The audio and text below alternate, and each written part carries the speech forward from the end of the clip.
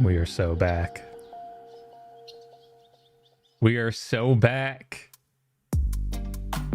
Another day. Another Thor gameplay showcase video. We're gonna be checking it out today. It's gonna be sick. Get hyped. Go crazy. Because you've entered the Thor zone. That's right. We're back. We're back with the Thor. I can't put this thing down. It's practically duct taped to my hand at this point. The AYN Thor. It's awesome. I've been having a blast with it. I have been noticing a bit more jank with it, with just like the overall software experience. Been having some fan coil whine, which I've heard other people have been having too. But I've also been pushing it to the brink of its performance. So been playing some, hubbing. I've been game hubbing, playing some Windows games. As you can see, I figured out how to rearrange these so Dreamcast isn't just stuck on the side anymore. Yeah. So on the docket today, we got a stacked lineup. We're gonna have a lot of fun here. So what's up first, producer? Pull it up. Pull it up.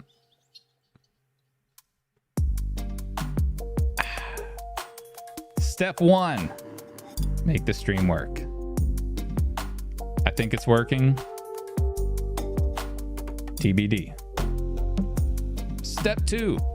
Summon the AYN Thor. Very risky. I think we summoned it. But again, it's very risky, and there are potential ramifications that far exceed our lifetimes and possibly the universe. Anyway, step 3, play some games. We're gonna play some games on it. I got a couple games that I want to show you, but also I want to hear what kind of games you want to see, and maybe I have them, but also maybe I don't. Anyway, step 4, Thor versus the 3DS, the 2DS, and the 1DS. That's the original DSi, and the 0DS. That means devices that aren't the DS, because they are 0. Step 5, play more games. We won't stop until we played every game that I have planned and also that I want to play. Yeah. And then step 6, closing time. Closing the stream, closing our handheld, holding hands and having our hands handheld. That's what I always say. Producer, you know what to do. Throw it to the overhead. Ka-chow. Wait, that's not... We need... Oh! There we go. All right, now we're cooking. Welcome to the stream. We got 1 viewer in the chat. Go crazy. All right. Cut the music. We got to get serious here. Enough is enough. Oh, the music's not cutting. All right. Well, off to a great start. So, now that we cut the music, we can jack in on our trusty Thor.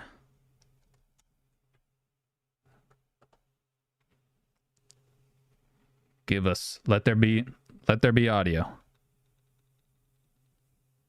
Are we getting audio? I'm not seeing any audio. This ain't good. This ain't good at all. Well, it's been a good one. In the meantime, let me pull up a little Animal Crossing while I get some audio teed up on deck here. All right. I heard a snap. Boom. With some force. Does that cure it? Bum, bum, bum, bum, bum, bum, bum. Man, it just doesn't want to give me audio. Whoa. Well, what kind of games do you guys want to see today? Let me know in the chat. What I do have planned is a handful of 3DS games. I've been messing around. I've been noodling around with texture packs. HD texture packs. Even though HD upscaling already looks like really good. But I think we get it now. Yes. Just a little restart. That's all it takes. Hey, it ain't a Monto Tech stream unless everything goes wrong. That's what I always say. Well, now we're finally here in Valhalla, thanks to the Thor. So, first things first. Let me show you what games I'm working with here. I got these games for the 3DS. I tried out Alpha Sapphire, and so far it looks weird. The art style's weird. That's all I got to say about that one.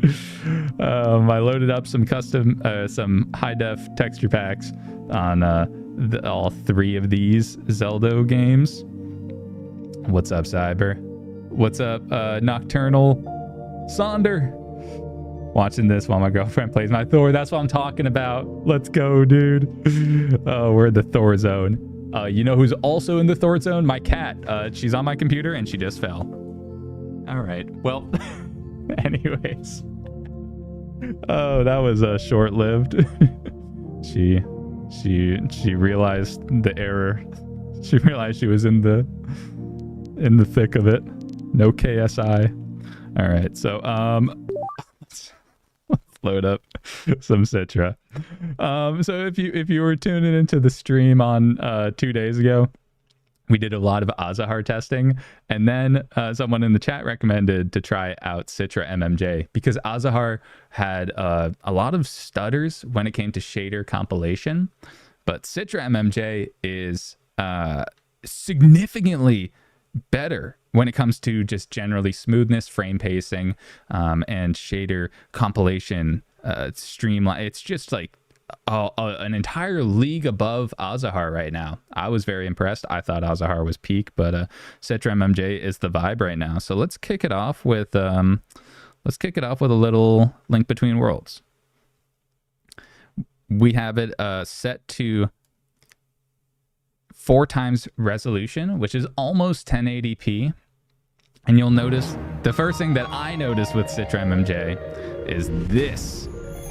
The developer needs to just get their hands on a Thor and just figure out the offset down there, because it's just a little bit offset and it's a little weird. And I thought that it was a me thing. I thought that I messed it up or something, because that's it wouldn't be my first time. But then I watched a bunch of other videos playing Citra MMJ on the Thor, and it turns out that that's just what Citra looks like. So I don't know, just gotta wait for an update, and hopefully it's fixed by the time other people get their Thors too. Who knows? Let's get in the mix. So I have a texture pack on here, like an HD texture pack. I don't know if it's working. Maybe I have to play it at like a lower resolution in order to reap the benefits of a high def texture pack. I don't really know the wise ways of textures and you know, HD texture packs when it comes to 3DS and stuff like that. If you want to know textures when it comes to GameCube, I made a tutorial on that. So Dolphin for Android, I made a little tutorial on upscaling and using HD texture packs and all that jazz. But as you can tell, this game is smooth. And yesterday when we tested this one on Azahar, it was pretty crunchy. I think after this we'll check out Majora's Mask, because that one was especially crunchy in Azahar. There were a couple moments where it hung for like a second, an entire second on one frame. I was like, Gah! No way the heart. It's just, I know you saw that. I was like, oh man, it's cooked. I haven't actually played Link Between Worlds. It reminds me a lot. It has the same similar vibes to Link to the Past. I'm kind of digging it, especially with the NPCs. You got the old blacksmith in the original dojo back there, who's just got the big old nose. So let's what are we gonna do? What am I gonna do? So you'll see that textures in general, like when it comes to 3D models and these characters and stuff like that, they look really crispy. They look super sharp. And this is even without an HD texture pack. Just upscaling alone looks super, super good. Tim watching this on my Thor while watching this on my Thor, that's what I'm talking about. And then I gotta watch you watching me watching you on my Thor, on your Thor, on your Thor. Anyways, so you can see that it's super crispy up there. But then when it comes to text and pre-baked images, like certain things, like these kinds of little designs down there, they just look a little bit fuzzy, just a little fuzzy, because a lot of these games were designed for 1x resolution for the original hardware. So when you blow it up to 4x resolution, and the difference between the two, between what's being rendered and what's being simply like loaded up, like you know, it's a lot more noticeable. So I didn't read any of that, so I'm gonna say no, and then I'm gonna read it again. Okay, so what do we got to do? Oh, she does not explain again, or maybe I skipped over it. Let's do it. Let's throw down. What do I got to do? Oh.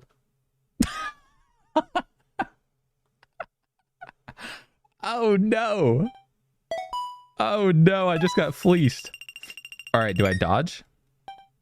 Maybe I dip, dive, dive and dodge. Light work. No. Come on now. What do I... Is this actually it?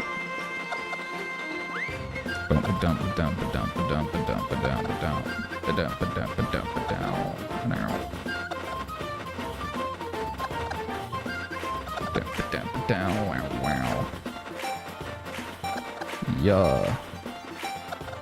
Come on now. Come on now. That's supposed to be a challenge? You're talking to the challenge master. Easy come up. 40 bandos. On my Zelda. On my princess. Alright, so yeah, this is Link Between Worlds. 4x resolution, 1080p almost. With also a 1080p texture pack. Get out of here. Played enough of that. One thing about Citra MMJ is that it currently does not have save states. So very unfortunate. So you kind of get all of this performance and smoothness at the cost of save states. And I think there's also like it's a little bit older, so when it comes to multiplayer, it's maybe not as good. I don't know about multiplayer stuff. Tony Rosario, an absolute OG, my man, the myth, the legend. How is long D-pad gaming? It's not great, brother. It's not too great. However, when the grip actually makes it actually like positions better for D-pad stuff, and it kind of helps with analog stick. The grip isn't that great, to be honest. It's not bad, but it's not great. When it comes to D-pad stuff, it's a bit of a stretch. It really depends. That one really depends on the size of your hands and like the shape and kind of how you like to hold it, especially like trigger stuff. Man, I was playing some Silk Song on this thing and it was uncomfortable. Corny Puddle, yeah, this thing I've been geeking over the AYN Thor for the last few days. I got it on Friday, and I've just been it's been glued to my fingertips. I can't get it off, and it's a problem. Anyways, here's Majora's Mask 3D. And again, you'll notice again, Citra MMJ just has the lower screen like positioned up for some reason. I don't really know. It probably just needs to be like, you know, set in a certain position. Okay, so I'm in a bit of a pickle here. I need to fly. I gotta fly. Let me first just do this.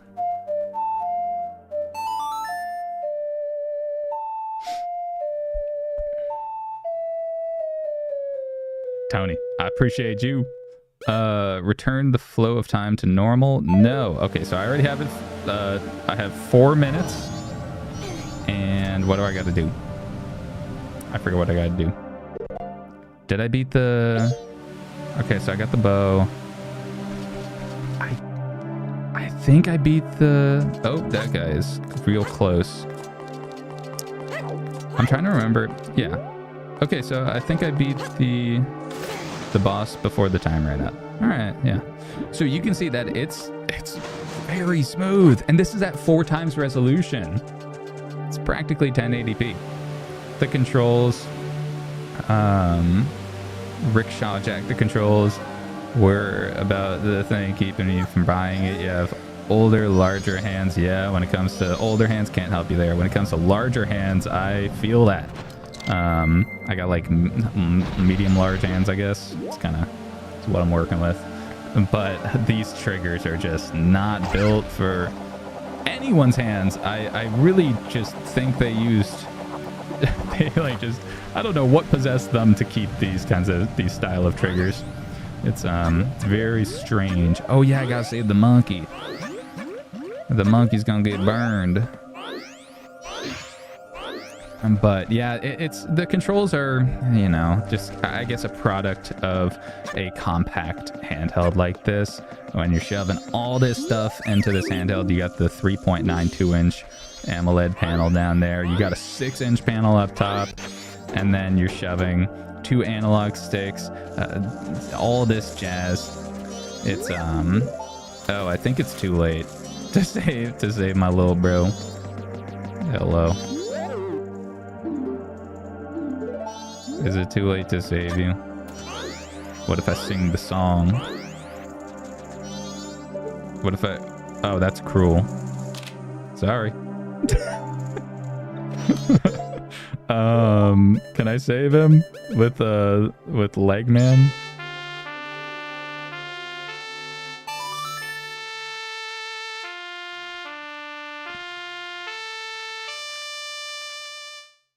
So we're playing this in Citra MMJ at 4 times upscaled, and also with HD texture pack. But it's hard to tell when you upscale 3DS to this extent what's HD textures and what's just like, you know, being like upscaled and what's like just crisp, because it all looks really good. Look at those leaves and look at the wood and everything. Let's go first person here. you know, I guess it's a little fuzzy, so it might not be taking the texture pack right now, but it's very crisp. What happens when you shoot these guys? Oh, they're invincible. Freaking plot armor. Anyways, let's go back in time, and I'll show you guys the regular. Oh wait, I got some bread on me. Let me put it in the bank.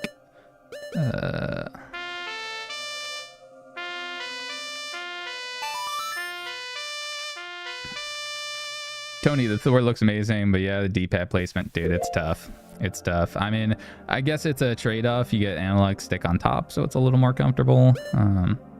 Oh! Am I playing... I must be playing my German copy, because that's just... that's... You know. It's just a little quirk about me. I do have a German ROM collection. Do I prefer the Thor or the Flip 2? I prefer the Thor.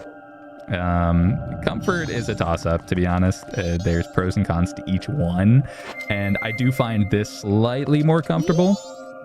Just in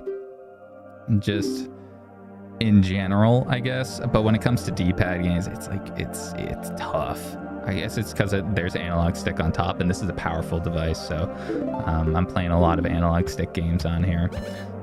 I also just, the Flip 2 never quite clicked with me. It was a device that felt a little underbaked, in my opinion. I know a lot of people really liked it. I just felt like it needed that lower screen to really complete the device.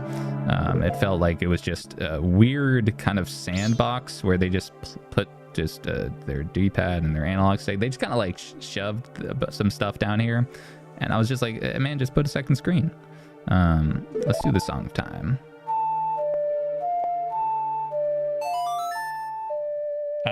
But when it comes to the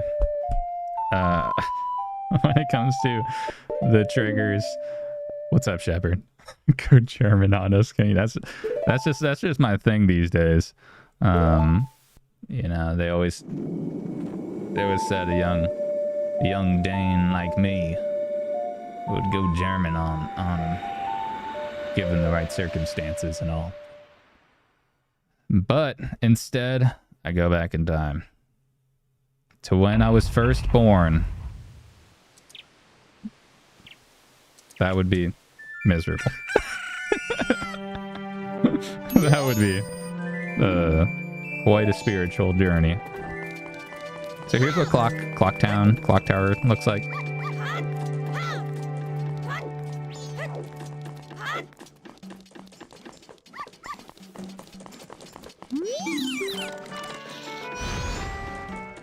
Tim, do you find the shallow analog sticks overly sensitive?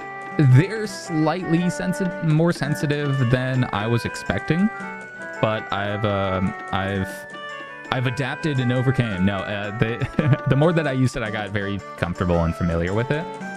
So it hasn't been too much of a problem at all. I actually find these analog sticks to be really good. They're like very good analog sticks. They're so smooth. Look at this. They're like super smooth, and they're very accurate too. They're comfortable, and I also have swap screen on that one. So yeah, this is Majora's Mask. Let's go out into Termina, where the stutters in Azahar were pretty rampant in this first area. So I'll show you how smooth this is. And again, y'all heard it a million times, and you'll hear it a million more. This is at 4 times resolution. So this doesn't necessarily bring Azahar to its knees, but Azahar definitely has some shader compilation stutters.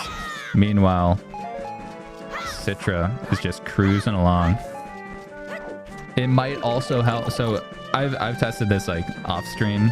I've played a ton of Citra MMJ, which is what we're running this in, and it's very smooth. You know, there's occasional stutters, but I'd say it's like 1/10 of what Azahar was working with. It's an entirely other league. But But there might be a chance that also what helps make it even smoother beyond that is downloading texture packs and stuff like that. So the textures are already ready. They don't, and then, you know, I don't know, but I don't know the difference between, I don't know how textures and shaders and all that stuff, all that mumbo jumbo, it all makes my brain hurt and, you know, makes me scream in agony. Anyways, let's play Ocarina of Time while we're rip-roaring on some Zelda.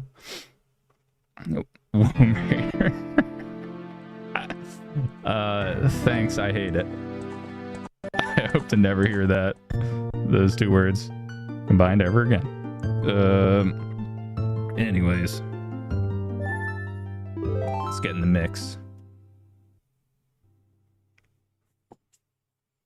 Sorry for the cat hair. They come from my cat. Just one of the benefits. One of the benefits of having a cat. Okay, this is a... You know, sometimes I wish upon a fast forward star. Yeah, I don't think I have fast forward in this mix here. You find most games perform better in Citra. Yes. A 1 million gajillion percent. Every game I've played every game that I've tested has played better, significantly better in Citra than Azahar. Azahar pretty much always has some very noticeable shader stutters. Meanwhile, Citra is just absolutely cruising.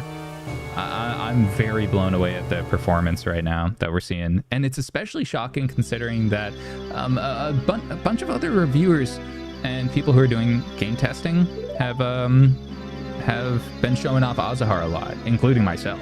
And then I saw the light, and I realized that Citra is just a lot better right now. Hopefully Azahar catches up, but Citra MMJ is very good. I'm like actually extremely impressed with Citra's performance. Does the Thor come preloaded with either? Nope. The Thor doesn't come with anything.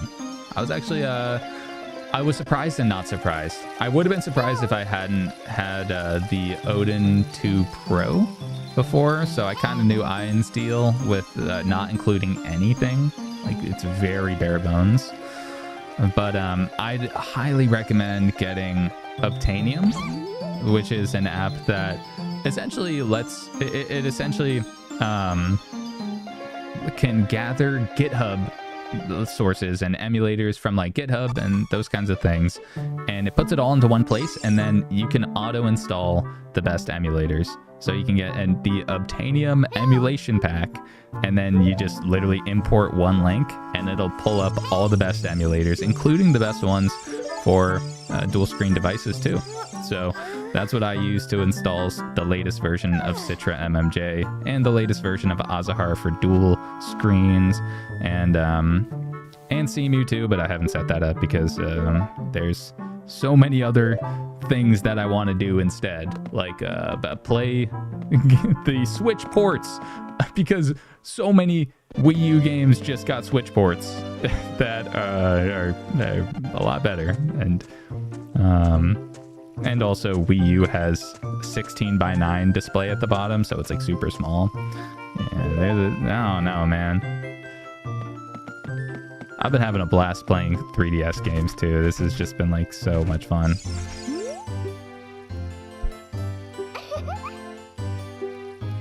This is Ocarina of Time 3D.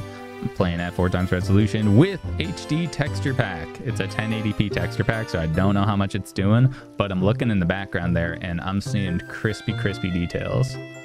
So I don't know if you're seeing what I'm seeing, but this looks pretty crispy. I don't know how much of that is is the texture packs and how much of that is just the 4 times upscale. But it all looks pretty good either way. You know, when I was I got a handful of other games that I'll show you that don't have HD texture packs, so we can just kind of take a look at them, and you'll see you don't need texture packs to make these games look good. Just upscaling alone looks really good. That's one thing that I really like about certain consoles, especially these like GameCube and 3DS and Nintendo 64 too. They upscale very well, and everything just looks sharp and crispy and colorful. These are 2 OLED screens too. Man, the Thor is something else. It really is. Absolutely, it's just been blowing my mind. And later in the stream, we're going to check out some PC games, some Windows games using Gamehub, and we'll dip a toe into Winlator, possibly, potentially, maybe. Cyber looks really nice, dude. That's what I'm saying, man. Like, this isn't... I ain't shilling. I don't even have an affiliate link for this thing, man. This is just all natural, baby. I love this thing. This is a very, very good device. It has that, it has like a little... It has that X factor, has a little bit of magic to it where everything just kind of works together and it feels so good and well thought out, and it feels right. Even though it does have flaws. Don't get me wrong. This is not a flawless device. The ergonomics are a big thing that just could use a lot more improvement, to be frank. But I mean, we have 2 beautiful AMOLED panels. We have really good thumbsticks. Just an absolutely beastly processor, the Snapdragon 8 Gen 2. This is the Pro model with 12 gigs of RAM on here, so you'll have no problem doing, you know, Windows emulation and stuff like that. Dark, the size is perfect, dude. Right? Like, and they shoved a 6-inch AMOLED panel up here too. It's like the perfect size to be able to just, like, you know, get your mitts all over it. It's not too big, and I mean, I wouldn't mind if it was a little smaller, sure, but you know, this is a really solid size. And for a quick reference, and we'll take a closer look a little later, but here is a 2DS LL Minecraft Creeper Edition. For scale, you can kind of get an idea. So they're more or less very similar in terms of width. You can see that they're almost identical. The 2DS is actually slightly wider, which is shocking. But the 2DS is obviously significantly thinner. It's like practically, I wouldn't say it's half the thinness, but it's a very thin device. It's but I'm trying to read chat. I'm trying to also read the devices. What are we also looking at? We're looking at 2 screens on the 2DS that are very not good in 2025. These screens are amazing. I also paid a lot for this special edition, so maybe just save your money if you're looking at 2DSs and 3DSs and all that jazz. I know that they're going for a lot these days. Anyways, 2DS LL, very, very similar size. And then also check this out. So, oh, I didn't mean to do that. Well, I lost all my Ocarina of Time progress right there because no save state. Oh, it did load the 4K textures. Look at that. I should have just been patient. Check this out. You can see it right off the rip.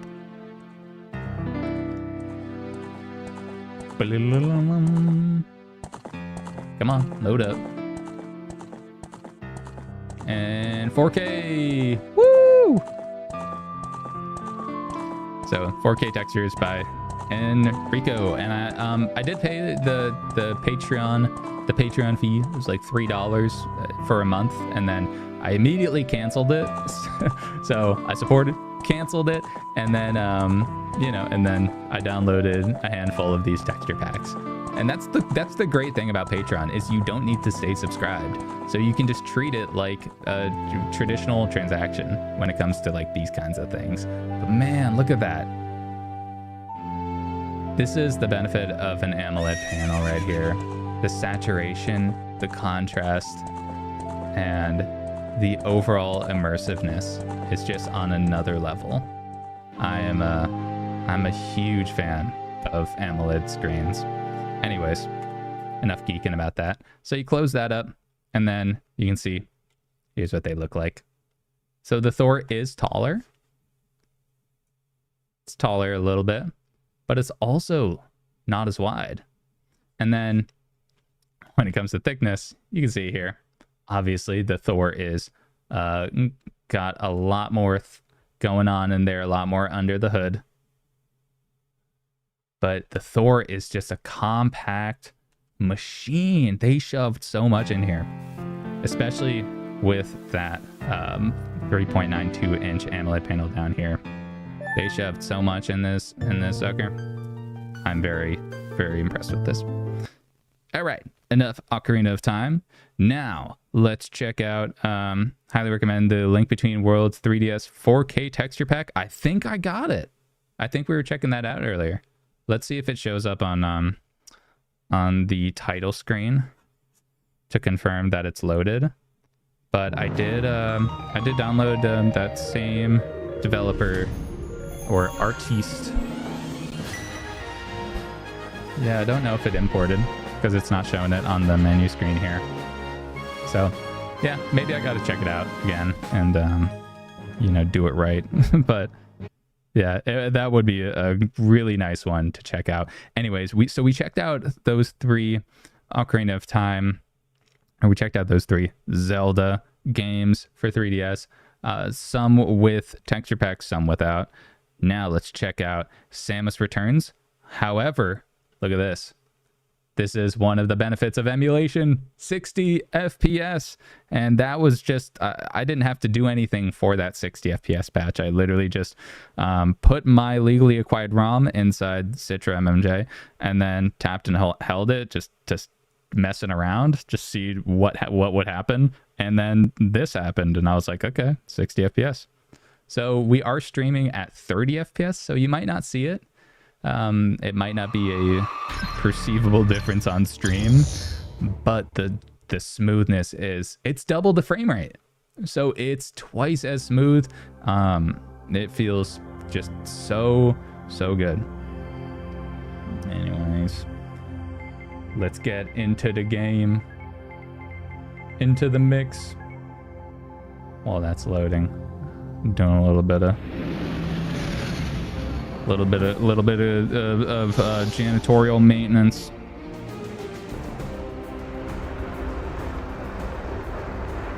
And let me get my game list on deck, off screen, my script. It's all scripted. Anyways, there's Samus Aran. And this is just like so sick. the having the second screen, and yeah, I don't know. I just can never get enough of playing 3DS games in a very modern way. It just feels so good. Oh, I'm rusty. I'm already washed up. Never mind. Your boy still got it. Unc still got it.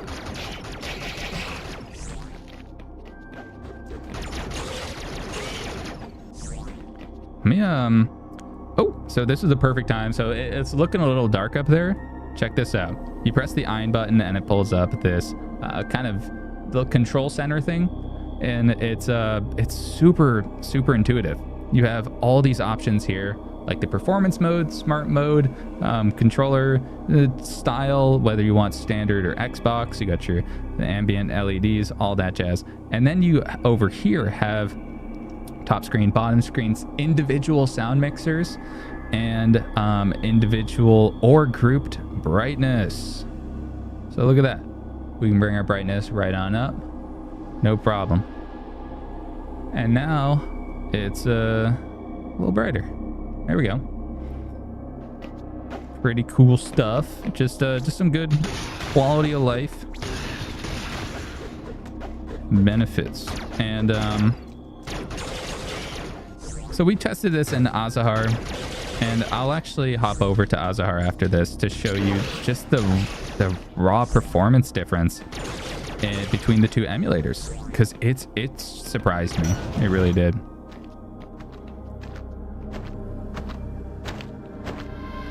You. Ka-chow. Ka-chow. That's Samus Aran's catchphrase, right? Nope, I'm washed. No. Oh, brother, this guy stinks.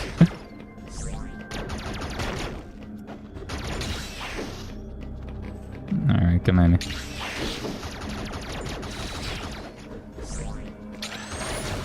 What, you charge too? You're a baby. So you can see that this whole thing is just running very smooth. We're in Citra MMJ, 4x resolution per usual, 1080p basically, and it is running like a dream. Oh, hello. Let's jack in, because again, we don't have save states in this current version of Citra MMJ. So we have to save the old-fashioned way like our great ancestors. And let's go load it up in Citra, or in Azahar. 120 FPS mode recommended for both 3DS emulators. I generally tend to stick on the 120 FPS mode. I've noticed that it reduces input lag, especially input latency, especially in Melon DS. That was very noticeable when we streamed on Sunday. I was doing Metroid Prime Hunters, and the moving the looking around with the touchpad, the latency was very noticeable at 60, and it was still noticeable at 120 FPS mode. And for reference, this is the 120 FPS mode down here, and you can toggle that to 60 FPS or back to 120, and that changes the refresh rate of the top screen, and it doesn't change it for the bottom. But when you are in 120 FPS mode, the bottom screen tends to have some screen tearing on fast moving games, and also if you do change the mode, the 120 to 60 FPS mode, when you're in certain emulators and apps, then you just have to restart them because they stop responding. So that's what we're gonna do. We're gonna hop on out of here and restart. Oh no. Huh. There we go. Yeah, let's get back in the mix. So we are at 120 FPS mode, because I've noticed that in some cases it lowers input lag. So that's what we kind of stick with. Unless I do notice screen tearing down there, then maybe I'll change it. Depends. But it's so easy to change it. You just go into your control center and then it's one tap. So yeah, overall the Thor is just, they thought through a lot of things. It's very intuitive, and now it's just a matter of other apps and emulators kind of getting their hands on Thors and optimizing their own emulators for this device. And as you can see in Azahar, we have balanced bars at the top and bottom, the balanced letterboxing. And in Citra, this bottom screen is kind of like up a little higher for some reason. I don't know. I think it's just a matter of Citra just changing the position of that bottom thing to be centered with the actual screen resolution. But instead, I think that it kind of just, I don't know why it positions it up. I wish I knew. Oh, and we're also at 30 FPS in here. But yeah, I guess for the sake of performance and stuff like that, this might actually give it an edge. So get a little bit of stutter there. And I also have played this before in Azahar, so it might be performing a little better because the shaders might already be compiled. TBD though. Oh, I whiffed that. But let's see what kind of sustained performance we're getting. Come on. Yo. And this is also at the same exact specs as the as Citra MMJ. It's 4 times upscale, so it's almost 1080p. Citra MMJ maxes out at 4 times resolution, so that's why we stick to that. And also, it's basically not really noticeable difference between this and in true 1080p. It's negligible. Oh, I whipped that one. And here I am. I'm supposed to be the Metroid guy. Oh, brother.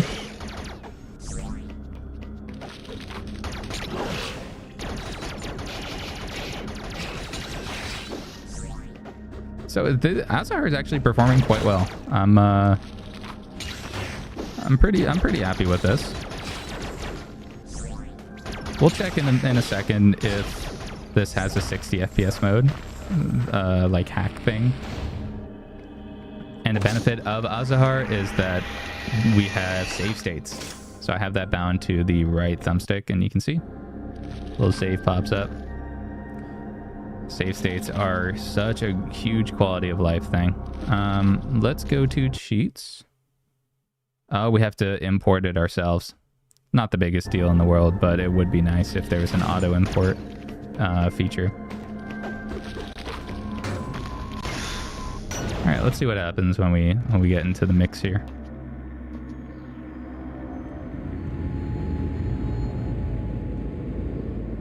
Morph ball? Is it morphin' time? It's morphin' time. Bum, bum, bum, boom.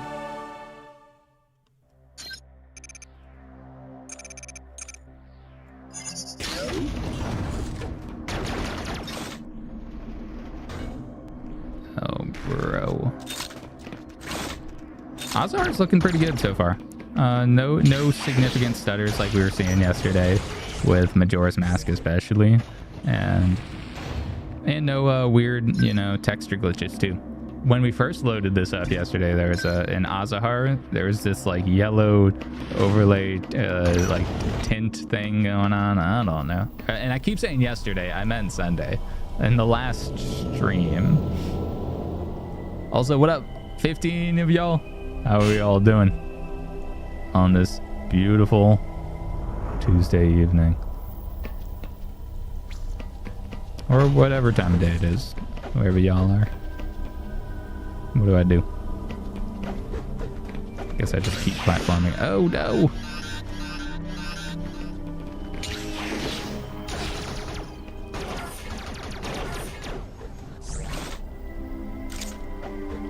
All right, we'll test this out for another minute. Kind of just want to like see if I can break it. The lurker, love that name. Just got here, saw last VOD. Did Citra MMJ fix Majora's Mask stuttering? Yes, it did. 1,000,000%. It made it so much smoother. I was actually playing Majora's Mask on Citra for like an hour or two the other night. When we loaded this up, you saw I'd finished the or no, you didn't see, but when we load up Majora's Mask, I just finished the first temple, the but I didn't do it in time to save the monkey. So I got to do it again. But I was playing a lot of it. What do I got to do here? Oh.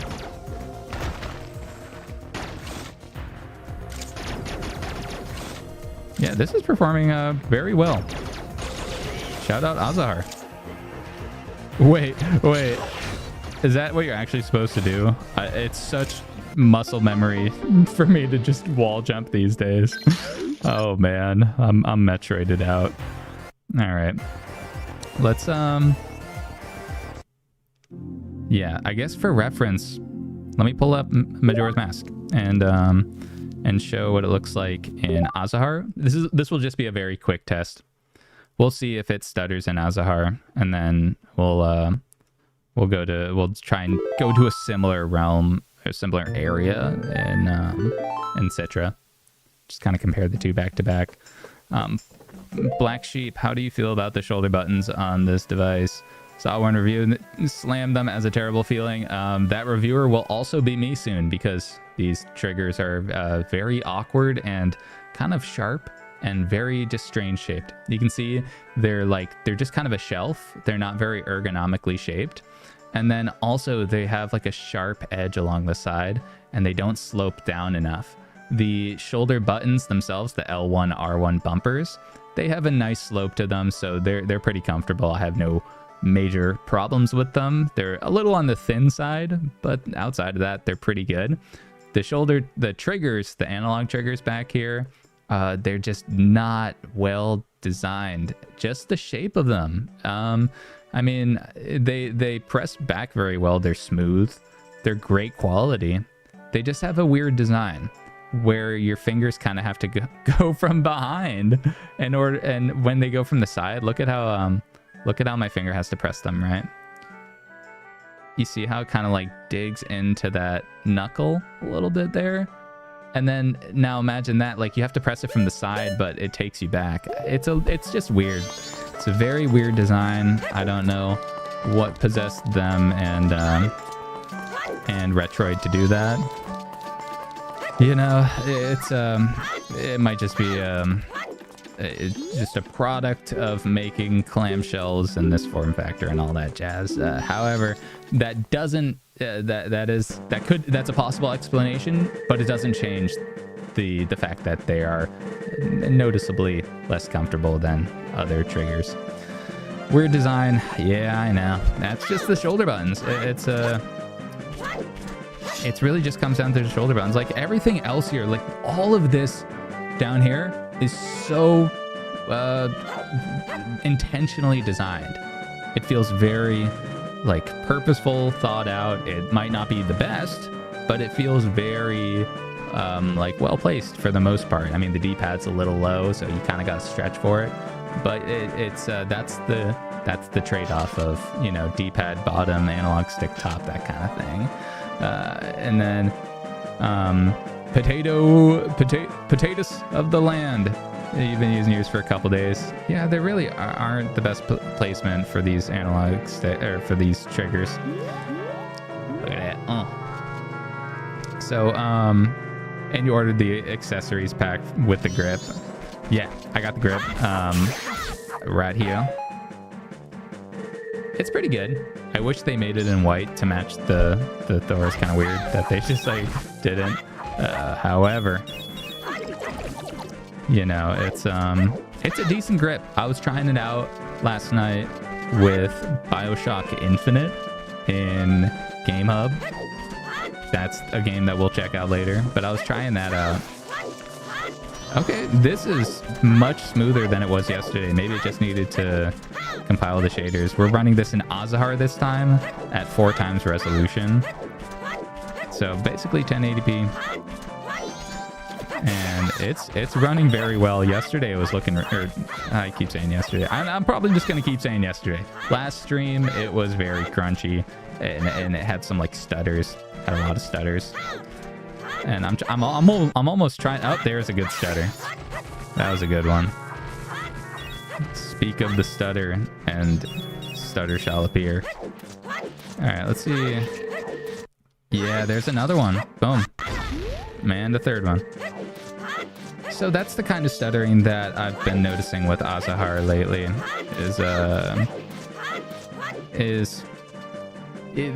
It's not unplayable. It's just kind of a it's a shader compilation stutter, right? So the actual gameplay, it runs very smoothly, but when it comes to compiling shaders when you enter a new area or something new happens, like an explosion, the first time it happens, there's a noticeable stutter, kind of like that up there. And then every subsequent time, it gets smoother and smoother and smoother until it's practically not noticeable.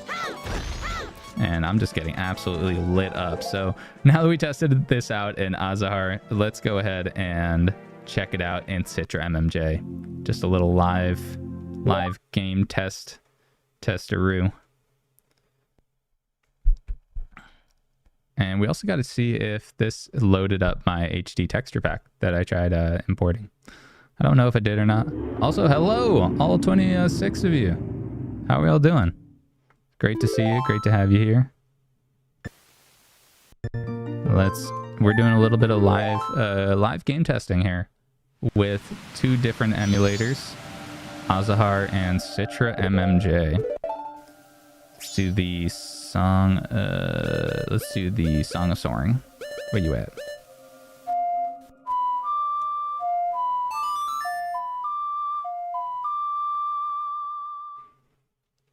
So we're gonna go and this is just a little quirk about me. I love my German ROM collection. That's these are legally acquired German ROMs. Now let's go to Clocktown, and then we'll try and go to that area around the corner. We'll do the Song of Time and go there at the same time. So there's minimal difference.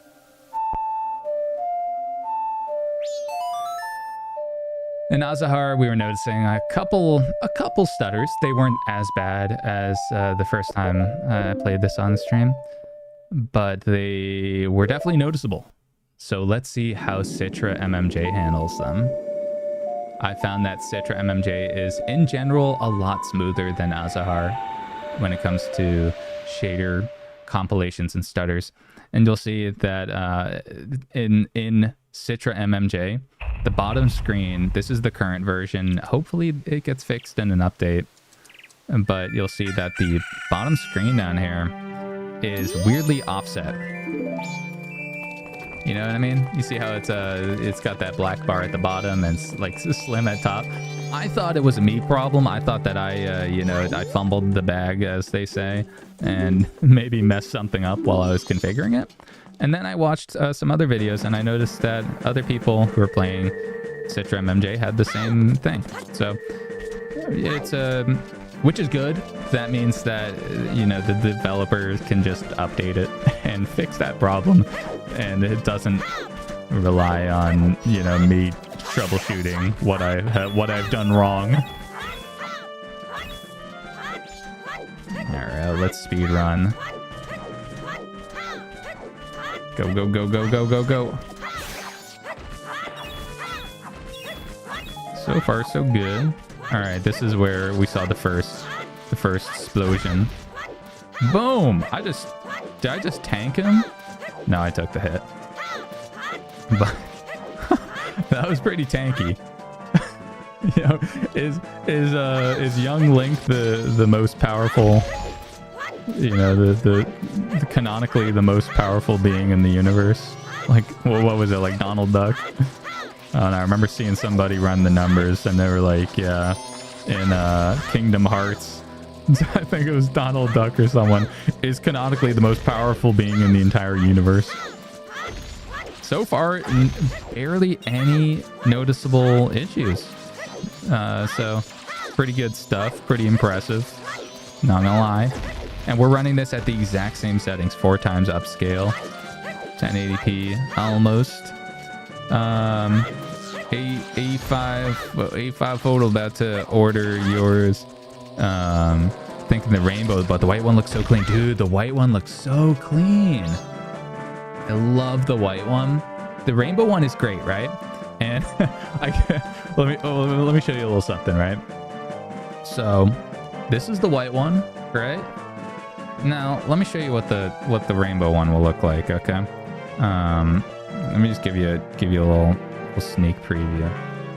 This is what the rainbow model looks like.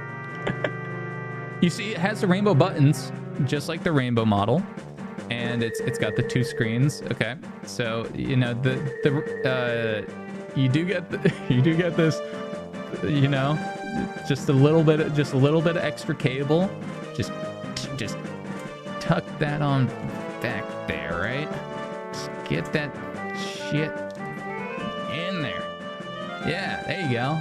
And then you just close it up when you're done, and you put it on your way. By the way, this is the Retroid Pocket 4 Pro and the dual screen add-on.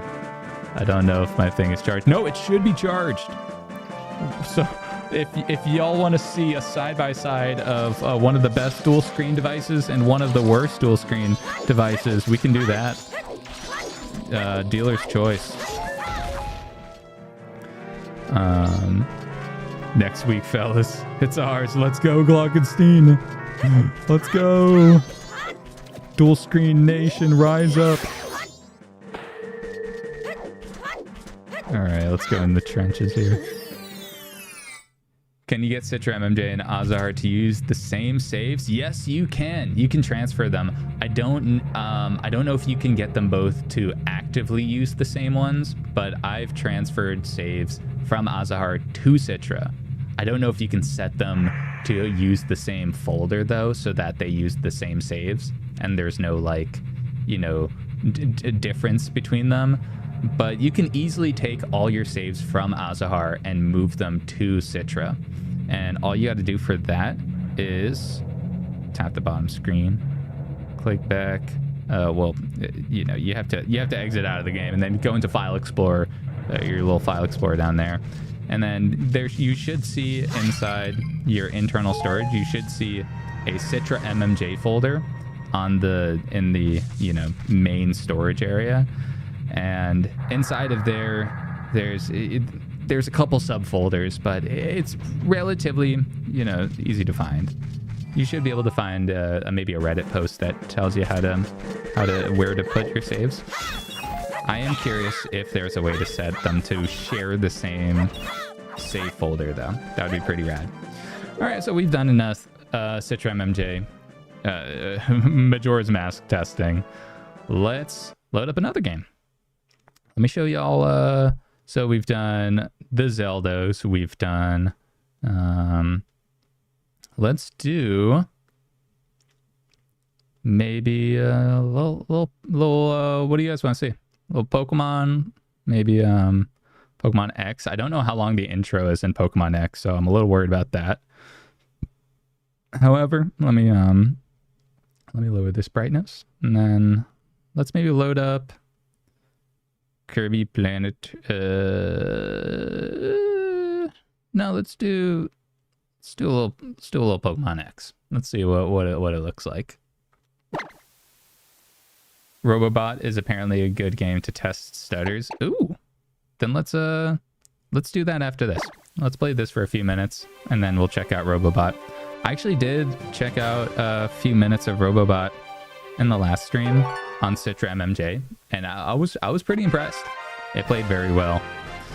So we can do a little side-by-side test with that and Azahar and all of that, if y'all want to see that. But I think if not, we can just keep testing games in Citra and all that jazz. So even in Citra, you're not totally going to be stutter free. You saw that little stutter right there. So it's not perfect. Like 3DS emulation isn't perfect, but those shader stutters happen no matter what resolution you're playing at.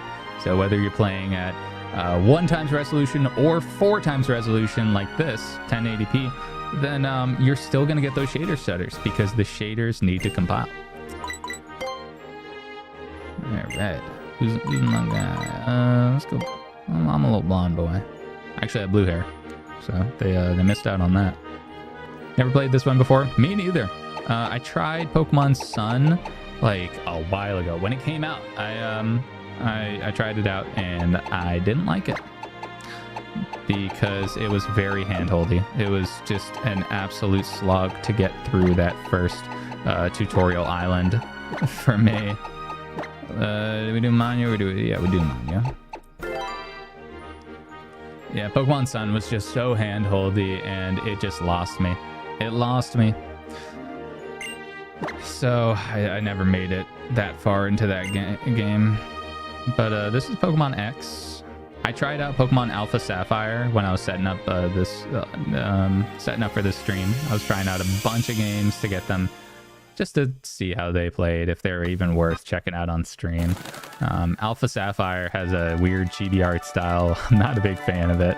And especially just given how glorified and how rightfully so, how glorified the original, Ruby and Sapphire and Emerald are. I'd recommend just playing those ones instead of the 3DS remake.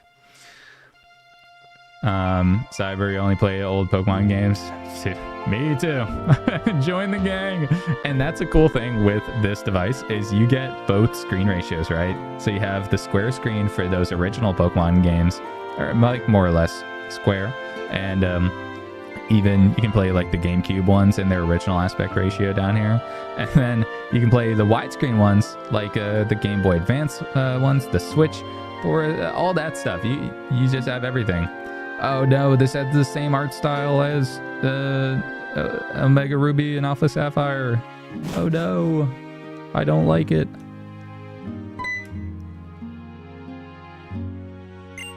Yeah, art style's a little too chibi for my taste. However, it looks good, and it looks really, really poppy, really saturated, and all that stuff. This is just like these kinds of things are just where I look at it and I'm like, wow, this is the complete package. And we have the RGB on the analog sticks. We have the beautiful AMOLED panels, and everything just clicks. Everything just clicks with this device for me. I have the what model do I have? I have the White Pro 12 gigabyte RAM model. What do I gotta do? Go look at myself in the mirror? Don't tell me what to do. Where's the mirror? Is it upstairs? Don't tell me what to do. You're not my mom. Oh, wait.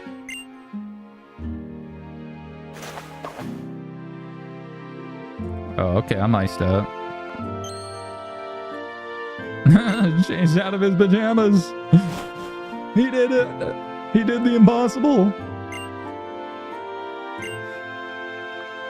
I have a feeling like this is going to be another tutorial island that I'm going to have to grind on. Asphodel, is this the best console to play all Pokemon games? I think yes. I also think yes. Especially because you can play them while multitasking. I was having a blast with that while I was installing Gamehub games, right?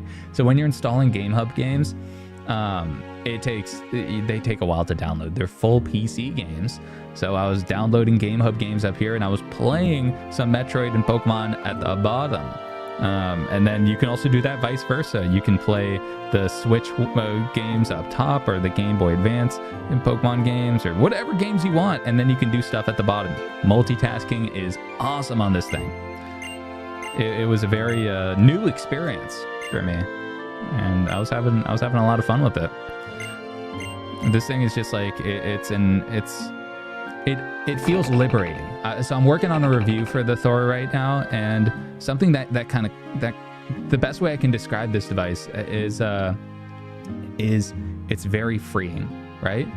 So you have pretty much like a lot of the best aspects of all these different things. You have multitasking where you can do whatever you want while another thing is taking its time on a screen. Like you can do two things at once on here. You have both screen ratios, so you can play your classic games at the bottom or your newer games up top. And then it's also a clamshell, so you can just close it up and it goes to sleep. So you can bring this anywhere and it protects both the screens. And then when you want to open it back up, then you just right back in your game. And it also runs Android. and it has a very powerful processor. So you're not that limited in terms of what you can play. There's a lot of amazing things about this device, and it just really like gets me charged up talking about it. So that's why we're here today, checking it out together with all of you. So I hope y'all are having a good time here. John MGO, we love your Thor. Unfortunately, you need to get a grip. Get a grip, bro. Get a grip. Check this out. Well, let me show you what the grip looks like on here. Let me mute the game. My thingy thing ain't working. My stream deck ain't working, so we're gonna do this the old-fashioned way. Just blood, sweat, and tears. The old-fashioned way. So this is what the grip looks like. I wish they made it a white grip. It's instead you get gray, you get black, and maybe translucent. I don't know. I feel like there's a reason I got the gray. I think to match the gray analog sticks. But yeah, it kind of looks like little legs, like little pants. Kind of looks like a pair of pants. It's kind of got the butt cheeks just hanging off there. Like it's like not a big grip, but it's not small either. So this helps position your fingers a little better, kind of gives you more wiggle room to maneuver your hand and play in different ways. It's not necessarily like the biggest difference in terms of ergonomics, and it kind of looks a little ugly where it's like a little floopy down here. It does come with like adhesive strips if you want to just have it like permanently on there. But yeah, it's a pretty decent grip. All things considered. It doesn't cover up any of the ports, so you don't need to worry about that. But look at that. It just looks like a pair of pants. Throw some pantaloons on your handheld, on your clamshell. That's another thing, is this is a clamshell, so it's kind of weird. And the case for this, there's like an external case, travel case, that has grip shapes in it too, so it's kind of meant to as an all-in-one to house your grips. But yeah, the grip is pretty good. I was trying it out with BioShock Infinite last night to alleviate some of my first person finger woes, and it was all right, you know. It wasn't amazing. Let me see if we can. Oh yeah, so that's another thing, is I have console launcher set as my home screen, and for some reason this is an app called console launcher. For some reason console launcher it doesn't like do the multitasking well for some reason. I don't know, it's just kind of like a little buggy, just a little weird and quirky. So you know, dual screen handhelds aren't perfect yet, but you know what we can do is change our home screen app to any one of these options. I've been noodling around with all these different options. Here's the original one. It's just called Quick Step. And then Quick Step works great with the task manager. So I can just clear everything. And then if you want to launch an app up top, then you just tap it up here. If you want to launch an app from the bottom, then you tap it down here. So, and then if you want to launch two apps at the same time, then you just do that. You just load it up. Boom, boom, boom. So I can have my launcher up here. I can have my settings down here. And then, you know, or check this out. Little live demonstration. First off, we're going to restart. So hopefully the volume works this time. Yeah, because I think for some reason, like when I unplug while we're streaming, then it doesn't like that. So just got to restart. However, it boots on pretty quickly. It's about 15 seconds more or less. Let's plug this back in. I wish the battery life was better. 2 to 3 hours for Switch. Yeah, I've noticed, you know, around that 3 hour mark. It's a portable clamshell, right? So we're kind of limited by how intense Switch games are to emulate, because again, we're emulating Switch, right? So it's more costly than it's more power intensive than it would be on a regular Switch, on like a native Switch where they don't need to do any emulation. Because we're emulating Switch, it takes a lot more battery, and we're also in a portable clamshell, so we can only fit so much battery in here under that hood. Now let's load up, let's hop back into console launcher, and I'm going to set it back as my home screen because I really like it. Let's do load it up here. Are we going to get it? Oh no, it's not loading. Man, oh man. Get a load of this guy. Absolute amateur streamer. Yeah? No. Whatever. Let's let me throw something on screen so while I figure this out. We'll hop back into Citra and we'll do Planet Robobot. And while that loads up, I'm going to try and figure out this audio problem so we can at least get some audio streaming to y'all, to your ears. We'll also check out chat. My challenge is remembering you can multitask, Tim. Me too. I have to remind myself that that I can multitask.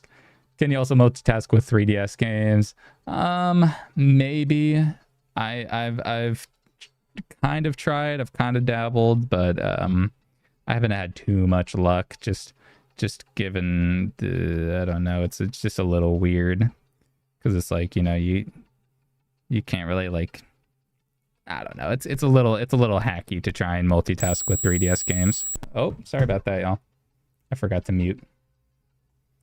I forgot to mute the thingy. I hope I didn't ruin anyone's ears. Okay, now we're getting it. There we go. Thanks for sticking with me, everyone. All 27 of you, how's it going? How we doing? Hope y'all are having a lovely night or day or whatever time of day it is for you. Slide effects, any comments on how hot it gets? It gets hot. It gets very hot. And we also just so happen to have a heat blaster to measure how hot this thing can get. So when I do start to feel it get a little spicy, when we do some win later, Windows PC emulation, we'll blast it. Maybe, if I remember. If I feel it getting hot, we will absolutely check the temperature because it can get pretty spicy. I've definitely noticed that it gets a little hot in this top corner here. It's where all the other reviewers are pointing it out. It's up top here. I think that's where kind of the chipset is, especially because that intake fan is right there. It's probably this zone. This zone is where I feel it the most. And it sometimes gets to the point where I have to move my fingers down because it's too spicy. So, yeah, this is Kirby Planet Robobot. Real fun game. Let me drop that brightness down a little bit.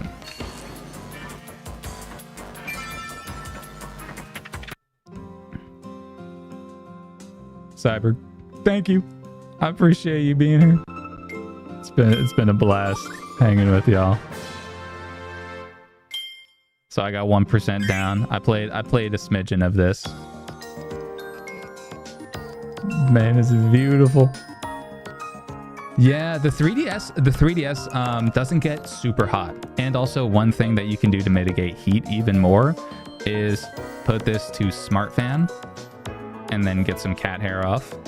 That's a pro strat. Now switch this to smart fan mode so it automatically scales the fan speed to however hot it's getting. And then what you can also do is set this to standard performance so it limits that performance even more. You will still be able to play plenty 3DS games, and you might have to change the resolution. I don't know. I usually test it at medium performance because I want something that's realistic, but I don't I don't find living in high performance with the sport fan on. That's just not how I play games, and I want to give like a realistic expectation. You know what I mean? I'm not going for like max full throttle like FPS here in these kinds of streams. I'd rather show off what general use cases look like. And yeah, so that's just kind of what we're rolling with. Medium performance is usually pretty all right, but when it does come to game testing, PC games, this thing can get spicy. This thing can definitely get a little spicy. Let's see if we are, let's see if we're in the mix. We're in the mix. So we're running this Kirby Planet Chibi Robobot in Citra MMJ at 4x resolution. Citra MMJ has had a lot better performance in my testing than Azahar. I've been very impressed with Citra MMJ in terms of just general smoothness and shader compilation. It's just been very good. Almost in a different league than Azahar, which is shocking because Azahar is supposed to be the best of the best, but it's not when it comes to, you know, this kind of stuff. Citra MMJ is just better for me. And it might change in the future too. Like Azahar might catch up and might be better, but at the time of we're recording this and streaming this with everyone, Citra MMJ has just been buttery smooth. Again, we're running this at 4x resolution. It's basically 1080p, and this is running very smoothly. You get a little bit of glitching down there.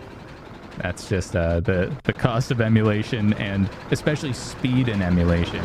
If you want smoother gameplay or smoother emulation, a lot of times things can get a little hacky.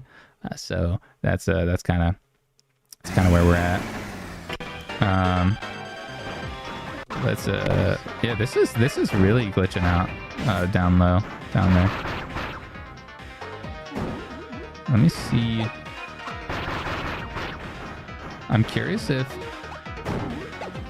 I don't know if I'm at the same point in Azahar, but I'm curious if it has the same glitchiness in Azahar. Another thing that you can do, by the way, is you can pause the game and then you can go to your settings, and there's a good amount of settings that we can change here. Like I do have it set to accuracy multiplier off, so that's probably the least accurate. Maybe we switch that to fast. That might be better. Might be a little better, but it could also just be the same. I don't know. Oh, this is where I become the Robobot. Do I have to give up my power to become the Robo? Yeah, that bottom screen is it's really bugging out for some reason. Johan, do you leave your screen on 120 hertz mode when you're outside games? You turn it off because the screen tearing is annoying. Yes, the screen tearing when it comes to like web browsing and like text and stuff like that. Yeah, I noticed it. It's very noticeable screen tearing. I want to figure out what's going on down here. I want to fix that. Let's try accurate. Maybe that changes it. Load back in, spawn back in. Oh, whoa. Yeah, this is interesting. How do I do that? Oh yeah. Oh brother, give me that back. Yeah, this is weird. This is a weird little bug with that screen.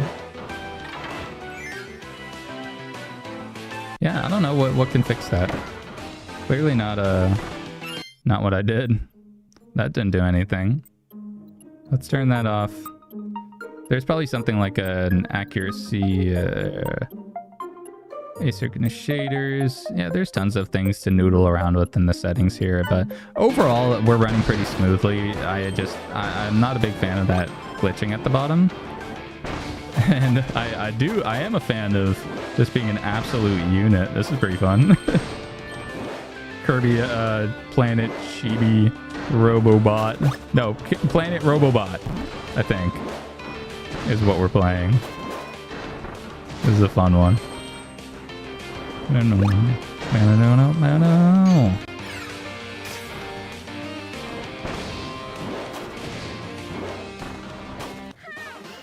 And we're running this at 4x resolution in Citra MMJ. Now, once I'm through this level, we'll pop over to Azahar and see how Azahar handles this game.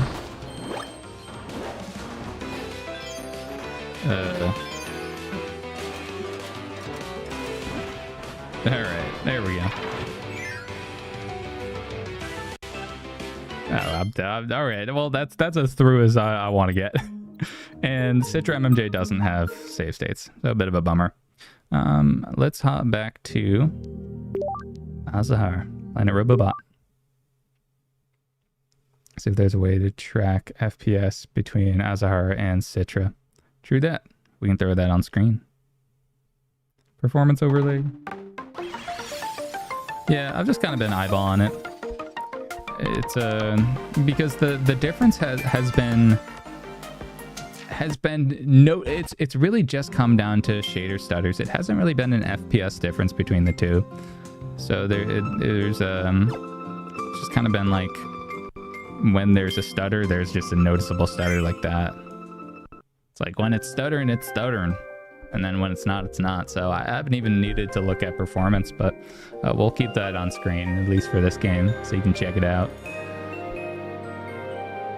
But in the other one, I think in Citra MMJ, I think the big thing that's outside of just the general performance, the performance was good. However, the glitchiness with the bottom screen, it's kind of weird. Oh, okay.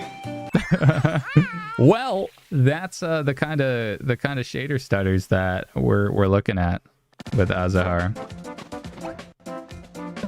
Holy moly! So Azahar is, in general, it's more of an accurate emulator than Citra, but look at that. You're going to be seeing all kinds of stutters because of this accuracy. Hopefully, once these shaders are compiled after the first, 2 or 3 minutes, maybe it'll get smoother. But again, we'll find out. We're finding out together here. Citra, it is. That's what I'm saying.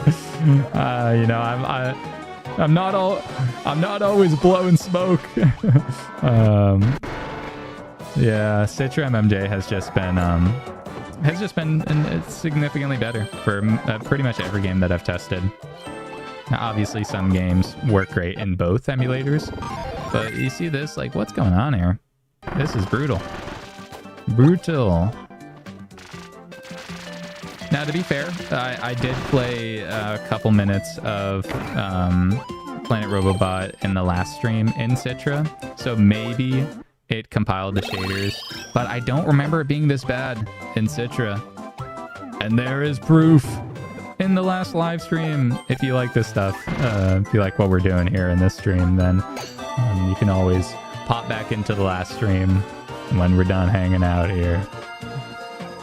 The last one we tested out Azahar for a while, probably the first hour, and then we checked out Citra. And then we also did a little bit of Melon DS stuff. I know that not a lot of people wanted to see DS gameplay on here. I put out a poll to see what kind of games y'all wanted to see, and not too many. I think DS, regular DS, was the least popular. So it seems like everyone maybe we're all waiting for the almighty RGDS from Ambernick to save us and give us DS emulation. Oh man, that thing is a dumpster fire. That thing is really bad.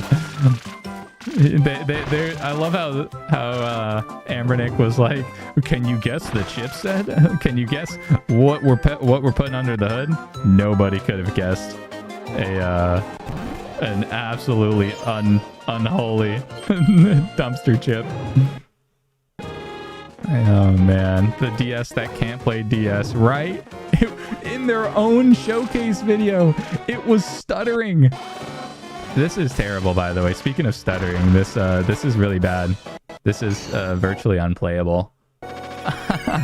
Yeah, I think we're done in Azahar with that one. I think, you know, we don't need to. I don't need to make y'all suffer anymore. I think we lost.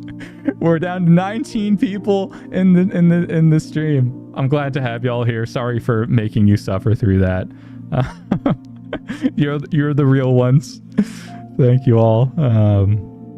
Show any Switch games yet? No, I haven't, and we're actually just about to check them out. Look at that. So we've done, to recap what we've done so far, we checked out a handful of games in Citra MMJ, all at 4x resolution, basically 1080p. And we compared some of them to Azahar, where Azahar just, I don't know. It needs some more updating. It needs some more work. Citra MMJ is just running laps around it right now. So next up, let's check out some Switch games. Here's a handful of Switch games that I got. Now we are in the console launcher front end, and it's a beautiful front end. It has that really vibey background music, and it's really nice. There are some flaws with it too, just like the AYN Thor. It's very nice. There are some flaws. One of the flaws is that it doesn't have Eden support yet, so you gotta launch Eden the old-fashioned way, by going to the apps and launching Eden and then pulling up this so that there's visual stimulation. So Eden is just is making strides in the emulation world. I think this is everyone's go-to emulator right now, and it's mine too. So let's kick it off with let's kick it off by getting a red sniper dot on my forehead as we launch Super Mario Odyssey. From a Nintendo Ninja, just lurking in the shadows. I hope they don't see me. Launch their game. Did I get Diablo 2 working in Eden? Yes, I did, and that's coming up. I want to show y'all a classic here, just a classic game test. I haven't actually launched this one yet. I'm assuming it works fine. Then we're going to check out a little Diablo 2. So let's see how this is looking. I actually don't even know what settings we're rocking. That's probably something we should check out. What do we got? We got no dock mode. So this is running at 720p. Yep, 1x resolution. No force clocks. We probably should do asynchronous shaders. I think I'm actually gonna tweak some of these. Let's optimize this before we dive in. I got a little too eager there. Sorry about that. I'm trying to get it all. I'm trying to show you the goods before Nintendo claps my cheeks. Anyways, what launcher was that? That was console launcher. It's literally just called console launcher. It's a beautiful front end that's very much well optimized for 2-screen devices. So it's pretty pumped. Lil Buddha, does the AYN Thor have a built-in mic? That's what that little dot is. You see that little guy? That's a microphone. I don't know how good it is, but it doesn't matter because the DS mic was also bad. All that matters is that it works, and it does. So yeah, you can just use that with Melon DS. I would recommend for the lowest latency, for the lowest lag when playing original Melon DS games, is turn it to 120 FPS mode. And then map like switch screen to one of these buttons, and then keep your primary screen on top. That's just a couple tricks from an old pro. Let's throw this at relaxed, and we got asynchronous shaders, 1x resolution, accuracy level normal. That should get us a good performance. I'm not an Eden pro, so I know that there are some like Eden's Veil things that you can do down in the mix down here to really like optimize emulation, but I'm just gonna leave it as is, and we'll see how we'll just take a look at Mario Odyssey. What's up? All 33 y'all. How we all doing? I just crashed Eden, so that's cool. You came at the perfect time. We're gonna check out Mario Odyssey. Imagine playing an MMO on this thing. Not ideal. I've also been wondering. One MMO that I know works on here because it works on everything is Poke MMO. So if you like Pokemon, if you like the classic Pokemons, you can play Poke MMO on this puppy, and you can play it up top, and you can have things down on the bottom. Oh, we are crashing the heck out of Eden right now. I think we messed up. We messed up, folks. Let's turn async shaders off. See if that gets us in the mix here. Tim, you managed to get Diablo 3 running on top while running Diablo 1 on the bottom. That's so fun. You know what? That I was gonna show y'all a little bit of multitasking earlier. A little bit of that just a brain rot attention running 2 screens at once. I'll show you a little bit of that maybe. I love running RetroArch down here because it's so lightweight. You can play Game Boy Advance games while you're waiting for things to download. Like Gamehub games take forever to download, so you can just run Gamehub on top and then run some RetroArch games on the bottom, or vice versa. So yeah, this might not run like perfectly. I don't really know. I'm just kind of doing this for the culture, as they say. But yeah, Mario Odyssey it's kind of like just a staple of Switch testing. You gotta do it. You gotta check it out. And we crashed it. Oh brother. Let's try this one. Nah. Is it worth it? No. It's not. Mario Odyssey, there's this game has been tested to death and back, so there's plenty of config guides to like get that set up. So I'm sorry I don't have that one set up today. Maybe we'll check it out another time. However, this game will run perfectly. Bob Wolf actually showed off some of that gameplay, so it should run really well. Let's check out I just want to show you a little bit of Metroid Prime Remaster, because being able to play Metroid Prime widescreen and with all the fixins, dual screen, or dual analog stick, like looking around normally, even though this isn't the best twin analog stick handheld, that is for sure. Whoa, let's get in the mix. Even though it's not the best like twin analog stick handheld, it's still a pretty rad remaster, and I wish they remastered 2 and 3. What turnip driver am I using? I threw on that last one, and then I kind of just I don't want to just keep noodling around. If you have a good turnip driver recommendation, then just let me know and we can check it out. Eden Nightly, Citra. Is this Eden Nightly? You've also had success on Citron. Yeah, I haven't. I'm gonna be honest. I haven't been too tapped into Switch emulation. I've been doing a lot more Gamehub and Winlator testing. I've been trying to work on finding the best way to play Fallout 4 and Fallout New Vegas on the newer Winlator releases and Gamehub and all that stuff. I've been really trying to crack that code. So we'll check out Fallout 4 in a little bit. But first, let's get through this. Just very cinematic opening scene. But yeah, if any of you guys have any ideas for the right turnip driver to use that can get us from, or the right settings that can keep Super Mario Odyssey from crashing, I am all ears. Love to hear it.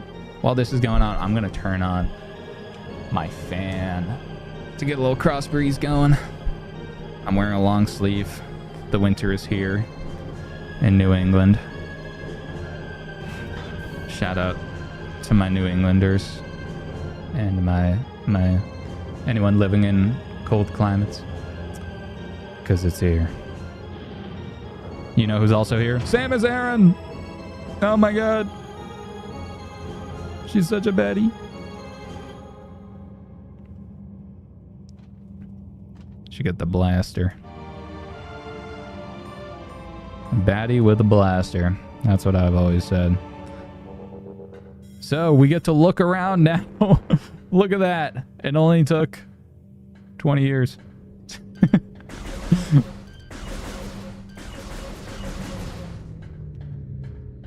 I love how the remaster looks. It's so good. All right, how do I scan again? It's so crispy. It's just like they did the widescreen and controller mapping, and they just did everything. It's basically like you could probably get very similar with Dolphin and Prime Hack. I don't know if there's a Prime Hack thing for Android.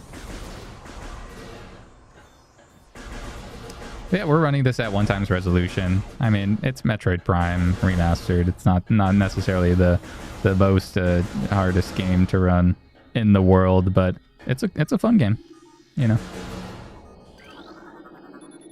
Heard Salty Ninja, you've heard that the back triggers are bad. What's your opinion on them? I share that same opinion. They're bad. They're just weirdly designed. The Retroid Pocket Flip 2 had the exact same design. Maybe slightly less bad. The Thor is just not good. It's very flat, sharp. It doesn't curve down that much on the outside, so it's not ergonomic and it's not very natural for your fingers. You can see how my finger just kind of like moves around and it kind of pokes into my knuckle a little bit there. And you see how my finger is starting to just like hit it from the back. You know what I'm saying? Dab me up. It's just weird. It's like pressing it from the side is not natural and kind of uncomfortable. And it's the same on the other side too. You see that?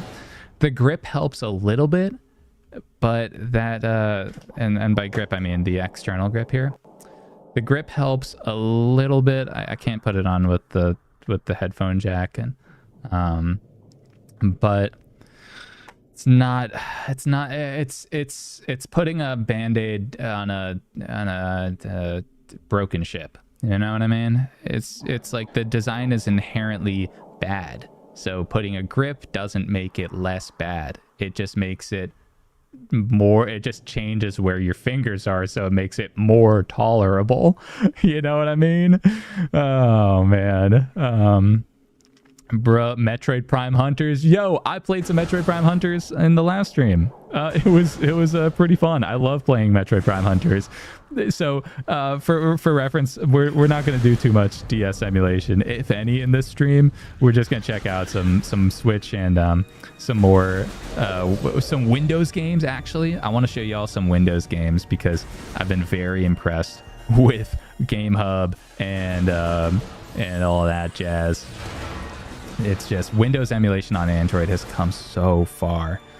But yeah, we tested out a couple DS games in the last stream. DS is obviously just perfect on here. I was running at 7x resolution, so Metroid Prime at 7x resolution.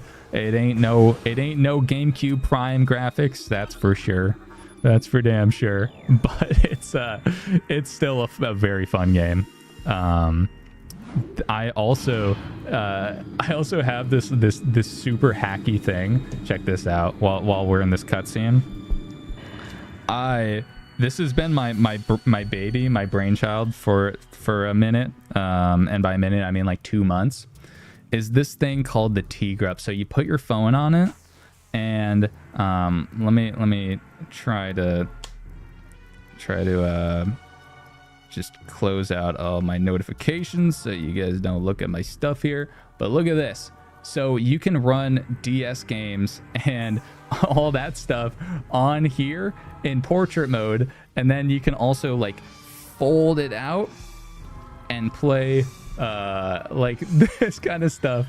And yeah, it's just an absolutely wild and weird thing that would have been great, but now we have real dual screen emulation. Now we have real dual screen handhelds, so it's a fun little project that I was working on. I was making some dual screen overlays, and I'll release them at some point once I feel happy with them. Anyways, that's enough sidebar tangent. Welcome all 40 of you. How are we all doing? Hope you all are having a great night. It's great to see you here. Great to have you. How are the wife? How are the kids? Hope you all doing great. Why? Icky. Oh! I just tanked that.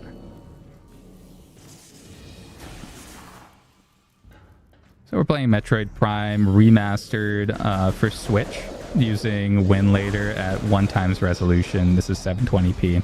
It looks great. It's running perfectly. It looks great. It's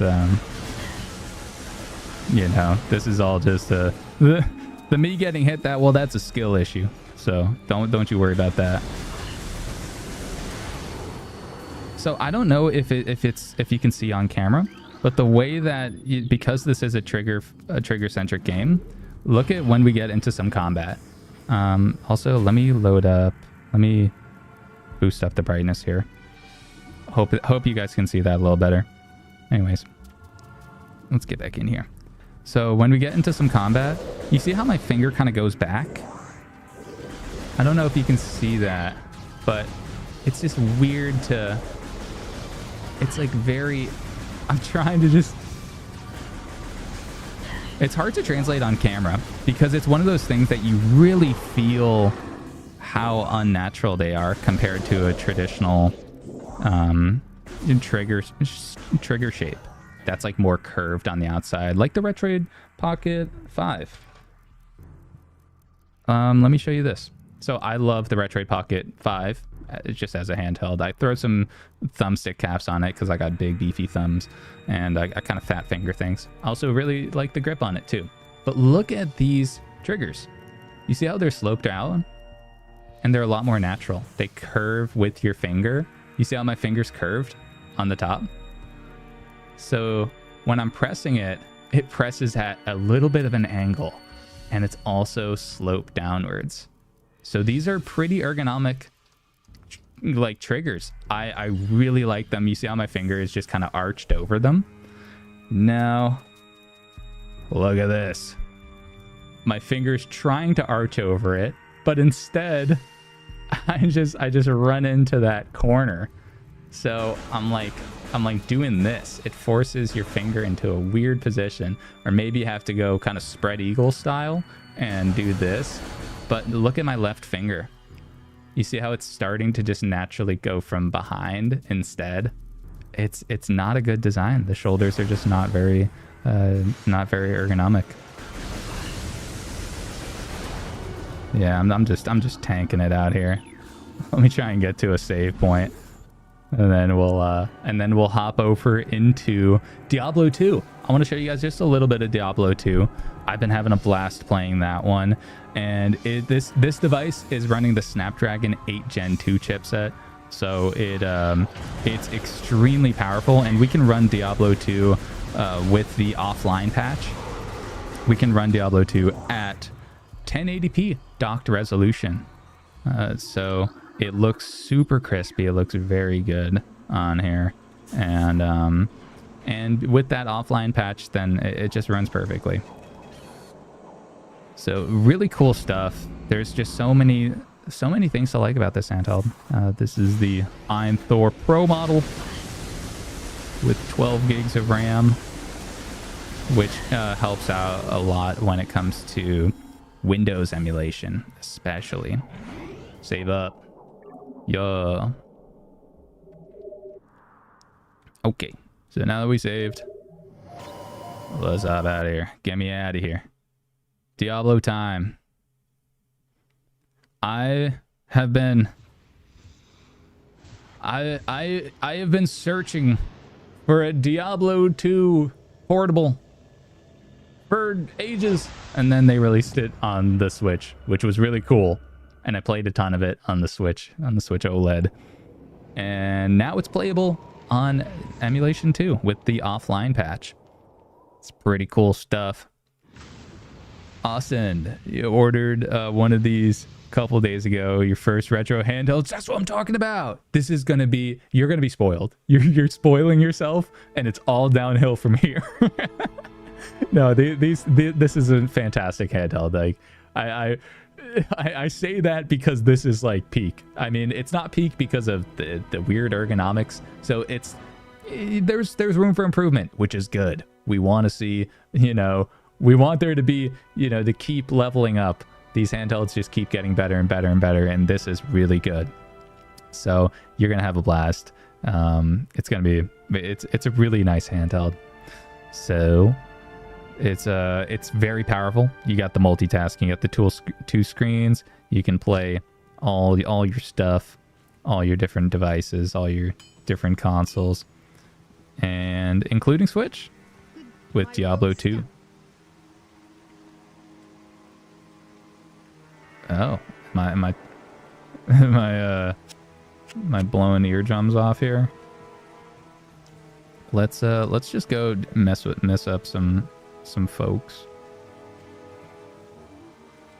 I got Necromancer here, so we gotta kill some goons to summon.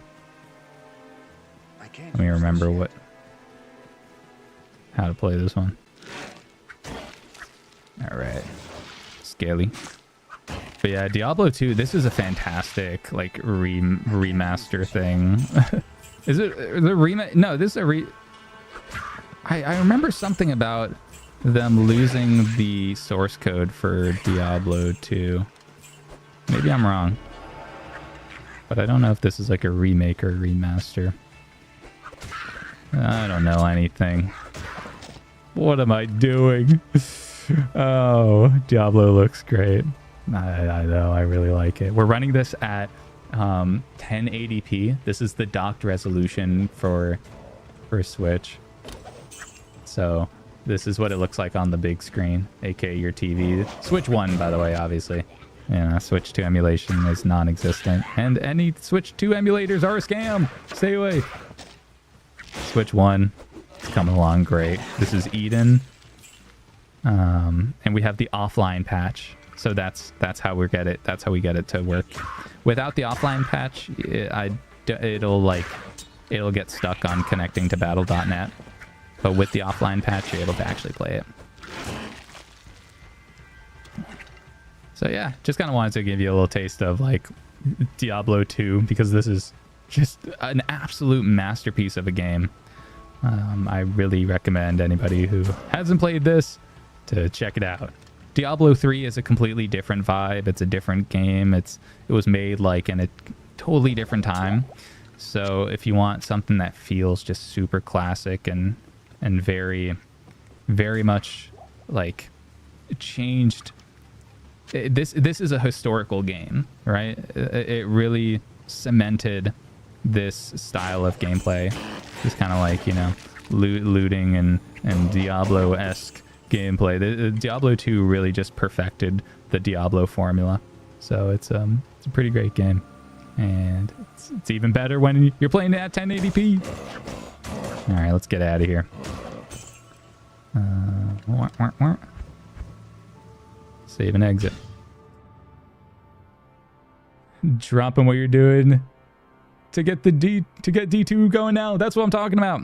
Let me show you the thingy thing. Make sure to get that offline patch, and then to install it, you just go to your add-ons, and then make sure to install it, and then do like it as a mod or a cheat, and then follow the instructions. There should be like a Reddit guide or something somewhere. All right, the last Switch game is a classic. It's Ark Survival Evolved. Let's see if this runs with default settings. I don't know if it will or if it won't, but I got 40 people here, 40 of y'all. How we all doing? I hope you're all having a great night. We're gonna try running Ark Survival Evolved on here with default settings, and most likely it will crash.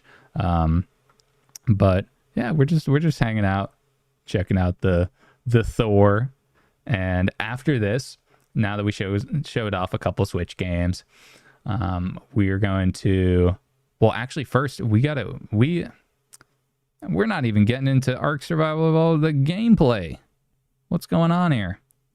Let's try loading up the let's try doing 0 kimchi's. Oh, fetch. There we go. We're gonna do kimchi's, turn up drivers, V26. Let's grab that one. R2. Yeah, so this is on Tim's recommendation. Shout out, Tim. Hopefully this works. Be very excited if this gets us into the game. Let's load up Ark, and then after this, we'll check out... Hey, there you go. Look at that. So it's just a matter of loading up the right drivers. That's Switch emulation. It's in its infancy, and it doesn't feel like it. It's really impressive what developers have been able to do. I'm very impressed. This is the Snapdragon 8 Gen 2 model of the AYN Thor, so it's very powerful. This is it is an older chipset than some people might consider it because it was in the Odin 2 line of handhelds, but it still rips and it still roars and it's still ripping and roaring. Does anyone know how long it will take to ship? You ordered the Purple Pro and it hasn't even shipped. Oh man. Yeah, sorry about that, Carlos. Been 20 days, man. Yeah, I pre-ordered this when it first came out, and I was I was really just like looking out the window, watching the day and night pass by. All right, so this is running pretty all right. I mean, it could definitely be optimized a little more, as with all Switch games. One thing that you can do is, this is at 1x resolution. One little Switch cheat that I like to do sometimes is lower the resolution to 0.75 times scale, and then set it to scaling filter as scale force. So it scales, like it makes everything just look crisper. So this is running all right. It's let's see if we can get a performance overlay on screen. Overlay options, show performance stats. All right, and then oh yeah. So this is one of the joys of emulation, is you get your mans just looking all kinds of sick. He's just absolute rave god. Let's do stamina, because in this game stamina means how fast you can run. Or no, that's movement speed. What am I doing?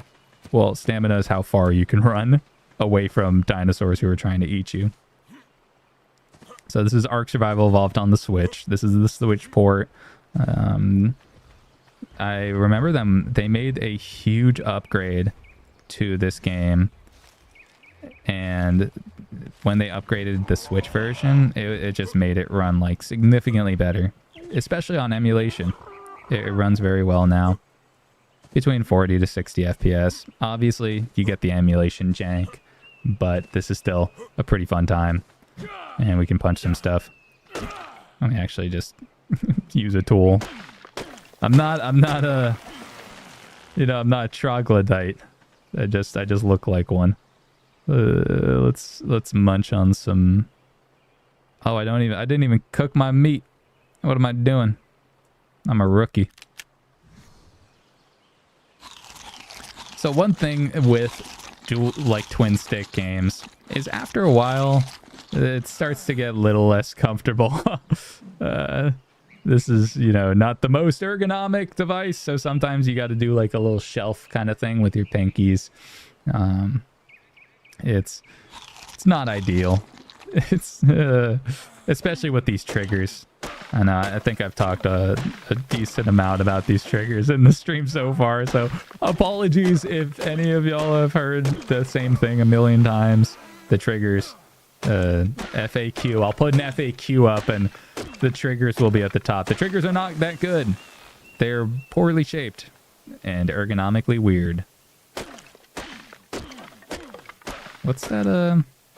Getting that like staticky sound. That might be a little too kind of weird. Let's get out of here. Maybe this changes it. Yeah. All right. Well, yeah, that's Ark. Just a little taste of the Ark life. Smacking rocks. Smacking sticks with rocks. Seagull. Your hands go numb on the Switch 2 all the time. Me too. I'm not a fan of how ergonomically poor that device is. It's just not that good. It runs great. I've been very happy with the performance of the Switch 2, but the actual ergonomics, they need some work, man. They took a downgrade. I thought the Switch 1 was ergonomically mid at best. You can see that. Just, you know, but the Switch 2, it was a downgrade, ergonomically speaking. Fierce, could you just flip the controls of R1 and R2? Yeah, absolutely. You can probably remap your controls for, but I don't know if you can remap them at a system level. All I know is that you can change your control scheme, like for these 4 buttons with a quick switch. I don't know if you can remap at a system level R1 to be R2 and R2 to be R1, especially because these are analog triggers, so you'll be missing the analog input. So you probably have to map it per game. So when it comes to like every emulator or every individual game, you know, you might need to remap them if you're looking to do that. It is probably possible though. Like you're definitely onto something. You're definitely cooking. However, you would be giving up that analog input. So you know, certain types of games that utilize that analog stick stuff, especially like GameCube. GameCube was big on analog input because that was new to them. Yeah, I don't know why we're getting this occasional static. Might be an audio driver thing. So yeah, this is running great though. I think who was it who recommended that in the chat? Tim, maybe? I don't know. Whoever recommended this turnip driver, thank you for that. And also, I hope everyone's having a great night. Very chill vibes tonight. We're just hanging out, or day, wherever you're at. Drew Kazoo, does it play Megabonk? Probably. I don't know. I don't own the game, but we're gonna test out some Gamehub next. Once we're done checking out the old Mario. Ye old Mario. Got a little performance indicator at the top left there. So you can kind of get an idea once we're out of this cutscene. Yeah, I forgot you could skip.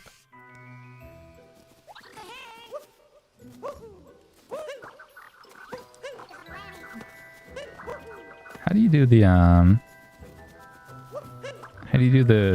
hat tricks, hat retrieval? Hello. Oh, right.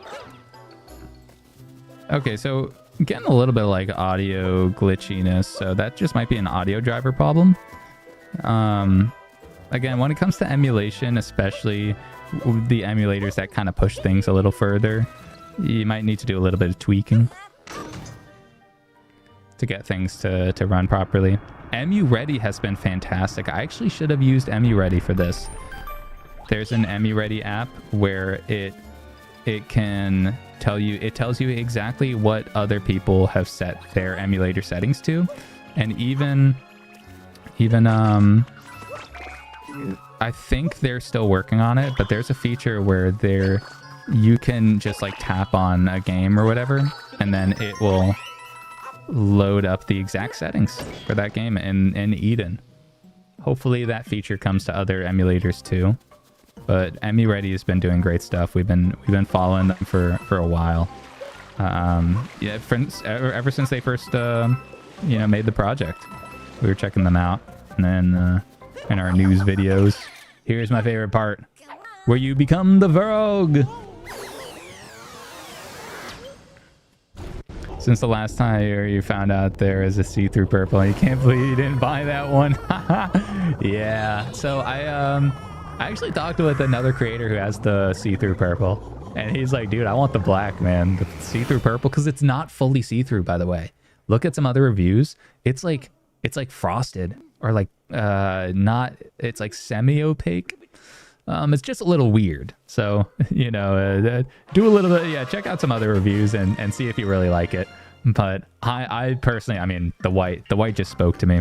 There's something about white premium devices, like premium devices in white. I have the Odin 2 Mini Pro in white, and I just love how clean and premium it looks. It just like really gets me going.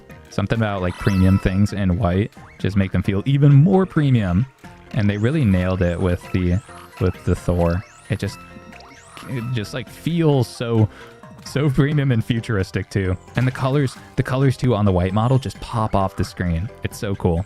I really like it.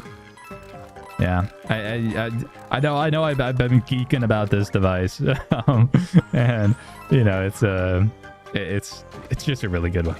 I've been needing something like this. I've been missing it. You know, there's been a lot of devices, especially lately. A ton of devices have been coming out, and there's been a lot of noise.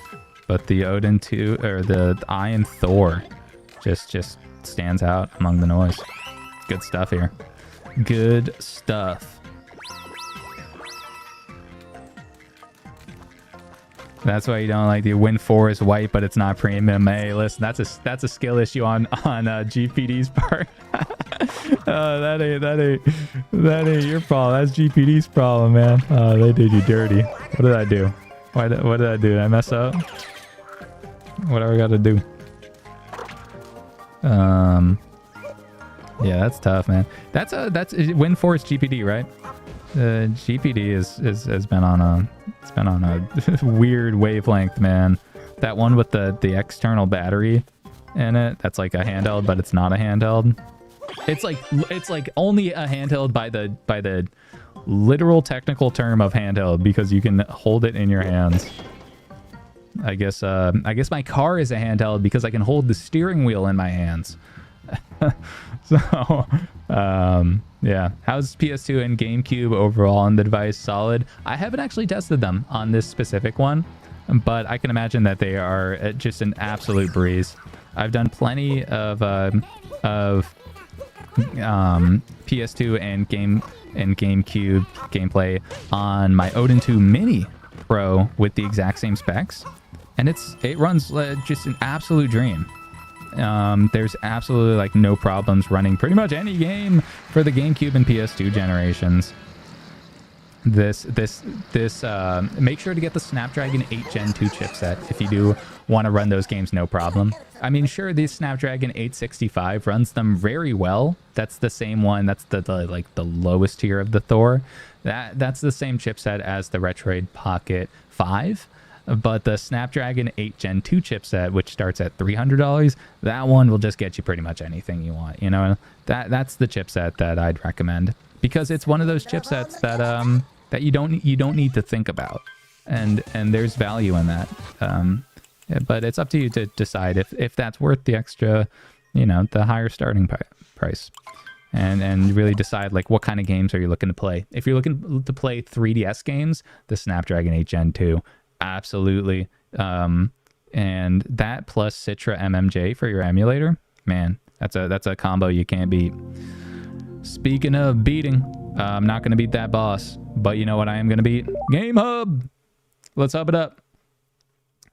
Hub it up. How is the input delay? There's some input delay. Depends on the system and the game, and really just the emulator. It's very noticeable input delay in MelNDS, which is regular DS emulation. I don't know. I think that Drastic has a dual screen port, but MelNDS is more accurate and blah, blah, blah. It's just a better emulator. One way to improve the input delay is by switching it to 120 FPS mode. That cuts the input delay in half in my like general experience. So when I did that, we tested out a little bit of MelNDS, Nintendo DS emulation in the last stream, and Metroid Prime Hunters was very noticeable delay. when I switched it to 120 FPS mode, it cut the delay in half and it felt a lot smoother. Still noticeable, but a lot smoother. Pretty much any other game, it's not that bad. Like when I was playing Mario, it felt very normal when I was playing Mario Odyssey, and pretty much any other game. You know, they all feel pretty great. All right, first off, let's do the obligatory Silk Song. Silk Song and silking my song all day long. So Silk Song is a game that utilizes a lot of inputs, right? I'd recommend the D-pad for the crispest input. You know, the D-pad is just, I like the D-pad more for precision platforming games like Hollow Knight Silk Song. When it comes to other inputs, right? You get your 4 face buttons, but the kicker is the shoulder inputs. It uses both the bumpers and the triggers. So I have to, in my Odin 2 Pro, I would do the double grip. I would have both my fingers, but in this, you can already see it, man. What's going on here? You know, my thumbs are just like cramped up, and I don't know if this is possible, to be honest. But let's check out just a little bit of Silk Song, and just show y'all what we're working with here. Silk Song runs great, by the way. There's no surprise.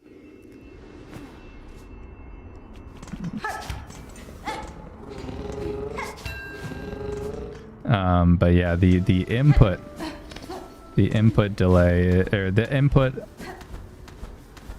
when it comes to the controls is a little just not ideal.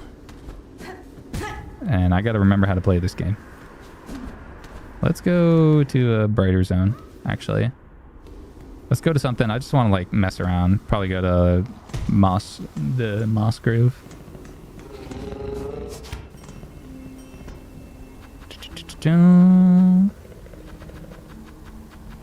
Oh, actually, let's go to Bellheart. Bellheart is very, very beautiful. After this, after showing a couple minutes of Silk Song, I'm gonna show y'all Valheim. That's right. I got Valheim running after some tweaking and tinkering around, and it's playable. I'll give it that. It's certainly playable. Let's go to, where am I at? Where am I going? Am I going to Shellwood? Am I going to Greymore? Let's go to, let's check out what's going on in Shellwood. I genuinely don't remember much about this game. I played it so long ago.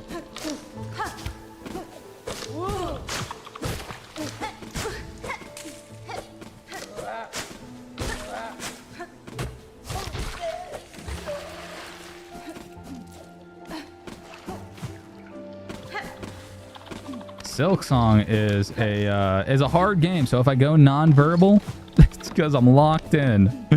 Oh man, yeah, this game, man, this game is punishingly hard. I was not expecting it to be like Dark Souls hard, but yeah, it is. It is maybe harder than Dark Souls. This game is crazy hard. Oh, could be a hot take. 80 degrees. That's right. Gamehub is hubbing, and we're only at medium performance too. This chipset runs spicy hot. This is a hot chipset. However, overall, like, heat on the back of the device, it's not too hot yet. I think once it's sustained at 80 degrees for like another 10 minutes or so, I'll probably start feeling it, and then we'll do a little heat gun test to see what the temperature of the device is on the exterior, because we got our interior temperature down there. You can see that.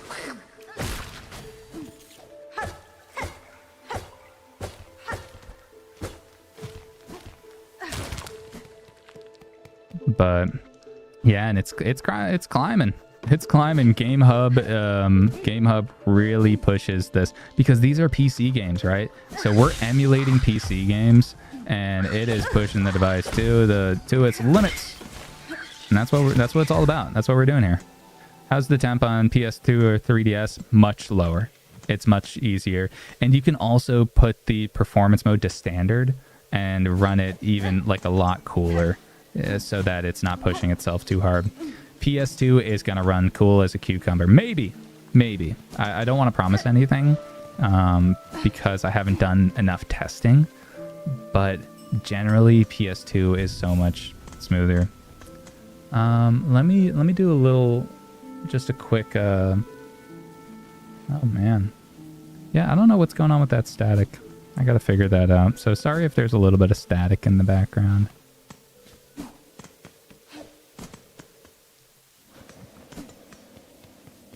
Might have to noodle around with some cables. How's the stream looking, by the way, everyone? This is my third time streaming, so I just want to make sure everything's all spick and spam, as the youths say, right? That's what the kids say. Oh no, I think I'm at the edge of the map.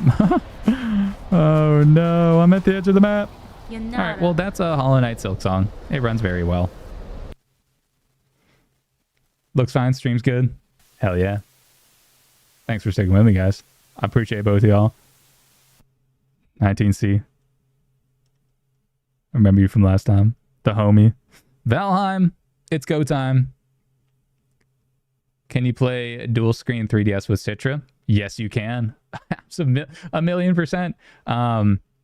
Check out, scroll back in the stream and you can check out, like, we did a ton of Citra testing. We tested out like I think 5 or 6 games, and then you can come back. Yeah, we also tested some more. We did some more testing in the last stream too, but in this one, we did in the last one we did 3DS and some DS, but in this one I wanted to show you some more 3DS because come on now, it's the 3DS machine. And then also we did some Switch testing here, and now we're doing some Gamehub PC game testing with my boy Magnus Meatling. We're playing Valheim, and we're going to meet Whirl. Let's drop in, boys. Where are we dropping? Valheim runs rough on your desktop, and that has a 3080. You should check out the performance optimization video. I watched this dude. He was like, yeah, here's a bunch of tips on optimizing your performance. And I was like, okay. So I did a combination of that stuff. So here's my here's what I'm working with. Here's what I'm working with, gang. I did a lot of tweaking. All right, I did a whole lot of tweaking. I capped it at 40 FPS to make sure that the frames stayed smoother. So with less variability, it feels smoother.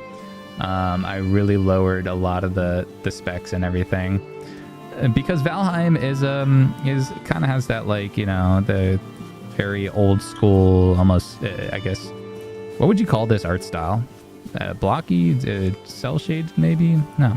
It looks great, but it's also like it's an art style that works well with lowering the resolution.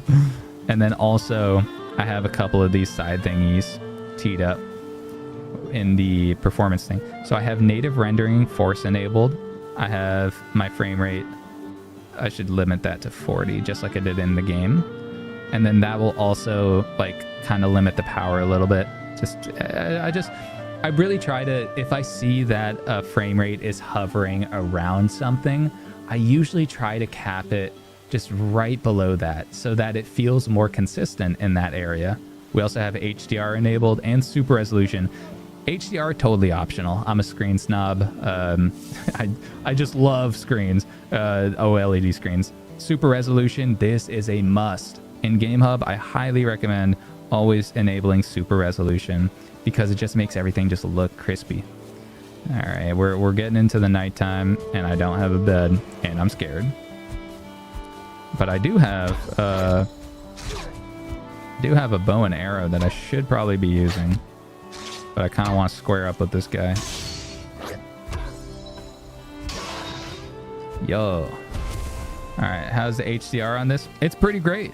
I think the HDR is great. You do have to compensate a little bit with brightness, but once you do that, then you can. It looks great. So I'll show you what it is. Just a quick on and off. Let's look at something like this. This will be a great one. So here's what HDR looks like when it's on. Now let's turn it off. Might not be too noticeable on camera.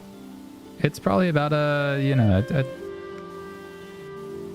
like a 25% difference in contrast and saturation. It's nothing crazy, but it does make a little bit of an impact.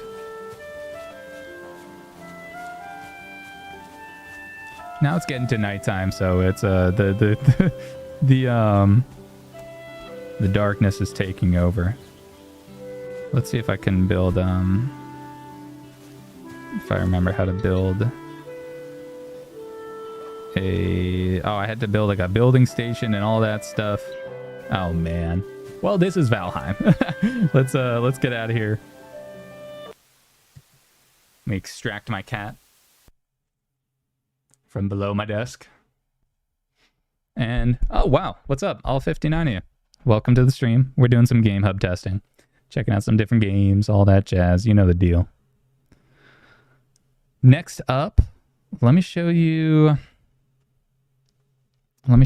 Fallout 4. So this is a game that's not gonna work perfectly. I'm trying to figure it out. I've been kind of smacking my head against this, trying to make the audio work, because that's the big thing with Fallout 4 is the audio is just weird.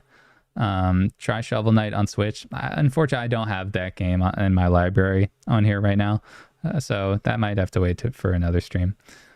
Which front end am I using? I'm using Console Launcher. This is Gamehub, the app. So this is like a Gamehub Lite, actually, where you can play PC games and stuff like that. It emulates PC games. But for my front end of choice, I use Console Launcher. It has been a little janky lately, especially with multitasking and all that. So I don't know if you can hear, but or lack of hearing. So there's none of that like Fallout music. And for some reason, some of these audio files just aren't working. Hold on. Cat extraction. Tactical cat extraction. She's eating my cables. Oh no.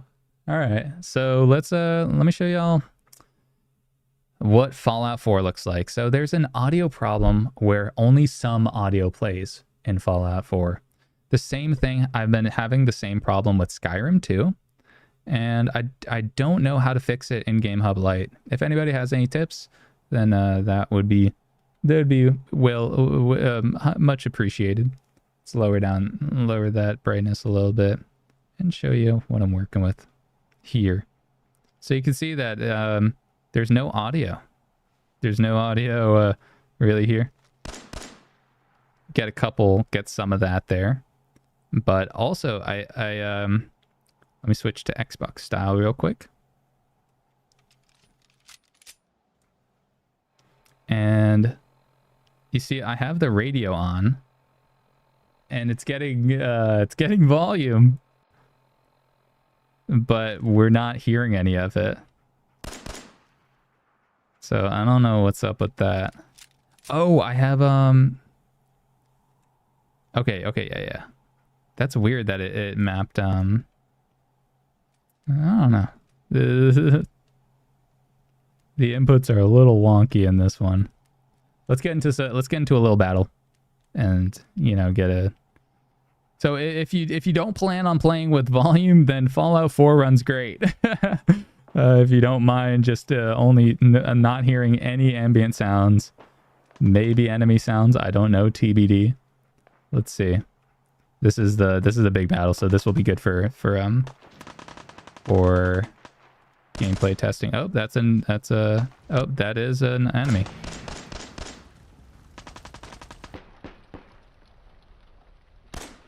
Come on. I just gotta land one. Oh, I'm all out. Oh no. Stim back.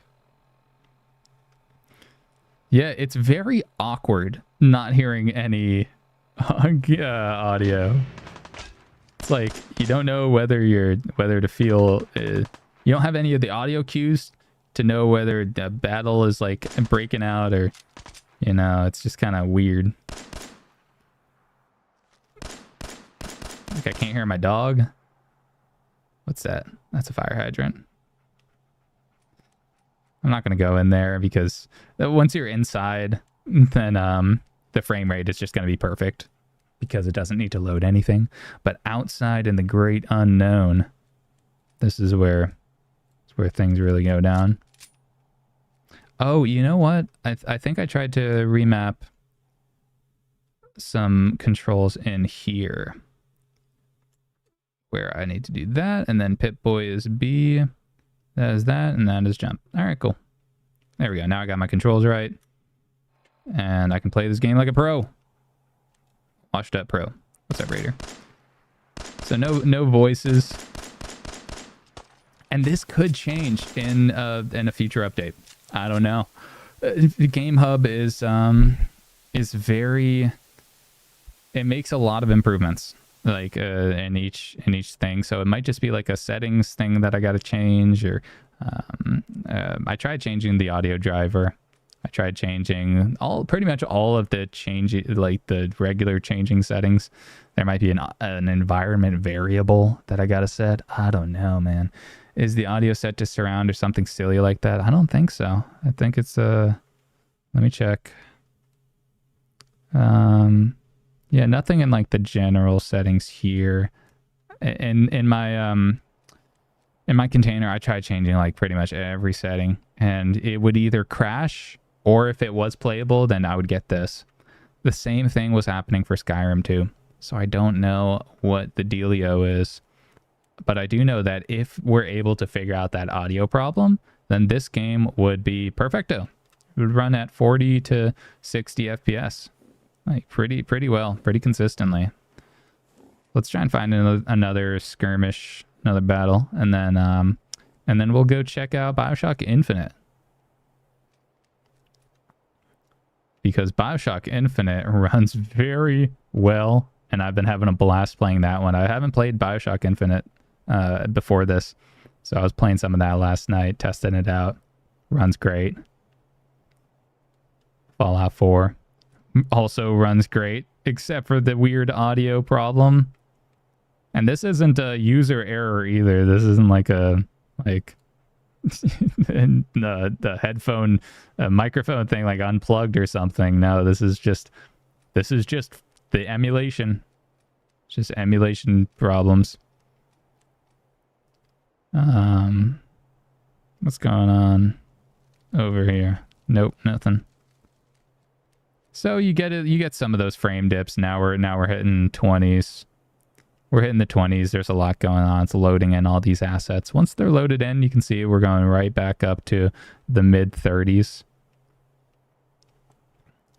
Little stutter there too. Loading in more assets. There's a lot to load in. I'm hearing gunshots. I think there's some raiders over this way, if I remember correctly. I might be incorrect. But let's see. Over here. Oh man. Yeah, we're getting some stutters. All right. So this emulation isn't perfect. Windows emulation is very much in its infancy for Android devices, because again, this is an Android handheld with a Snapdragon 8 Gen 2 chipset. This is like nothing. It's you know, it's not a Windows handheld. This is emulating Fallout 4, and we're seeing some of the emulation bugs. That's just what happens. Let's see if we can just absolutely annihilate you, and then boom, boom, boom. Man, without the audio, it is just awkward. It is just awkward out here. All right, boom, boom, and I'm dead. All right, well, that's a perfect segue to oh, please don't upload my L to the Steam cloud. Oh man. Well, that was fun while it lasted. Let's let's hop into BioShock Infinite.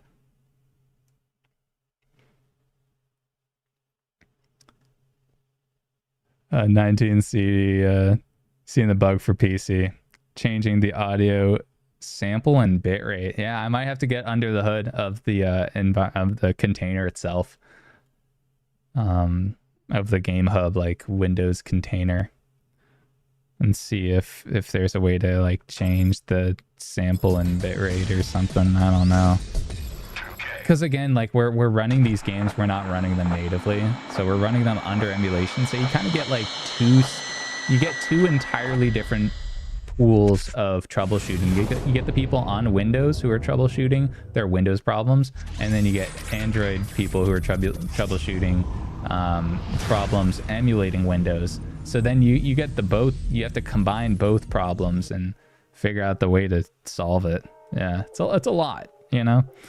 That's why Gamehub Lite has been fantastic, because there's been a lot of games that just work. They just work out of the box, and they're not that bad. It's not perfect, certainly not perfect, and there's a lot of games that don't run that well. Can you run Switch 2 games on it? No, you cannot.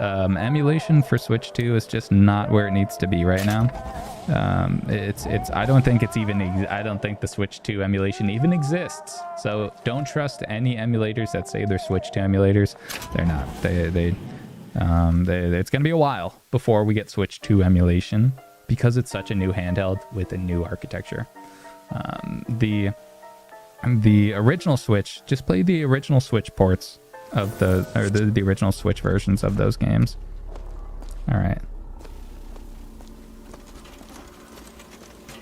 So we're getting a little bit of glitching right there. I don't know what's going on here.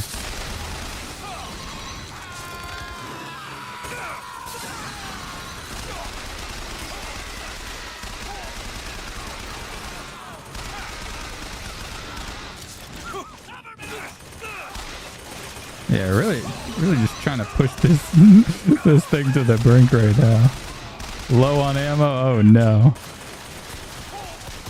I'm also low on health, man. I'm low on everything.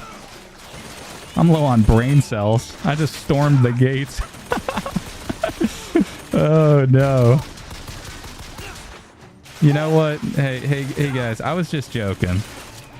It was just a prank. I was just joking around. And I want to apologize. Right after I do that. Okay, am I out of all ammo? No. I just gotta search some more bodies. Man, I gotta come up on some health. What's going on over here? So this texture glitching is a little unique. I haven't seen that kind of stuff. Might just be because there's so many, like, there's all these haze elements going on. You know what? I should change my thing to possession and then try and possess that. Here we go. See, now we're using our brain. Did everyone take your vitamins today? Yes, I did. Thanks, Dad. Let's try and come up on some health. Desperately in need of health. And salts. I think I just pounded something that lowered my health. Skill issue for sure. Oh no. Oh no. Hey. I was joking. Oh my god. It was a prank, dude. Oh man. So let's hop back into here so we can kind of see what we're working with.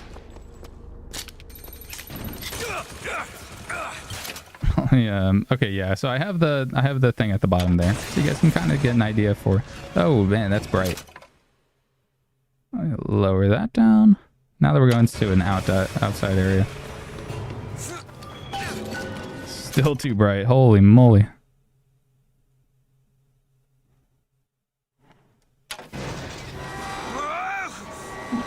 Yeah, this is really glitching out in the graphics department. I wasn't seeing this last night. Maybe I changed something.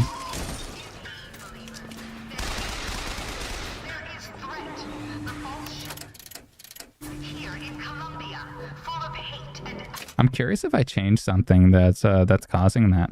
I don't really know. Been noodling around a lot. Let me try and tweak something.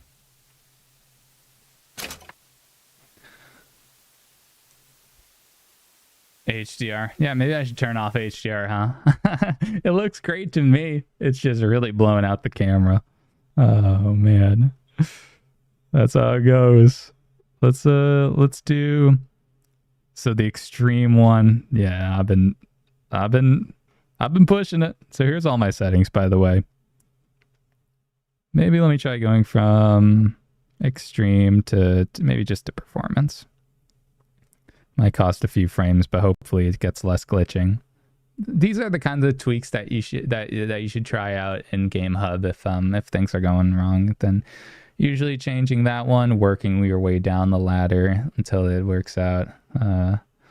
Then that's kind of the joys of emulation. I can also throw this in the high performance mode to try and get a little extra juice out of it. Turn off HDR.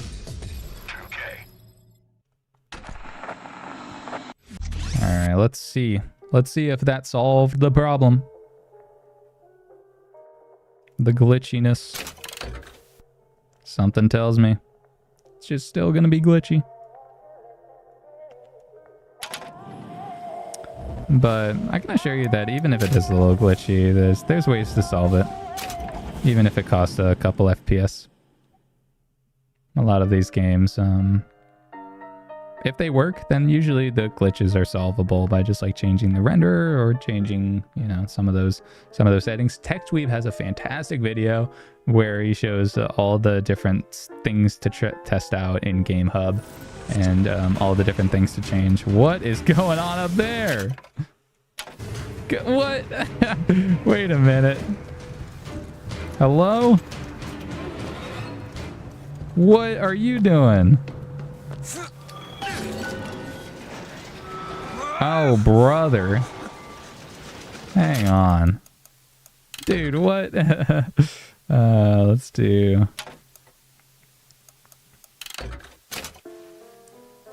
Man. I was gassing this game up, too. I was like, man, BioShock Infinite is perfect. This is the perfect BioShock Infinite device. I never said that. But I was talking it up. Because it wasn't doing this last night. I don't know, man. Listen, when the cameras are off, this thing runs perfectly. Oh man. So I think once we're done noodling around with BioShock Infinite and Gamehub, I might show you one more game. Yeah, so that's just bugging out up there. See that thing? Yeah, I don't know what's happening there. Maybe turning this off. Whoa! Look at that. Native rendering off. Solved it. So I'll turn extreme back on to try and get us a little more FPS. But in the meantime, here's BioShock Infinite on performance mode. I'm a little rusty. I'm a lot of rusty. New Murder of Crows. Alright, I do not need any of that. Ooh. Give me health. Please. Actually, wait. Shield. Shield all the way. And then let's get a little bit of that. Hop back on here.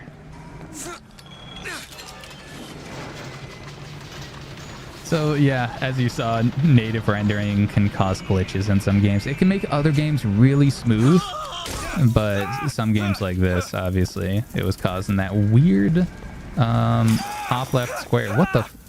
Oh, did I step in the fire? Ugh, classic. That's just my thing these days. It's just stepping where I shouldn't. Of man was great, and he repented he had made man on the earth. How's everyone feeling? Rain. All 44 y'all. Thanks for sticking around. Hope y'all are having a good night. How's the stream? How's the wife? How's the kids? Even God is entitled to a do-over. What's up back on here? Oh, is this the end of the road? For another time. Keep it going. Keep it going.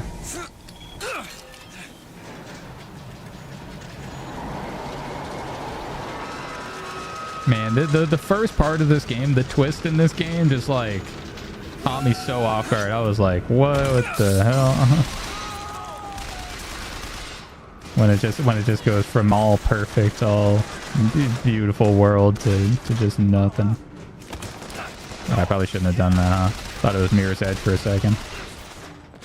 Oh yeah, after this I wanted to show you guys Fallout New Vegas in Win Later, because in Gamehub Fallout New Vegas is just not running that well, and I couldn't figure out the right settings to make it to work even better. But in a very specific version of Win Later, I got it running very well. So I want to show you just a little bit of that once we're done noodling around here. Where do I go? So all that's off limits. Let's hop back on. Maybe? I probably gotta go like up there.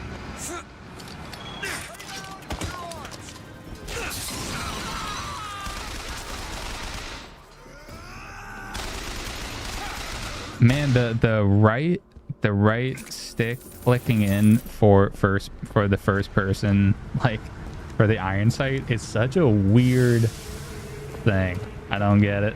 I don't like it, and I want it gone. Well, that's BioShock Infinite. Pretty great game. Pretty fun. Lots to loot. Lots to do. I'm just gonna change my my setting back in here while I remember. Change it back to extreme.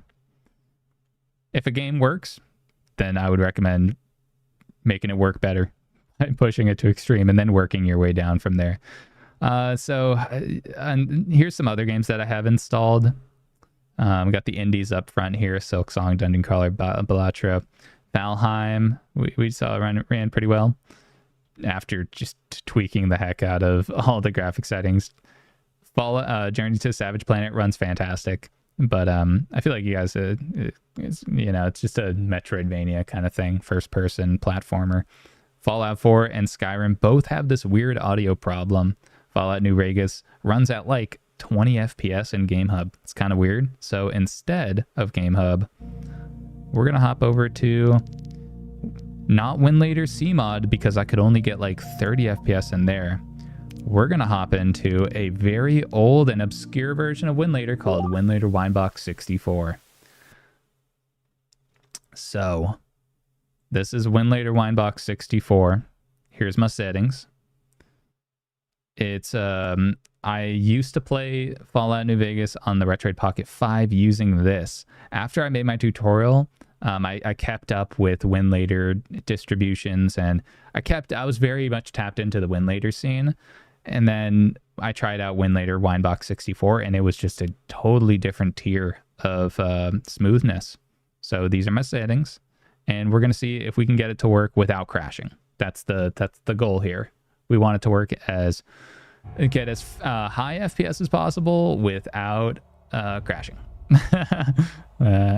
Let's see if we can do it. It's all, emulation, especially Windows emulation, is all about trial and error. That was a console launcher, Jordy. It's literally just called console launcher. It's a dual screen launcher. I'll give you guys a little tour of it after this. we're just gonna check this out and basically just play it until it crashes. Hopefully it doesn't, but you know, I like to set my expectations low. Let's hop in. Gamehub. I was in Gamehub. Yeah, we were checking out Gamehub, but yeah, for some reason Gamehub, I'll show you. I'll maybe show you guys Gamehub Fallout New Vegas, but it just doesn't run that well. It's weird. Maybe I gotta change some settings and stuff like that, and just really noodle around. But yeah, it's I love Mega. Yeah, there we go. So there's the crash. It happens. In that case, sometimes we just change some of this stuff. I literally just kind of just smack things until it works. I'm kind of like the in Zoolander with the computer, and I'm just smacking it because the files are in the computer. So the files are in the handheld. So I smack it. I try and get into the handheld. That's me trying to figure out Windows emulation specs and the right stuff to do. Anyways, I'm losing people. All 37 of y'all. Y'all are the real ones. Thanks for sticking around and you know, just hanging out with me tonight. It's a beautiful Tuesday night or day.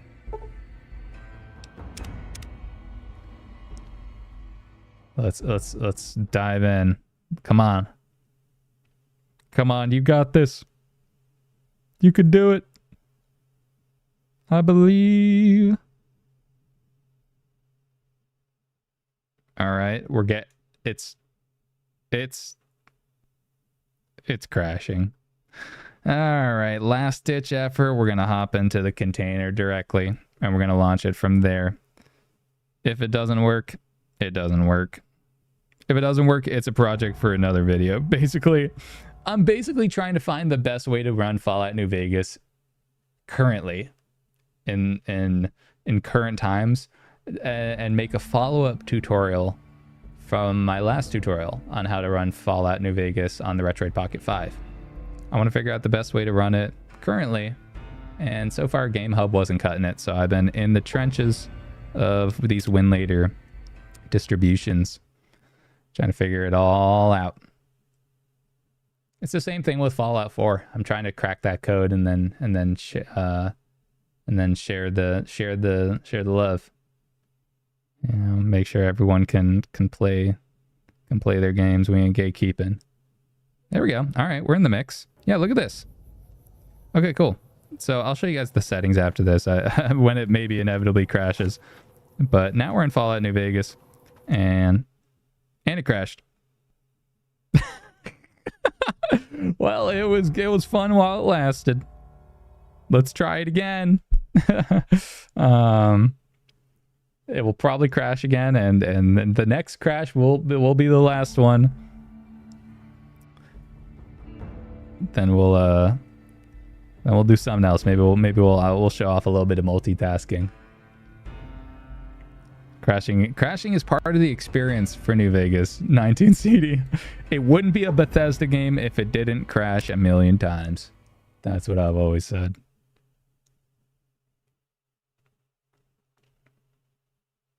On the bright side, the temperatures are getting cooler, so that's good. It's good to see. We were pushing. Yeah, there it goes. All right. Well, yeah, I'll figure it out later, and I'll report back. Maybe I'll drop a comment if I can figure out the DaVinci code. Anyways, this is console launcher. Absolutely beautiful front end. Amazing background music. And yeah, let me show you guys a little bit of a tour here. Console launcher is a dual screen launcher. It's been around for a while, so it's pretty mature. It has these home apps that it just feels very Nintendo-y, and you can add more ones to your home screen. Let me change back to the standard layout. You can add more. You can add all your different games. You can just make a home screen full of games, And then once you've added them to your home screen, you can reorganize them using the left and right bumpers. This was something I just figured out today. So you can change the position, and then you have your app drawer down here. Here's all your apps. And then you got your browser, Play Store, music, settings. And for the settings, you have a handful of different settings. Customize is where you can change some of these things. The yellow ones are for the premium, like you got to pay to unlock that. I think it's like a Patreon thing, maybe. Yeah, or to upgrade. Yeah, so it's like an in-app purchase to upgrade. But the free version is fantastic, and it includes pretty much everything you need. Down here is where you set your emulators. And then they also include tutorials on how to do, what you got to do. There's also retro achievements built right in, and Discord presence. So whenever you're playing games, it will like show what you're playing on Discord. It's pretty cool. So you can choose to do either of those or not at all. And then all of these grayed out things are just things that the developer is working on. I don't know if it has RetroArch, I don't think it's like native RetroArch connection, Jordy. It's but it does launch into RetroArch, so we can check out a game here. Let's hop into. Let me show you guys a Metroid Desolation. I'm working on a little script for a video about Metroid Desolation. This is the ROM hack that almost broke me because it just absolutely tested all parts of me. My patience, my Metroid skills, my everything. It's a great ROM hack, but it's not for the faint of heart. That's for sure. This is for season relatively, experienced Metroid players, because it's extremely non-linear. And yeah, but I had fun, getting through it. Grinding through it. I've been playing a lot of Metroid Fusion randomizers lately. That's been really fun. Some people recommended that in the comments. Also on screen, I have this grid shader going on to give it just a little more like depth and all that stuff. Let's see if we can cheese our way up. I don't know what any of that stuff. But once you're done here, then then we can just do this, and then I have my hotkey. I have my RetroArch are all configured up and everything just the way I like it. I like the XMB theme with like the purple background and all that stuff. This is my thing. this is my RetroArch config. And then once if we wanna peace out of here, then I have the easy quit to that. That takes you right back to the home menu. So pretty cool stuff.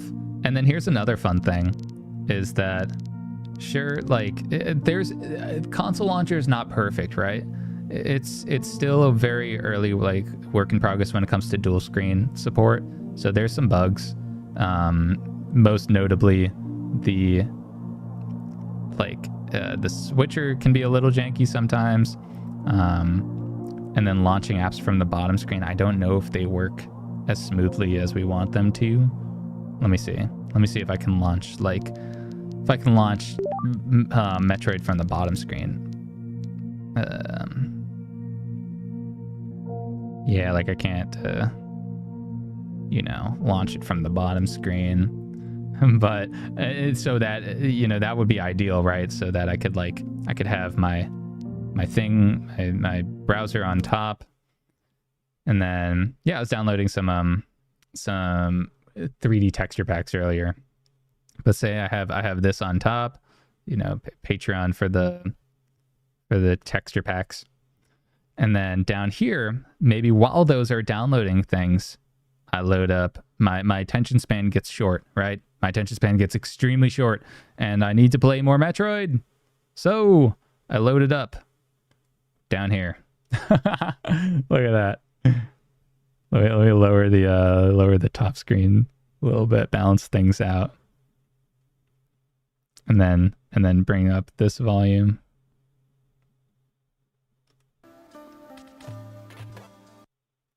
Boom, boom, boom. The volume mixer. So maybe also maybe up here I have check this out. Maybe I have Gamehub Lite. I have Gamehub Lite and I'm downloading some games. And then while it's downloading, I'm playing some of this. But I'm getting screen tearing because I'm in 120 hertz mode. So I just turn that off. I hop back in here. And it works perfectly. So this is just one of the many use cases for multitasking. And then boom, tap up here to activate it. And then say I want to... Oh man, I just doxed my Steam. Don't add me, please. I'm not very active. Let's download Borderlands 3. Let's see how much of that is. Yeah, perfect support. Cool. So we download that. And it's too much. So this is one downside of the Pro model. The Pro model only has 256 gigs of internal storage. And this is half of that. So no Borderlands 3 for me. Unfortunately, there's just not enough room. It won't fit in. But you know what will fit in? Maybe The Forest. This should be like a 5 gig game. So I'm going to download that. And then while that's downloading, you know, in order to get the fastest download, you leave it open. And then down here, I'm just playing some stuff. I'm playing my retro. And by the way, the I love makeup. You missed how this swapped to the bottom screen. So in order to do that, it's pretty simple. You literally just press the home button down here, and then you have all your apps, and then whatever app you launch down here, as long as it's not open up top or like open before, then it'll launch on the bottom screen.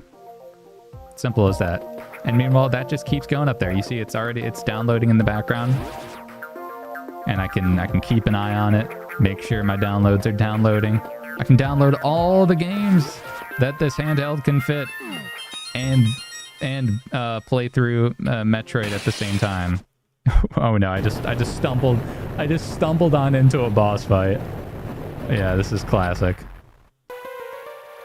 Oh, this guy. That's light work.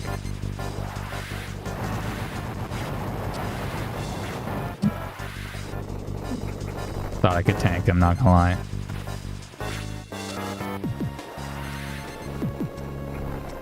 Alright, let's make this quick. Anyways, I think after this we'll what should we do after this? Now I got missiles. Let me make a little save state here. So for save state, I think I have boom boom. Nice. I got save state. And I quit out because I'm bored. And that's the joys of this, is you can also do Nintendo 64. It's awesome. It's so cool. And it's also not cool that it's not running. That's unlucky. Are you gonna play?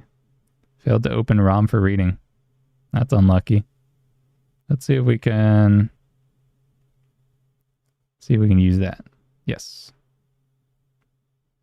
Yeah, I don't know. For some reason it maybe because I took the card out to load some more games on it earlier.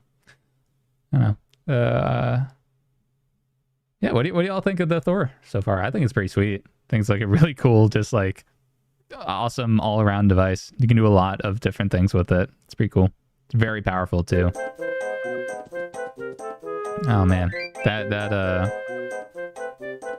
scaling is brutal. I hate how Mupen FC does the like underscale. It like doesn't fill the screen. It's kind of weird. Maybe it's like a specific, yeah, resolution thing. Let's zoom it into 107 maybe. This should get us more or less no black bars. I don't know. Close enough. Get little ones on the sides, but top and bottom are normal because this isn't a 4:3 aspect ratio screen. All right, I got my thing. I gotta remap some buttons on this thing. This is chalked.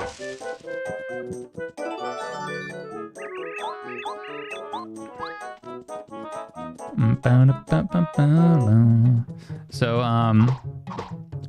yeah, as you can see, there's the world is your oyster. You can just do kind of whatever. I'm not gonna say everything that you can think of, but you can do a lot.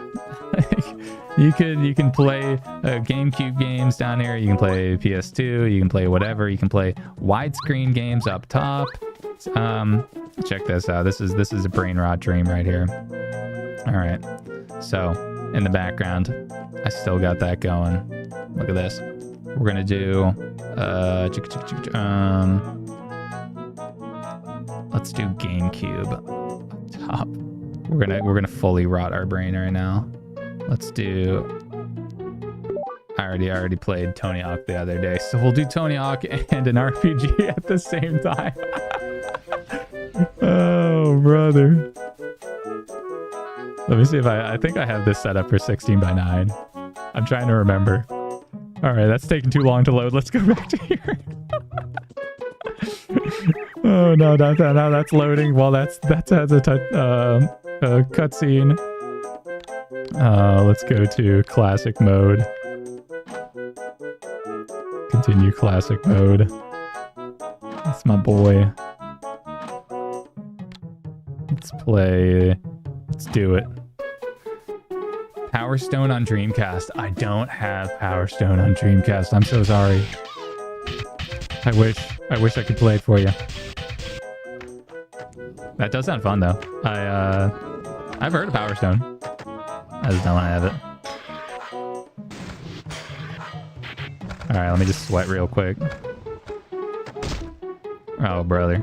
This guy stinks.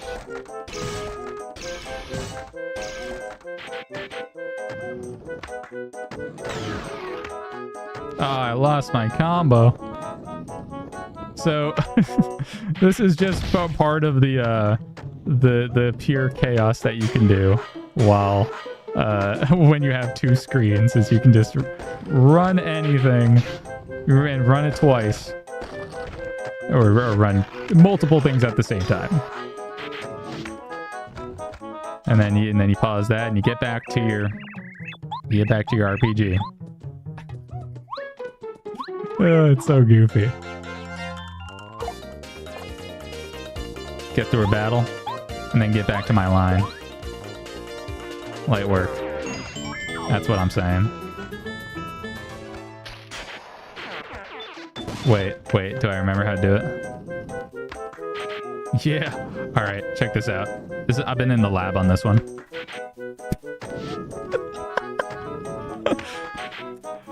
All right. One more for the people in the back. Oh no. All right. We're gonna do a line. Something about just doing a Christ air and just throwing yourself in every direction. Oh man. Also, just a good vibe with the Paper Mario soundtrack. All right, enough of that. Enough. No more funny business. No funny business. This is a no funny business zone.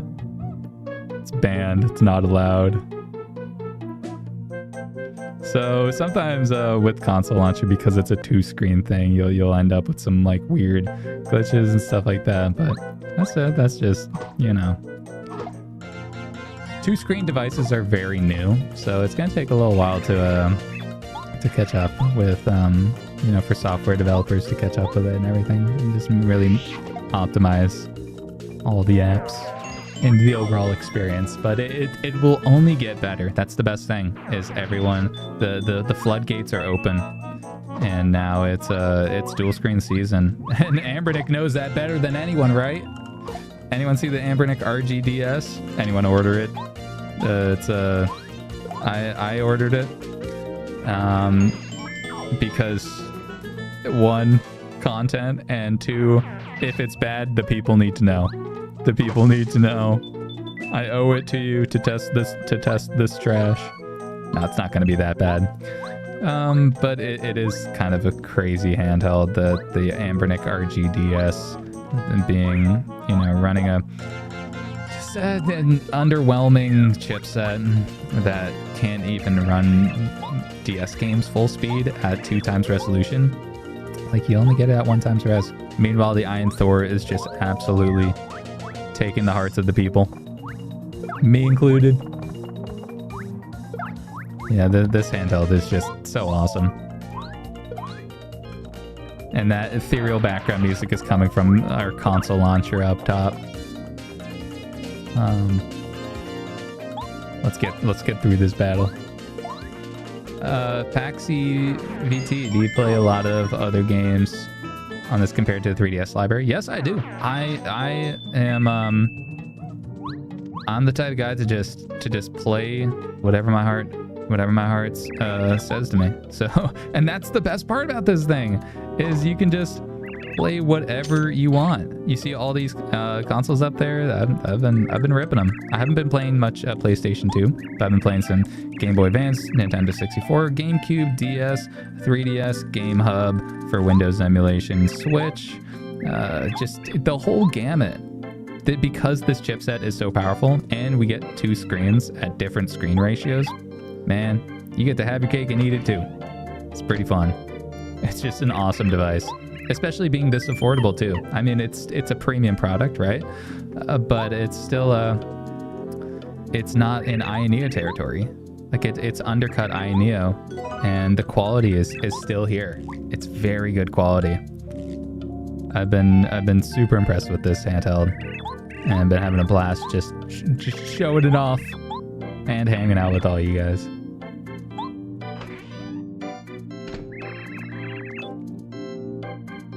How good is Switch emulation? It's pretty good. It's like really, really good. Probably some of the best Switch emulation you can get on a Android device at this price. It's yeah, it's really good. We did a little bit of Switch testing earlier on, and yeah, outside of you know, just me being a goober and not using the right I guess what are they called, turnip drivers and all that stuff. You know, once you use the right turnip drivers, Switch emulation, Eden is just awesome. It's just such a good emulator. I was playing some Diablo 2. We were playing some Ark Survival Evolved, Mario Odyssey. Just kind of showing off a handful of games.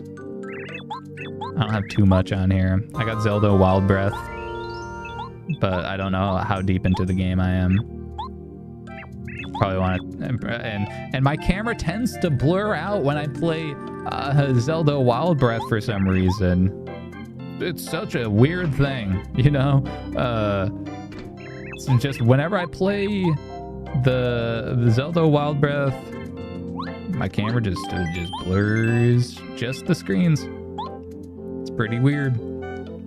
Paxi VT, Switch 2. You're not going to get Switch 2 emulation on here. Switch 2 emulation is non-existent, and it is at the moment. And if you do find Switch 2 emulators, then they're a scam. They're trying to get your money, or they're trying to get access to your device. So don't install them. You only use Eden or Citron for Switch 1 emulation, or you know, any trustworthy Switch 1 emulator. But those are the big ones. Don't trust anything that says they're a Switch 2 emulator. We're not that far along. It'll take a while to get to that point. Oh, sorry about that. I totally misinterpreted for sure. Would you buy the Thor over Switch 2? Man, that's a tough question. That's a really tough question. Would I buy the Thor over Switch 2? I would say yes, because and especially because Gamehub has been making some big strides, and we have a lot of we have just a fantastic library of modern games that we can now play. I mean, modern-ish, right? BioShock Infinite, Fallout New Vegas. I got to work on getting that playing better. But there's a Silksong. I mean, these are kind of Switch 1 tier. You can't play Cyberpunk on here, but you can play a lot of different games. 3DS games especially. Like, you get all your classics, and it's just a very flexible and charming device. The Switch 2 is a Nintendo product, so you're in that ecosystem, and you're buying you're buying that Nintendo lifestyle. And also, games are going to be very expensive. On here, you can get Steam sales for the PC games, and you can, get your legally acquired ROM libraries and all that stuff. So there's just a lot of there's a lot to like about this device. And so even like those are just kind of the benefits of emulation versus versus this. And yeah, is this the max? No, this is the Pro model with 12 gigs of RAM. It's the max model is great for the internal storage. So if you do plan on playing a lot of Gamehub, then you will definitely want to get the max model, because that 1 terabyte of internal storage, I'm almost maxing out. I only have like 40 gigs left on my internal storage, and these are all the games I have. I have a couple other installs on these Winlator forks of I got some other files on there too, but I think no, those are installed on the SD card. So yeah, this is all I have installed on my SSD on the internal card, and I'm almost maxed out. So if you plan on playing a lot of Windows games through Gamehub, or Gamehub Lite specifically, I'd recommend, then you should probably look at that max model. Minecraft, it crafts. It definitely crafts. We can I can load it up real quick, show you how it's crafting. I am not a big fan of the of playing twin stick games on here. It's a little bit uncomfortable. It's a little bit weird. Let me see if I can just jump into a survival game real quick. Give me Steve or give me death. Why can't I play as Jack Black? That's what I want to know. The people need answers. So we're just going to check this out for a second. Obviously, Minecraft runs fantastic. This thing is built for much more demanding games. But you know what I'm demanding is my not pocket mode interface, because that interface is not the vibe. How do you change the interface in here? It's probably video, maybe. Android games run very well on here. This is a really powerful chipset. It's the Snapdragon 8 Gen 2. And by the way, the Snapdragon 865, that's like the super low, that's the lowest price model. It only comes in black. So if you ever see a different color Odin Thor, if you ever see like another color Thor, like the purple or the rainbow one, those are all going to be at least the $300 tier. I don't even know. I think that might also only come in black, but I can't say for sure. All I know is that the cheaper model, maybe both models, are only come in black. So I'd recommend the Pro model. It's kind of the best bang for your buck. But if you're looking at like internal, like running a lot of Android games that take up a lot of storage, then you might want to look at the Max model for that 1 terabyte internal. You know what I mean? So yeah, this is Minecraft. We're crafting. It looks great. You could probably make the graphics like even better.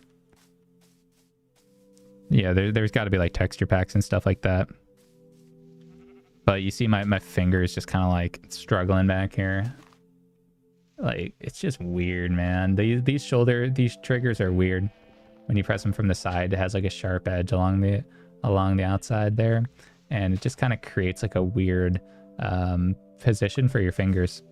Not a fan of it. Not a fan of these triggers. The grip helps a little bit. There's an external grip, but overall, ergonomically, it's not the best device. I'll say that with full confidence.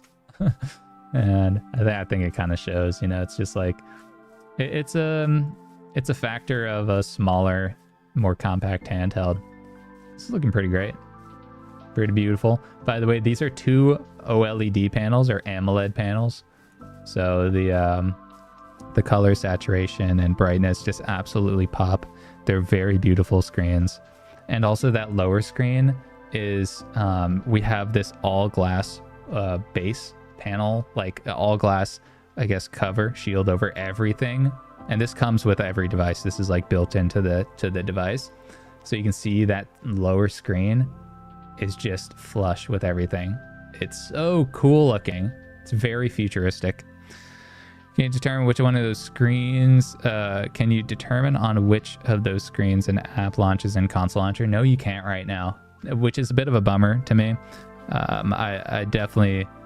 I've noticed some things that need some work in console launcher, and one of those is like choosing which screen to launch an app from. So if you need that level of control, there's a couple workarounds. One of them being like tapping on the bottom screen and like clicking back.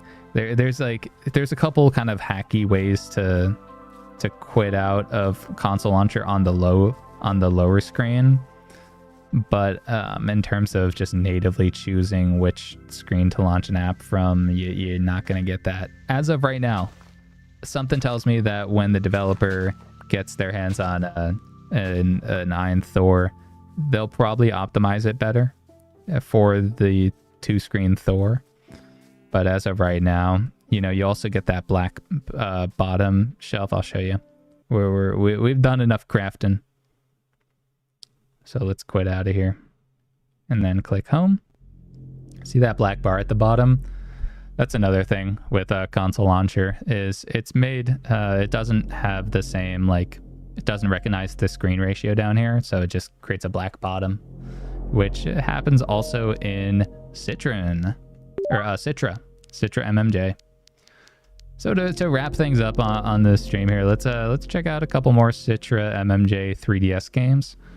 And let's launch Citra. So for some reason, another thing with console launcher is it doesn't launch Citra from here. Even if you change the emulator in the settings to launch from Citra, it still launches into Azahar.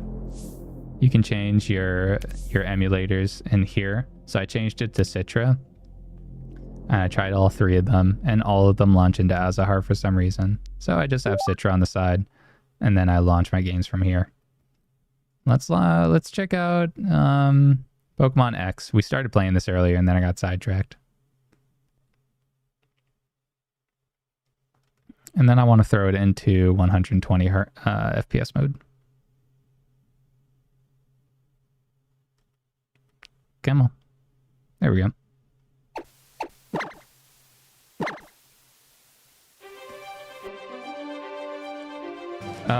Paxi VT, can you swap out storage or no? If you were to open it up and add a micro SD card, you can add a micro SD card at the bottom here, which is what I've done. I've added a 256 gigabyte micro SD card. I've ordered some more 1 terabytes. I've ran out. So, but I threw in a 256 gig, and you can install some things on there. It's usually ROMs are best for the micro SD card. When it comes to Android games and Gamehub, those only install to your internal storage. They won't recognize your SD card as of right now. So I think a big part of that is just the speed of the internal storage access versus micro SD cards is just so much faster to grab files from the internal storage. So I think that's why Android apps and Gamehub are limited to only internal. So in that case, if you plan on doing a lot of those kinds of things, then I'd recommend picking up the Max model with the 1 terabyte internal storage, because I've already almost maxed out my internal storage just by installing a handful of games. BioShock Infinite was like 40 gigs, maybe 45. It's crazy. Does it have Android 14? It might. I don't know. Let's check it out. How do we get out of here? Yeah, I probably got to do the intro again because I got sidetracked. That's the bummer with Citra MMJ is no save states. There's you give up save states in exchange for performance. Little pick your poison kind of thing. Let's check out down here. Android 13. So we have Android 13 version. And let me just show you a little screen tearing thing right now. So I have it in 120 hertz mode, and you can see we have text down here. Now look at this. I don't know if you'll be able to see it on camera, but when I scroll, there might be, see how it kind of glitches in the middle? I probably have to slow it down in post in my editing software because it's hard to catch it. But look when I'm scrolling, there's like kind of half of it. It only happens sometimes. Yeah, I'll slow it down in editing for my review, but that's what the screen tearing looks like. Yeah, you can see, okay, you can see it in the shadows. This is easy to see. Look at how the shadows kind of glitchy looking, right? That's what happens when you're in the 120 FPS mode, because the top is 120 FPS, but the bottom is 60 FPS, but it's a hacky 60 in order to be compatible with the 120 up top. So and then if you want to avoid that, then you switch into 60 FPS mode, and then look at that. Works perfectly. No glitchiness, no nothing. But now both screens are in 60 FPS. So there's a little more input latency when it comes to being in that 60 FPS mode as compared to 120. If you want the lowest input latency, then switch to that 120 FPS mode. All right, let's third time's a charm. All right, let's stick this through. Let's battle through this. Have you tried ResinX? Have you tried running more powerful console ROMs, Wii U Switch from the microSD card? I have. I've been running Switch games from the microSD card, and they run great. No difference in performance, in my opinion. I haven't done any direct comparison, but the Switch version, like Switch on the microSD card, you got to keep them on the microSD. In my opinion, I'd take like a couple FPS drop, if that even is a thing. I don't know if it is. I don't think there's a perceivable difference.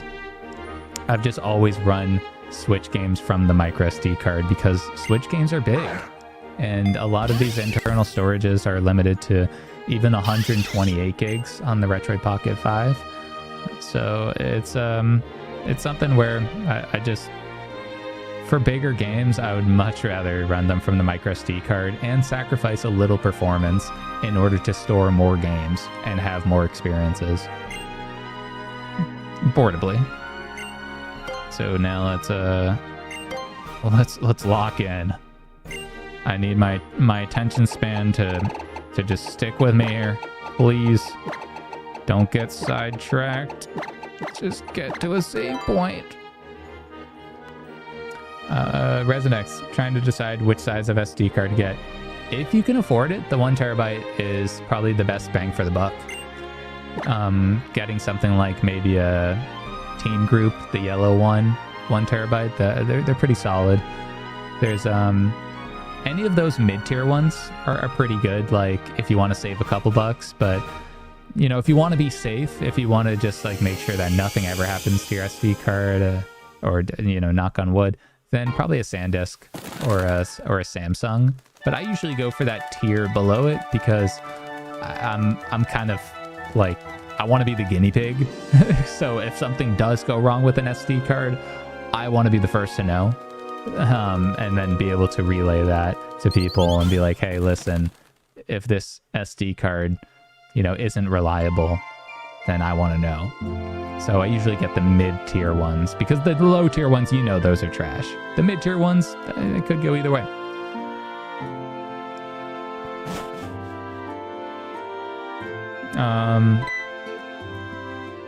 The Skulls playlist, you wish you could get a 2 terabyte. Yeah, they're just so small, dude. They're the SD cards, the micro SD cards, they're so small, and even squeezing 1 terabyte is very impressive to shove on that little thing. It gets, like, there's so much processing happening on there, man. It is a miracle. It is very impressive that we managed to get 1 terabyte on this big and then be able to actually, like, use it. So 2 terabytes, doubling that's risky. So yeah, I would imagine that 2 terabytes probably isn't worth it. 1 terabyte is the move right now. It's the highest and safest that you can get. 1.5 terabytes is a little risky in my opinion. I'd rather just do 1 terabytes and know that my SD card is most likely safe, as opposed to, risking it a little too much for that 1.5 terabytes. Because when you get into the 1.5 to 2 terabytes, that's when it's like you're just you're flying a little close to the sun on any brand. Doesn't matter what you get, SanDisk, Samsung, Piney, Kioxia, any of those. Just get the 1 terabyte. Do I have 3DS at 2 times? Nope. I have it at 4 times. This is running at 1080p. Basically, it's a little under, but yeah, it's as high of a resolution as we can push on this emulator. Check it out. 4 times res. Yeah, this is running in, this is Pokemon X running in Citra MMJ at 4 times resolution. And we're running a Pokemon X. I haven't played this one before. 1 terabyte works on the AYN Thor. It should. I have to test it. I have to put one in there, but yeah, it absolutely should. There shouldn't be any problems. I have the AYN Odin 2 Mini Pro, which is the exact same chipset by the same company, just in a different form factor. And that one I keep a 1 terabyte card in. That one like lives in there. Like I like to dedicate SD cards to handhelds so that I know like that anytime I pick it up, I can play my games in it. I don't know what I'm doing. I'm just kind of running around. You got the Odin 2? Hell yeah, dude. This is the same chipset. It's the Snapdragon 8 Gen 2. So this will get pretty much very similar performance to the Odin 2, if not identical. With that Snapdragon 8 Gen 2. There is the Snapdragon 865 model, the lowest tier, but I'd recommend just the 8 Gen 2. Just saves you the hassle of like thinking of, messing around and tweaking settings. Like you kind of got to be a little hacky with some Retroid Pocket 5 stuff. With the Snapdragon 865, you got to be a little bit hacky sometimes. But with the 8 Gen 2, the raw horsepower, you can just brute force a lot of games on here. So what do I got to do? Where do I get my Pokemon at? Probably got to go to the big door here. I don't like how this game is like, it's like pseudo 3D. It's like got that Link's Awakening type movement where it's like hard diagonals. It's goofy. Speaking of Link's Awakening, I should get Link's Awakening on here. That's for another stream. But you got the Skulls playlist. You got the Elite one coming, dude. Nice. I also ordered the Elite, the Odin 3. I'm very excited to get my hands on the Snapdragon. The coolest thing about the Elite is that it actually is an entirely different architecture. So it's kind of the double-edged sword. It's very powerful because it's in an entirely different league. The guys over at Retro Handhelds, do I want to call me Lil M? No, where did you come up with that? M Meister, yo. All right, M Meister, that's kind of fresh. So the guys over at Retro Handhelds mentioned to me that the Odin 3 with the specifically just the chipset, the Snapdragon 8 Elite chipset, is a different architecture, and that's why so many of these emulators are having compatibility problems with it, because it's just so powerful. It's in a different league. So once these emulators do get are compatible with that chipset, then they'll be able to fully utilize all that power. I don't like any of these. Is that a problem? Am I just too unk for this game? Let's do this one. That one's cute. Kind of got EV vibes.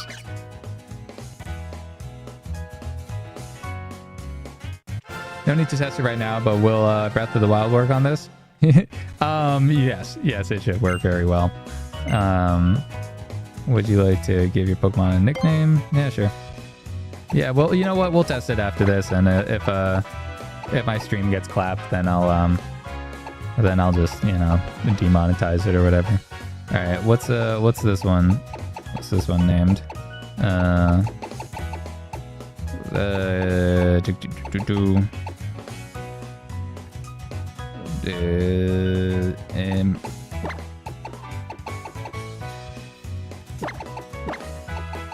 Amber.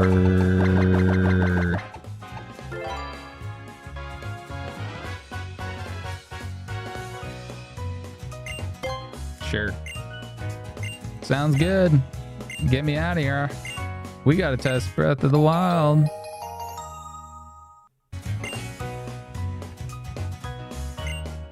They really need to do a new Super Dock. What's the Super Dock? Is that an AYN thing? Is that like their version? Their like dock? You see GameSpot has a new Game Boy game releasing. Okay. What's it called? I gotta check that out. I like these like modern releases for retro consoles. They've been pretty fun to keep up with. The Outrun port to the Game Boy Color was a fun one. I'm really excited to see more development for the Fallout Doom mod, the Doom GZ Fallout thingy thing. That one looks really awesome. Yeah, so this runs like pretty much flawlessly in Citra MMJ. Let's save.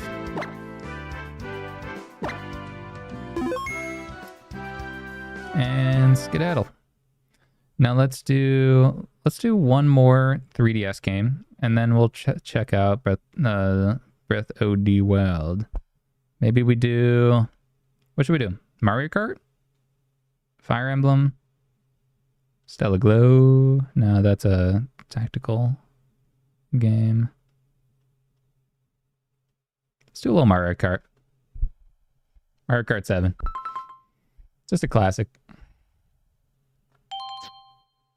Very simple, very fun. We're running this at 4x resolution too. Pretty much every game runs at 4x resolution in Citra. In Azahar, you get some stutters, and you even get a little bit of stutters in Citra too occasionally, but it's a lot smoother, in my opinion. 100 cc's. I'm not trying to go pro. All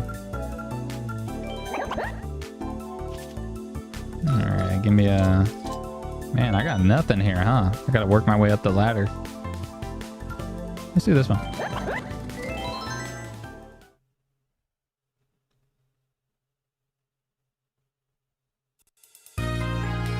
Buck and the Cursed cartridge is the Game Boy game. Cool. I like that. Sounds like a little bit of fourth wall. Cursed cartridge. A little bit of like metagame, actually. Not fourth wall, metagame. A game about a game. All right, I gotta lock in because the Mario Kart's for the 3DS plays so much differently than Mario Kart DS. I thought it was like pretty similar, but no, I was so wrong. What is this? What does this do? Okay. I guess I gotta get like a tail whip kind of thingy.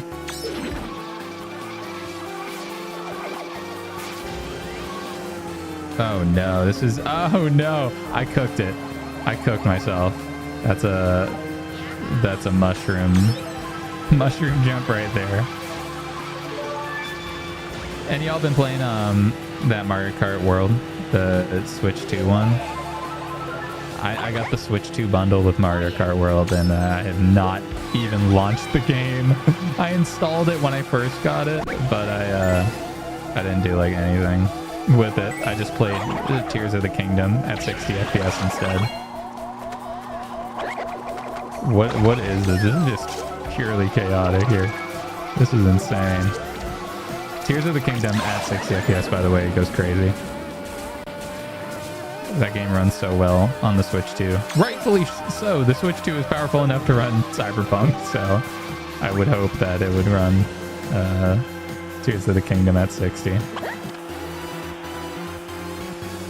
Man, is 100 cc's too baby mode for me? Am I too... Oh, no, never mind. I spoke too soon.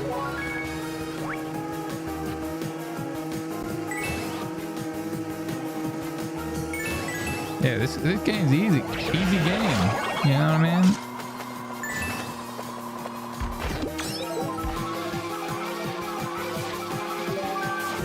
Yeah, let's get that out of here. Man, I should have hit the mushroom jump. Redeem myself from that first lap. That was brutal.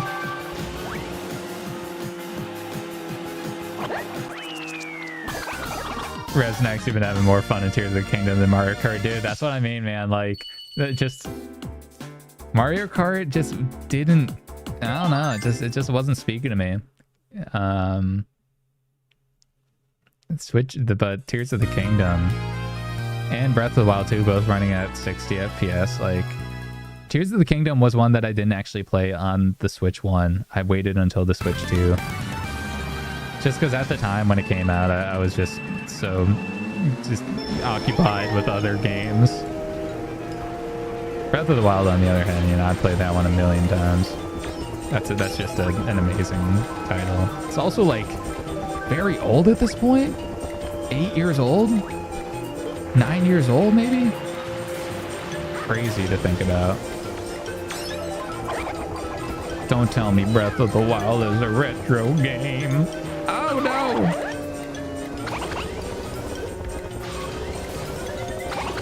Are people going to be nostalgic over Breath of the Wild soon?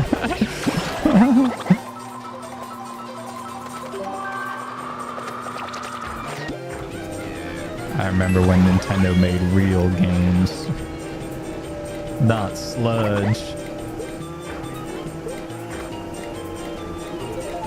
The real game was just Darkened Sky. The Skittles game for the GameCube. By the way, I'm not looking at chat.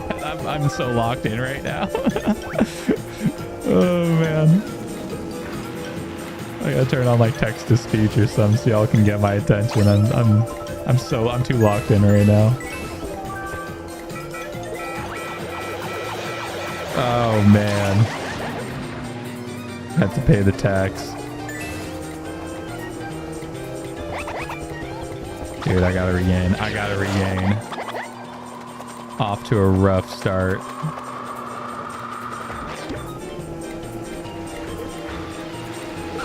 Oh, what? He had a banana peel? So as you can tell, like we don't even need a performance overlay. This is running at pretty much a locked, 60 FPS. This is running so good. Pretty much not a single stutter.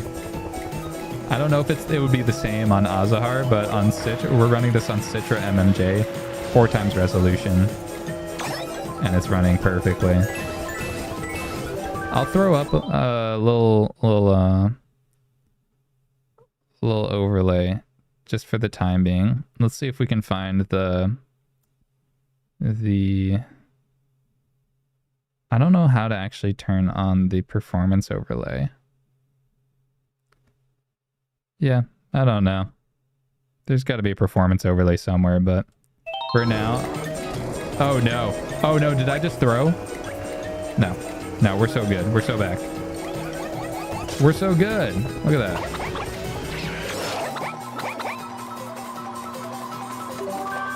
No time for funny business. I'm cutting corners.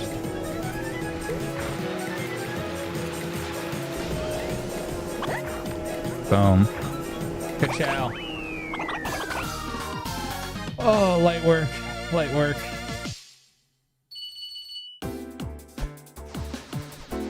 Might have to go pro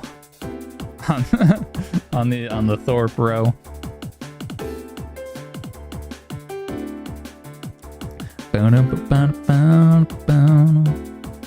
Man, it is a bummer that that Citra MMJ doesn't have save states though. That's the one thing that's kind of unfortunate.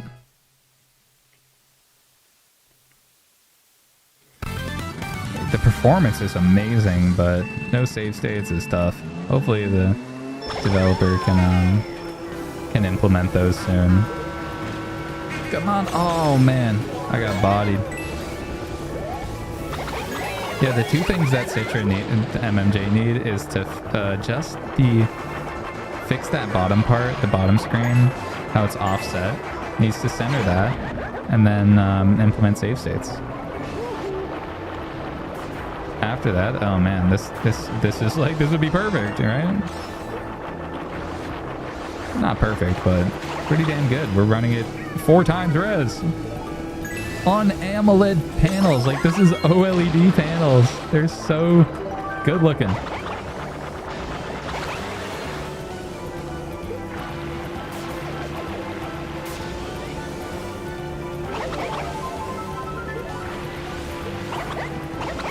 There we go. All right. Little comeback. This is going to be a comeback of the century. Watch and learn. Oh no. Oh no. Oh no. Yep. Little something. Oh no, that ain't good. I gotta steer away from Toad.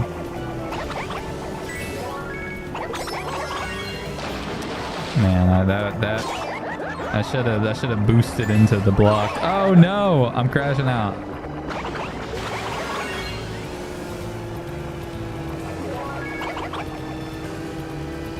No more funny business. It's time to lock in, chat.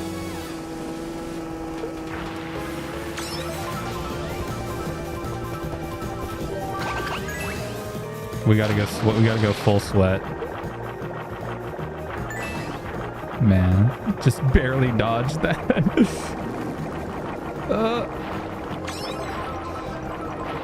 Oh! Alright. Do I have like 2? Alright, now I got Luigi on my cheeks. Wait, pause.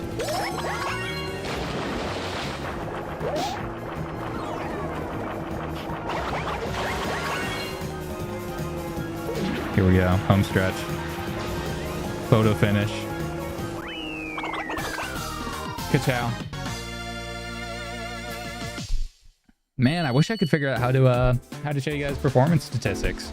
But I mean, let me know how this looks. I think I haven't noticed any slowdowns, and you know, we're ripping and roaring. Photo finishes out here.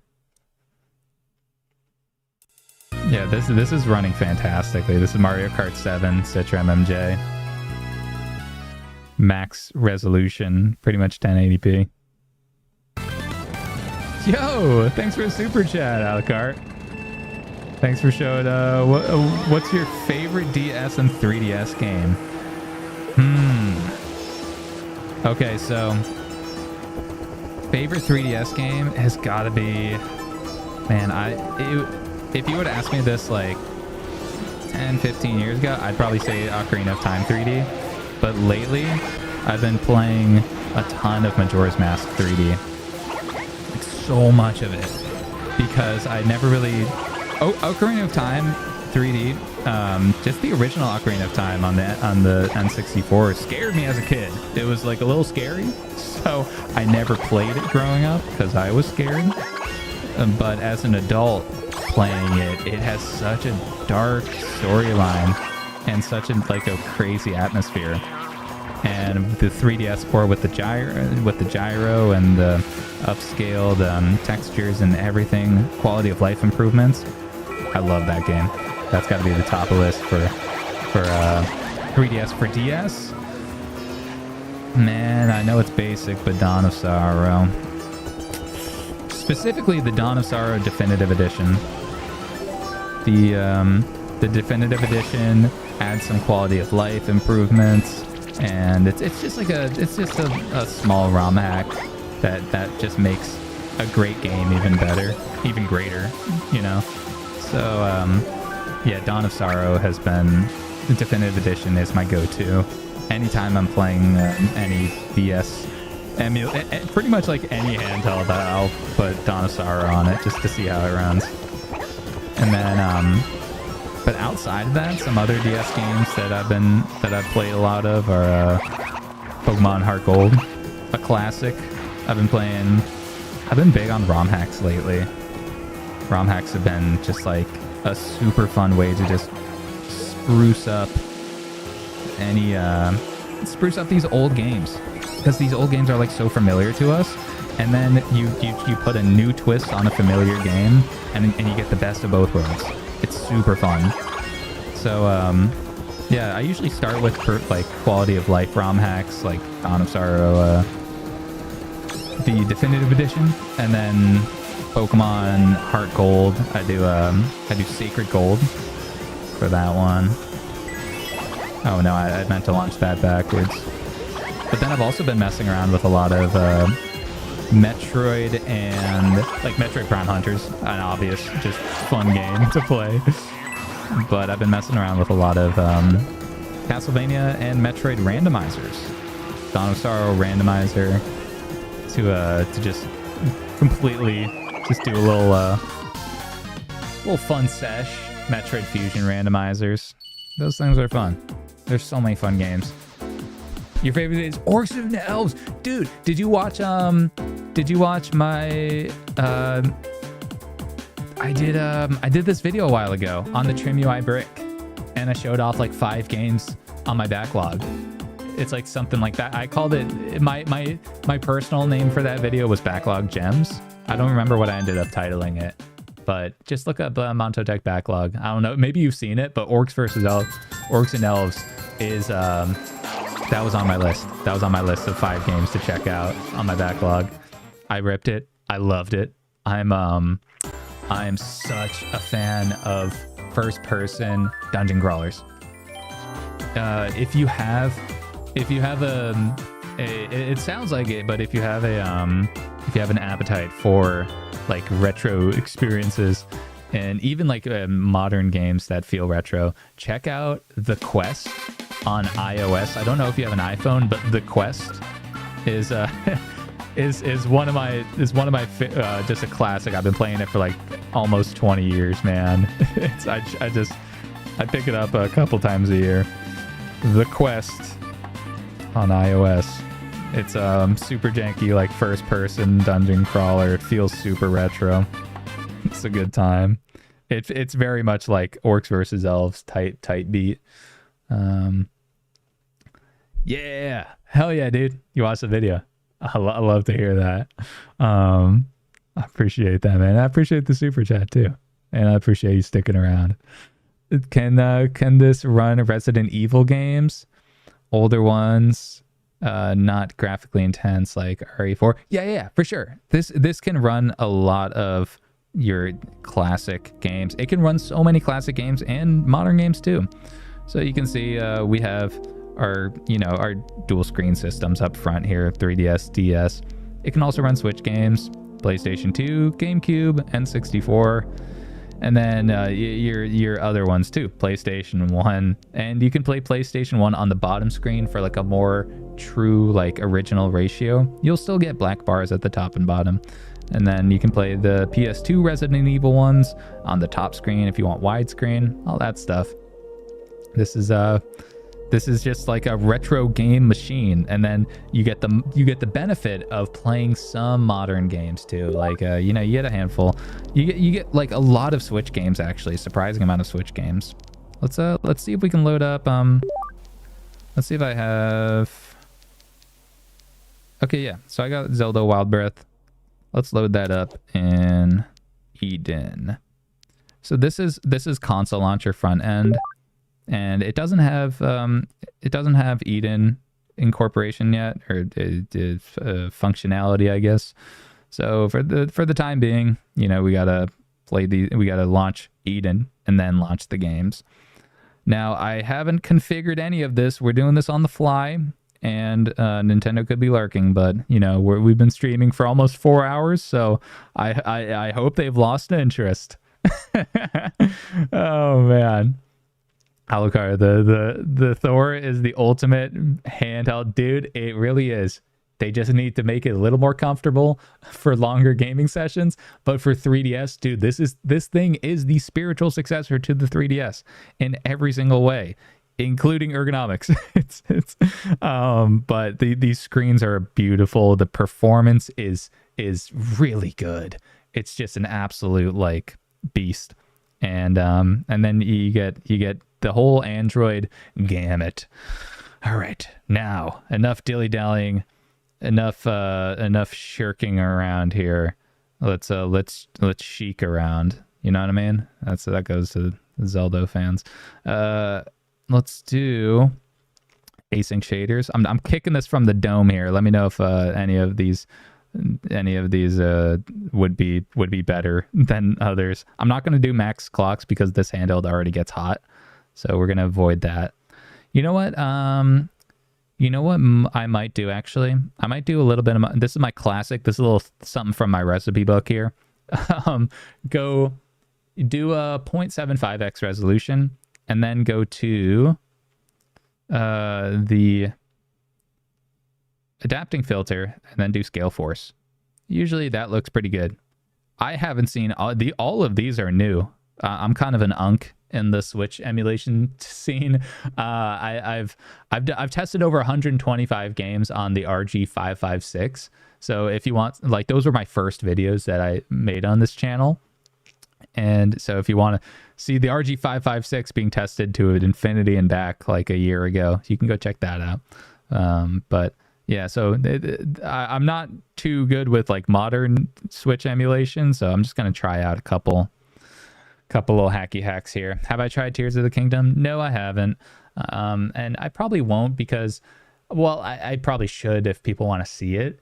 But for me, I've been playing Tears of the Kingdom on my Switch 2 at 60 FPS. So that's been my vibe. And I've been having a blast with that. Just the 60 FPS just hits different. I'm curious if this can run like a sustained 30 FPS on Tears of the Kingdom these days. I haven't tested Tears of the Kingdom. I remember when like a year ago when people were like kind of testing it out and it just wasn't running well. So let's see how we doing. We got 30 FPS. Oh, you know what I should do? I should install like a 60 FPS mod for this because I know they make 60 FPS mods, high frame rate stuff. You know, one game that I've been playing a ton of on here, a Switch game, is Diablo 2. We checked it out a little earlier in the stream. Take it. But Diablo 2 runs really well, and you can run it at 1080p using the docked mode. It's really cool to have portable Diablo 2 with the controller and everything. Just make sure to install the offline patch. The offline patch is what gets you past the menu and actually into the game. But man, 1080p Diablo 2 portably. Got me creaming. Wait, no, screaming. All right, let me get clothed here. This man's is indecent.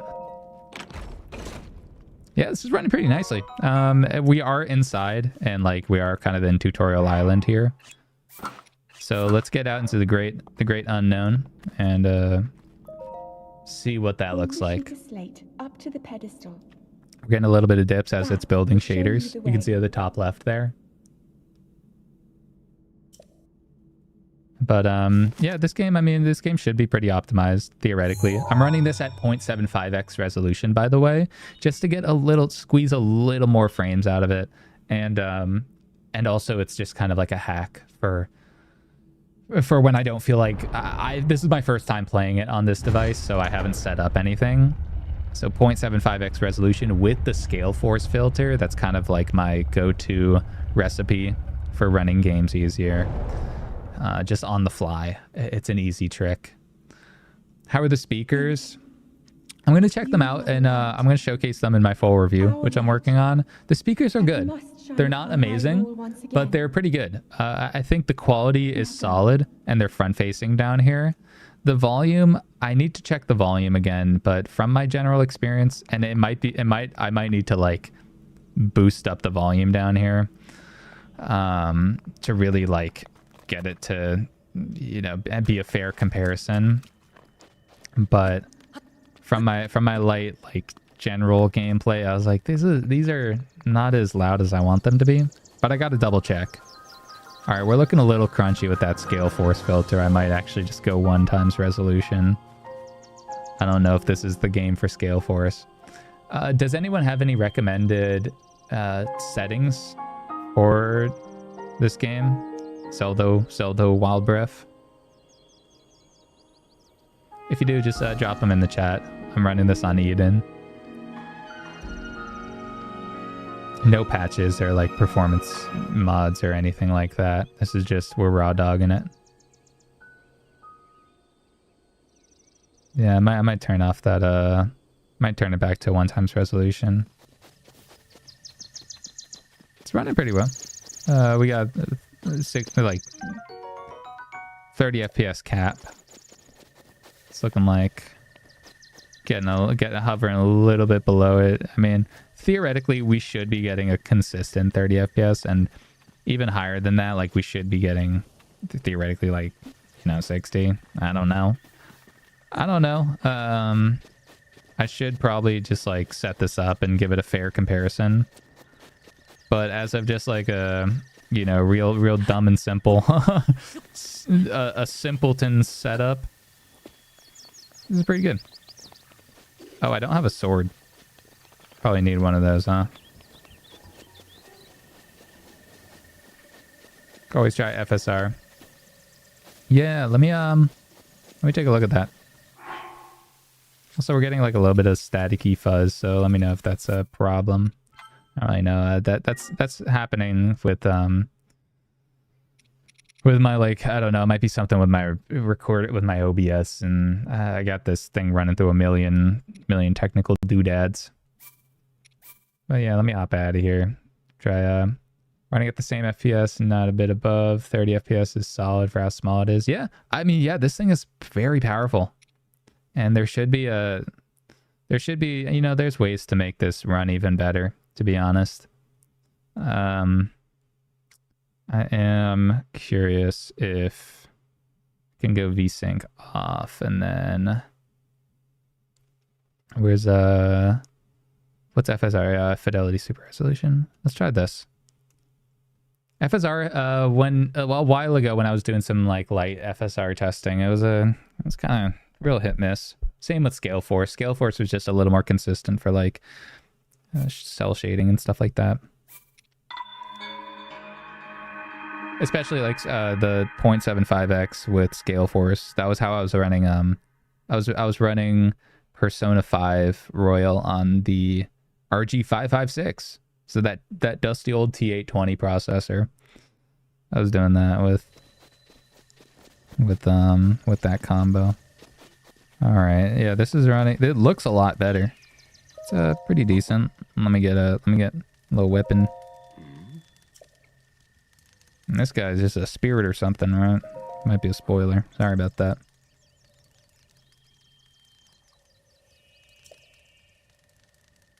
How hard is it to get the emulators? Oh, speaking of that, it's really not. I'll show you a little trick that'll help you get it super easy. It's an app called Obtainium, and you can just download it from their GitHub page. Just search Obtainium GitHub, GITHUB, and it's an app that really makes installing these emulator apps super easy. So first you download Obtainium and then search Obtainium emulation pack and download that one too. It's a little it's a little file for Obtainium, and then once it's like a little text thing. Once you import that, then it imports all the best emulators, and Obtainium will send you a notification when there's an update for one of these emulators, and you just tap the notification to install the update, or you can skip it. You know, it's just it makes keeping up with all these random emulators just so easy. If you want someone to guide you through it right now, Russ from Retro Game Corps probably has an Obtainium guide or something along those lines.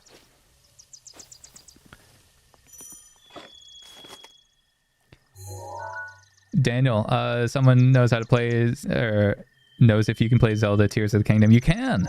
I don't have it on here, but I've heard that that you can run it, and I've seen it run on other handhelds with the same processor, Snapdragon 8 Gen 2, and this is the Pro model with the 12 gigs of RAM. So it so we have it at 0.75x resolution with fidelity super resolution FSR, and we're getting a little bit of a little bit low frame rate here, 25 to 30 FPS on average. So I could do a little bit of tweaking with this, but overall, I just kind of wanted to show you that this is like super playable, even just with my dummy brain cells, just scrappily throwing together settings. If you look up the right settings on something like, if you do this, like maybe let's just let me show you guys a little something here. Let's go to down here. We're gonna open up this app called EmuReady. EmuReady is an app that kind of has a community-driven emulation, specs and stuff like that. So this is where like people put like what they're running their games on and what specs, like what to configurations and stuff like that. So this is the perfect opportunity. We'll go Breath of the Wild. Search Breath of the Wild. And then we'll look for something with like similar specs to us. Now it's not always easy because there's so many different phones and all that kind of stuff. But if you look up the Odin 2 Portal, this is perfect. It is in Citron, so maybe it's different FPS, but maybe let's different configurations. But maybe we can learn something from here. So what we're gonna do is hop back in here and do this. System save, yes. And then now we're gonna quit out of the game and then just copy in these settings. EmuReady is working on a way to automatically import settings per game, which is just like a really cool feature into Eden. So they're working on that right now. I don't know if it's ready yet, but in the meantime, we're just going to set it up on our Dolo here. Install, fetch Kimchi Turnip. So we do have the latest Kimchi Turnip. They seem to be running a different version that might be a little bit older. I'm just gonna, maybe let's just see what to do here. 25.2 revision 14, 25.2 or 14. Let's just follow this to a T and see what happens. This is the best part about Eden, by the way. This is one of the fantastic features, is that they have the driver downloader just built right in. It's so cool. So we can grab that. Now we have our 25.214, and then we go back. Then we go into settings, graphics, 1x resolution. We'll do that for now. We'll do FIFO on. bilinear. And then down here, we're doing async shaders, disk shader cache, use reactive flushing, docked mode enabled. Wowza. They're going ham with it. All right, sure. Let's see if this works. Docked mode. I'm curious. Let's do audio auto GPU API Vulkan and CE fastmem, sure. Update 1.6 helps with better frame rates, barely any drops. And that's from Ryan Retro. Hell yeah. My boy. My boy. He popped by the comments on the last stream. Good dude. Love his videos. Let's see if this so that crashes immediately for us. Oh no. It could be an incompatibility with Eden and that specific driver. But yeah, there's a lot of tinkering when it comes to the, you know, Switch emulation. And just like trying out so many different things. There's so many people reporting all kinds of stuff here. You know, we can do let's try one of the newer ones and just see what happens. Let's go. Perfect. Oh, that's in Citron. What's an Eden one? Sure. I don't know what chipset this is, but we can try it out. Nope. All right. Well, I saw because they weren't using a turnip driver, so I'm like, okay, that's powerful. Let's try that one, and then we're just gonna try one more time and just see what happens. Anyone have any recommendations for specs for the Snapdragon 8 Gen 2. It's the same one as the Odin 2, all of those handhelds. And this one has 16 or 8. This one has 12 gigs of RAM. And it's the Pro model. And we're going to turn VSync off. Just to try and squeeze a little more performance out of this thing. Let's see what happens.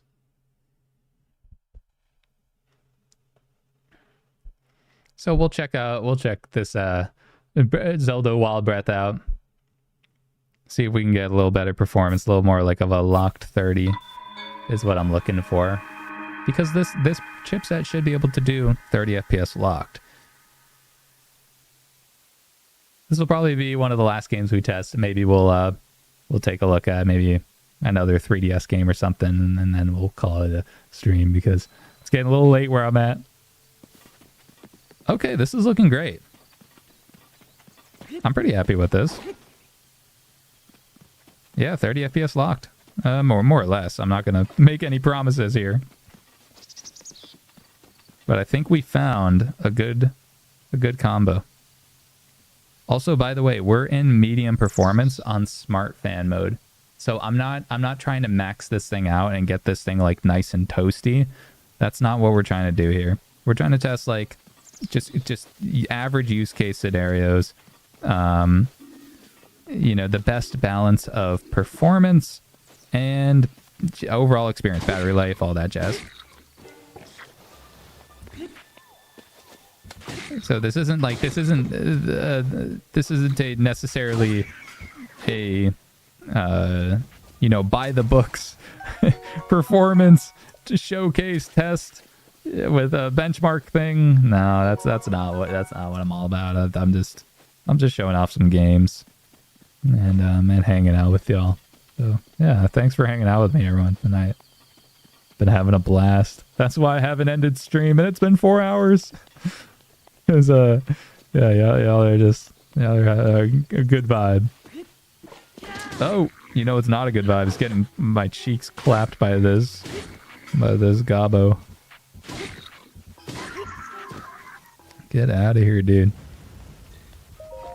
Getting a little bit of frame dip there. But we got an upgrade. New pants, who this? Coco Cub.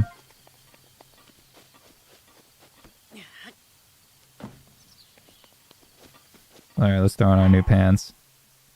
Yeah, we're starting to get that staticky sound. I think it's something with my audio cables. I'll look into that, so hopefully that's not too distracting. Wow, look at that. A little better.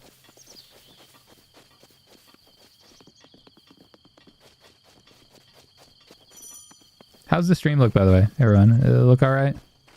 Sound alright? This is my third stream, so I just want to make sure that y'all are having a good time and make sure that everything is nice and tidy.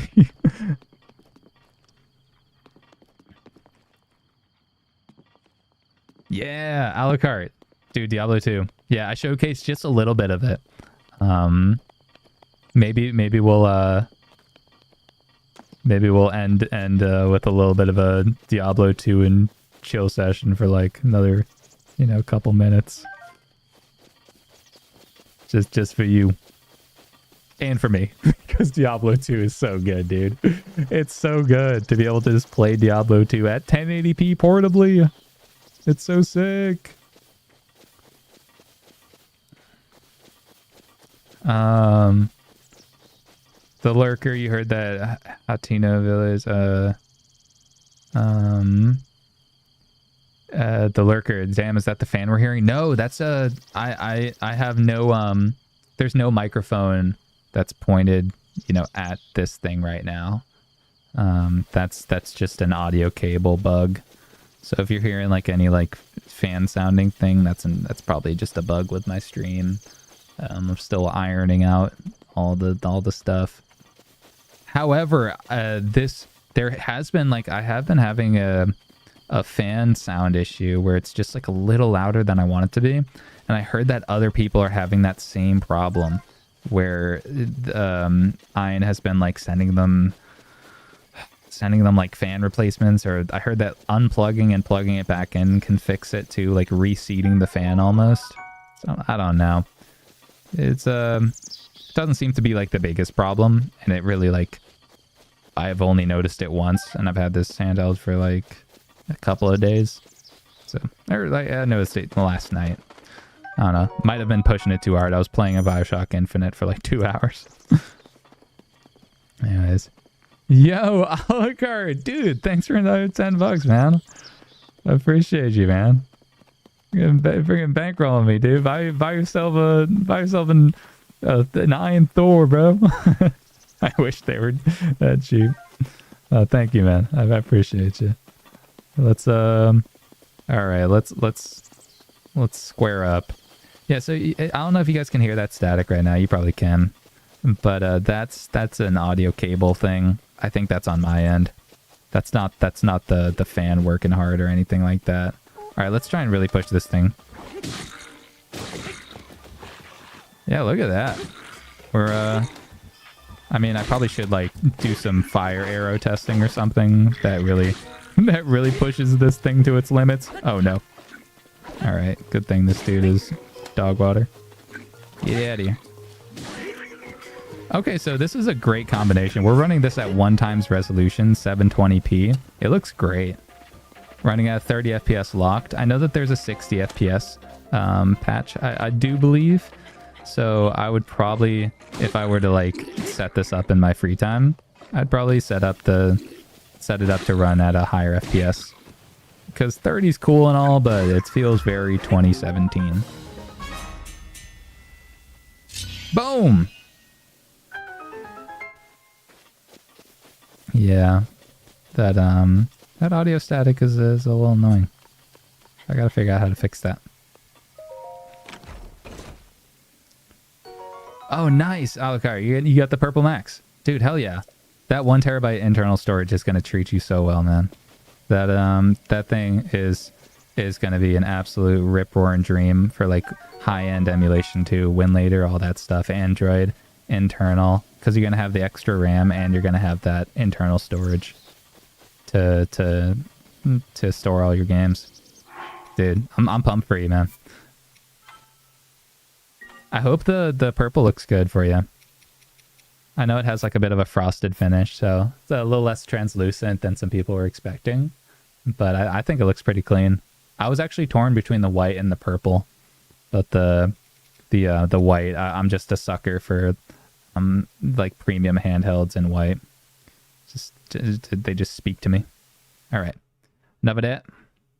Let's actually hop back into Eden. I don't know why I closed that. Boom.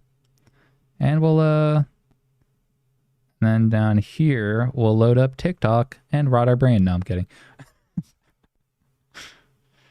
So we got a crisp 8% left on the battery. Yeah, maybe I'll plug it in. So yeah, this one we're just gonna chill and kind of wrap up stream here for a few minutes. Just hang out. I'll be looking at the chat a little more. I've been locked in. Man, what is going on with the?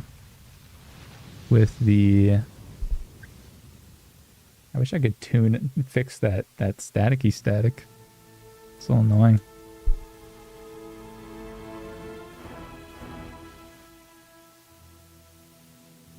You know what? Let me try a little something right quick. What if I do this? Nope, that makes it worse. What if I do this? Nope, the static is the same sound.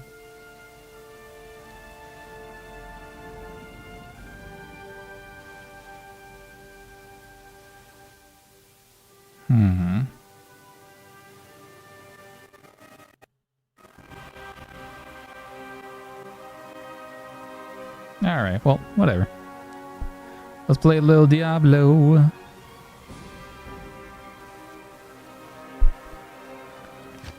The lurker, first thing you're doing when you get yours is changing the stick LED to look like the Switch. Yes, dude. Yes.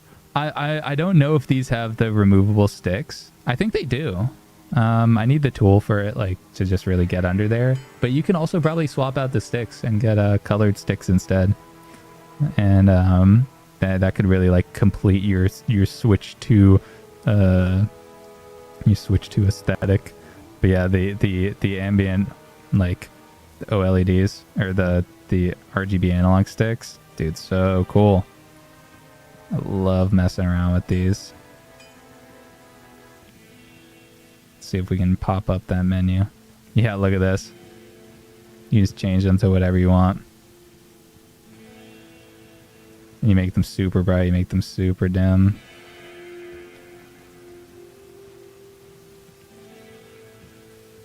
So I like that one. It's right around there. That's my sweet spot. More or less.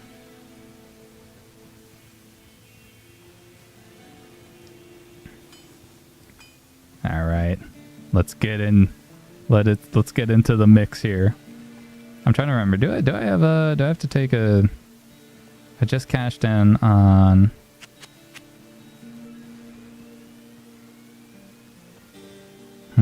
one second. Let me try just replugging in my audio here for the game audio. Just try and clean that up a little bit, I guess. Because that was sounding pretty crunchy.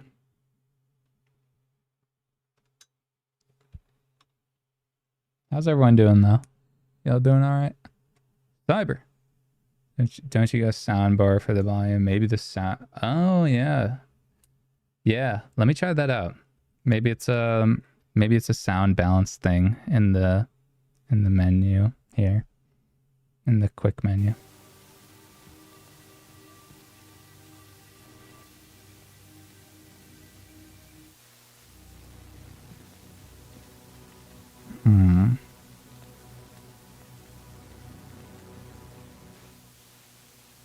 No, I think it's on my end.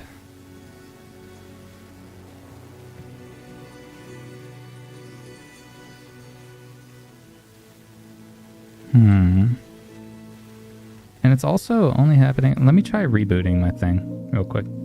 because it's only happening in Eden as well. Very strange. You know, this is just how it goes when you've been streaming for 4 hours. I've been having a blast. That's why I haven't stopped. Oh no. Sorry about that. I don't know what happened. Yeah, this is Manyo After Dark.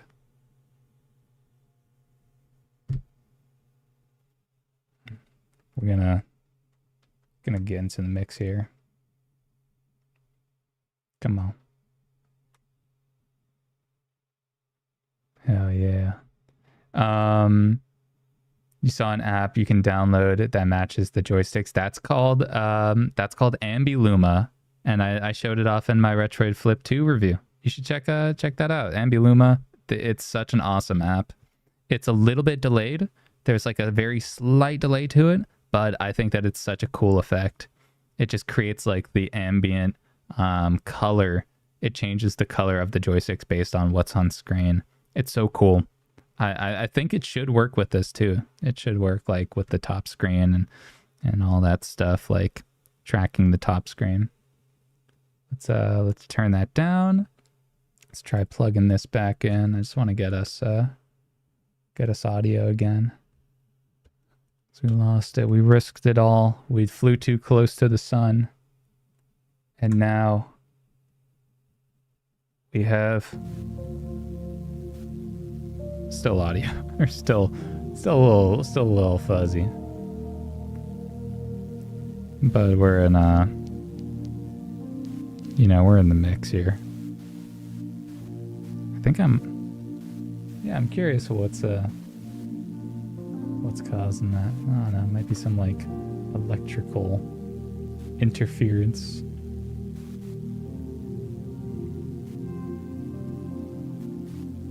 Maybe it's my cabling? I don't know. Anyways, I'm overthinking it. I just need to play some Diablo. I gotta play some Diablo, man.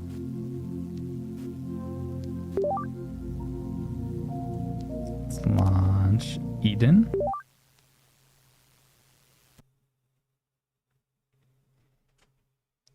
Feedback through the jack. Yeah, maybe. I don't know. It seems to only kick on when there's audio inside of an app. So it, I don't really know. It seems to like, yeah, so it's a little bit buggy. I might just, you know what? Y'all wanted a speaker test, right? we could do a little 2-for-1. No more static, and we'll do a little bit of a speaker test. Just real quick though, because I think I have like a delay on my voice that's like very slight. In order to match up with my camera's delay. So I don't know if this will work. I might be flying too close to the sun, but we are in after dark hours, so there's never been a better time to just completely risk it all. How do we like that? That's another thing that I meant to test out earlier. It's just like having chat on screen a little bit. I've been messing around with that. Just trying some stuff. All right, let's see if this works. A little bit of this. And then we turn this on.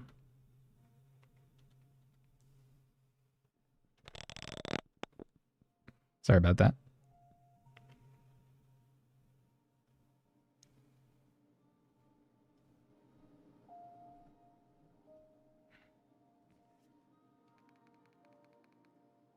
I don't know if that's catching it. Nah, the noise gate's probably a little too low. Anyways,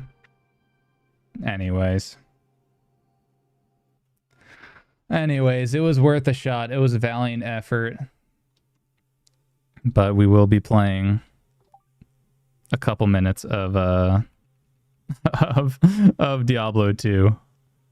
Just raw doggy, no audio, no game audio. So sorry about that, but that's how it goes. Doing things live. How comfortable is it in your hands, Quantum Discipline? It's all right. I think the big thing is the placement of these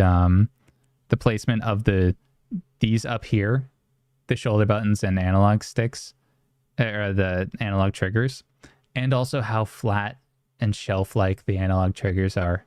They're just very much like kind of sharp and very flat, so the way that your finger presses them in is very weird.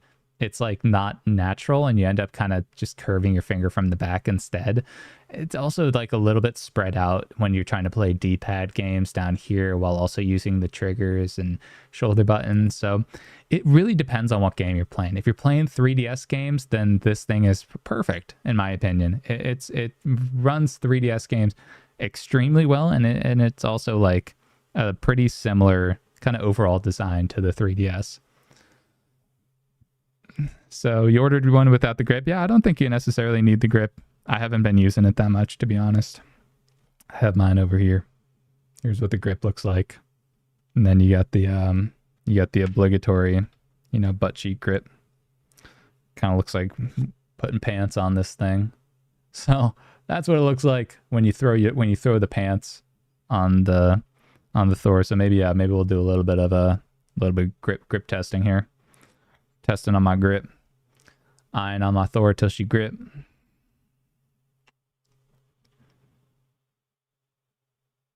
And we're running this. This is Diablo 2 on Switch, running at 1080p resolution in Eden.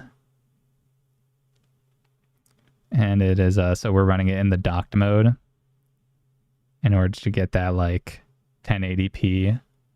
And man, it looks so good. It looks so crispy. Check this out.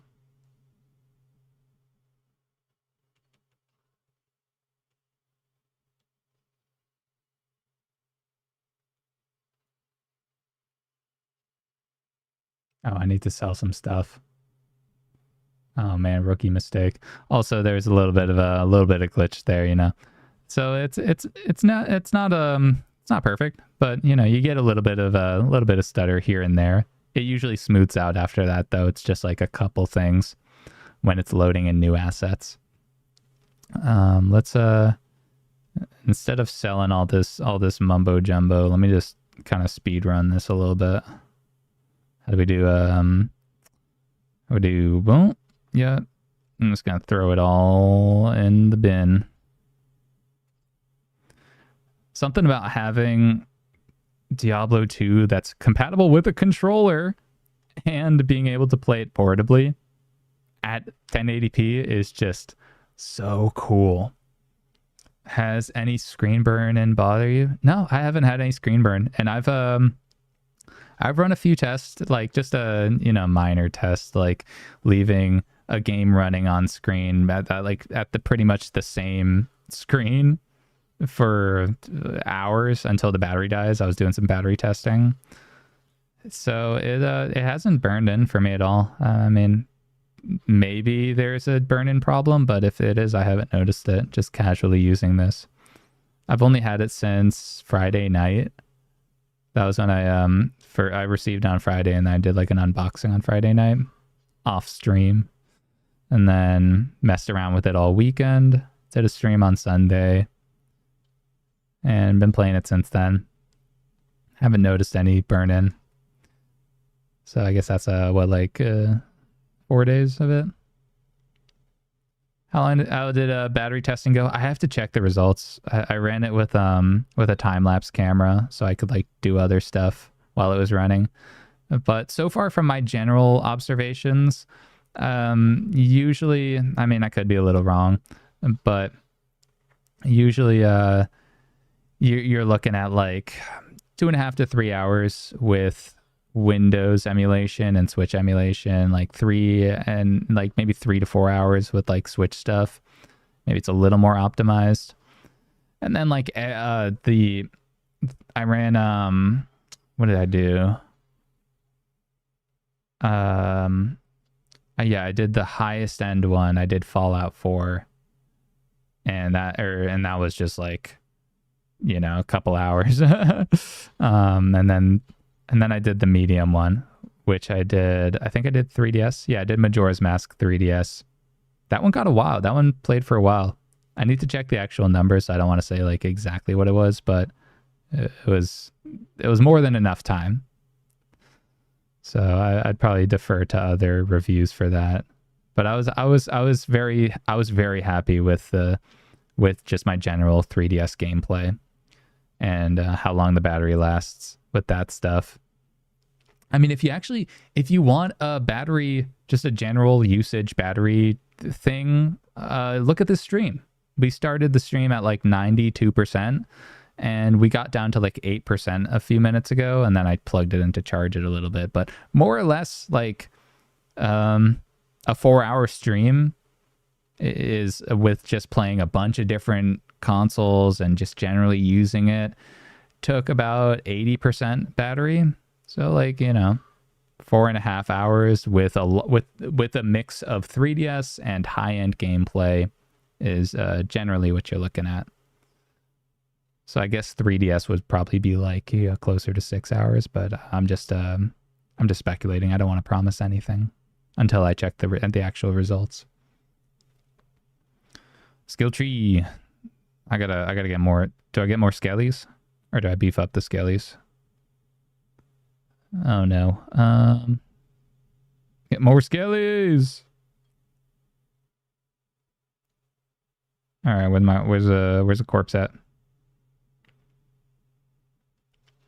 I did the first dungeon in this game, and now I'm like, where do I go?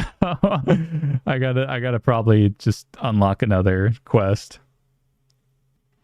You're trying to remember why the quests on iOS look familiar. You played it on Palm OS, dude. Palm OS, man.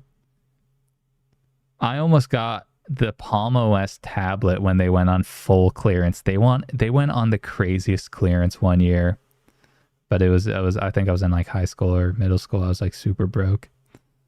No expendable income for that young guy. And now I still don't have any because I buy handhelds with all of them and never use them after I review them. All right. But this one I'm actually like, this is kind of gonna be, this and the Odin 2 Mini Pro are just like handhelds that have really stuck with me. They really like, you know, and the Retroid Pocket 5 too. I've been the Retroid Pocket 5 has been like my go-to for a lot of stuff. It's a very well-rounded device. I'm pumped for the G2. You know, same body with a better processor. That's supposed to be very powerful. I think Retro Handhelds, Stubbs and all of them are doing some tests with that right now. All right, what's my quest log? Where do I gotta go? Look for Blood Raven in the burial grounds next to the coal plains. Cool beans. Let's go. Discipline. Thank you so much. And more smelly, more skellies, more smelly, skelly. What's this? This looks a little suspicious. Oh no, that's that one. So where am I at right now? I'm in Blood Moon. Yeah, sorry for the no game audio, by the way. We were getting some static on my cable, and I just couldn't figure out like right now how to remove the static. I'll do a little bit of testing off stream. This is my 3rd stream ever, so I'm still like learning the ropes and all that jazz. I'm gonna and also the chat on screen. I'm gonna tune that up, make it look a little better. But I figured I had it set up, so I figured, you know, throw it on the screen. Just we're in after hours. We're in the after dark. Might as well show you what we're working with here. Hope y'all are having a great night. I'm probably gonna play for another 10 minutes and then call it a night. But I appreciate you all hanging with me. It's been a good stream. a great time hanging out with all y'all. What do we got here? All right. Easy upgrade. Good chow. And then superior boots. Oh, they're ethereal. Wait. No, they're not. Nice. +1 to dex. Increase maximum durability. I want some more dex. I gotta say, controller managing loot inventory with controller is not ideal.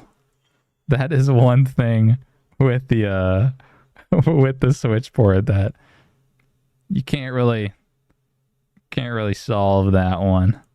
You know, the Diablo was made to play with with mouse and keyboard, so controller port. While I do like the controller port, inventory management is definitely cheeks. What level am I? Level 5. What level do I get Gabo? Level 6. All right, I'm gonna stash that point, and let's pump it all into. Let's do dex, strength, and then 2 into energy. All right. Oh, is this a shrine or a? Yeah, this is a shrine, I think. Well, the lurker. What are the handhelds you've used the most after the initial hype and you finish your reviews? The GKD Pixel 2 was a big one. I really that one like kind of lived in my pocket for a few months, and I was actually working on like a complete guide for it, and then work my day job got busy, and that whole project, the hype died down for the Pixel 2, so I had to focus on other videos, stuff like that. Another handheld that I really enjoyed is the Odin 2 Portal. That one is just an absolute beast. The screen needs some work. I don't like the mini LED screen. It's just it's kind of washed out. However, Gamehub Gamehub in general takes advantage of that extra brightness and makes it and when you throw on HDR mode, because it's so bright and it has like it has a really nice amount of contrast and like brightness and color depth, so the HDR just like makes it look like an OLED screen. I was blown away with the HDR mode on the Odin 2 Mini. Also, the ergonomics on the Odin 2 Mini are just like peak for that size. They really nailed that device. Such an awesome little handheld. It's like PSV. It's like a PS Vita like Pro. It's the ultimate PS Vita. And you can run like Fallout and basically Fallout 4 on there once we figure out the audio problem.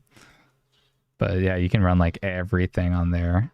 So I've actually been playing. I was playing Silksong on that when Silksong was hyped. I was hubbing it up. Another handheld that stuck with me was obviously the Retroid Pocket 5. That one just felt like the perfect, like the trifecta triforce of handhelds. It's the perfect price point. It's $200. It's the perfect amount of power. It's enough to get you PS2 and GameCube at very good resolutions. It's got an OLED panel, so everything looks really good on it, and it's good quality. Everything about it is just like very good quality.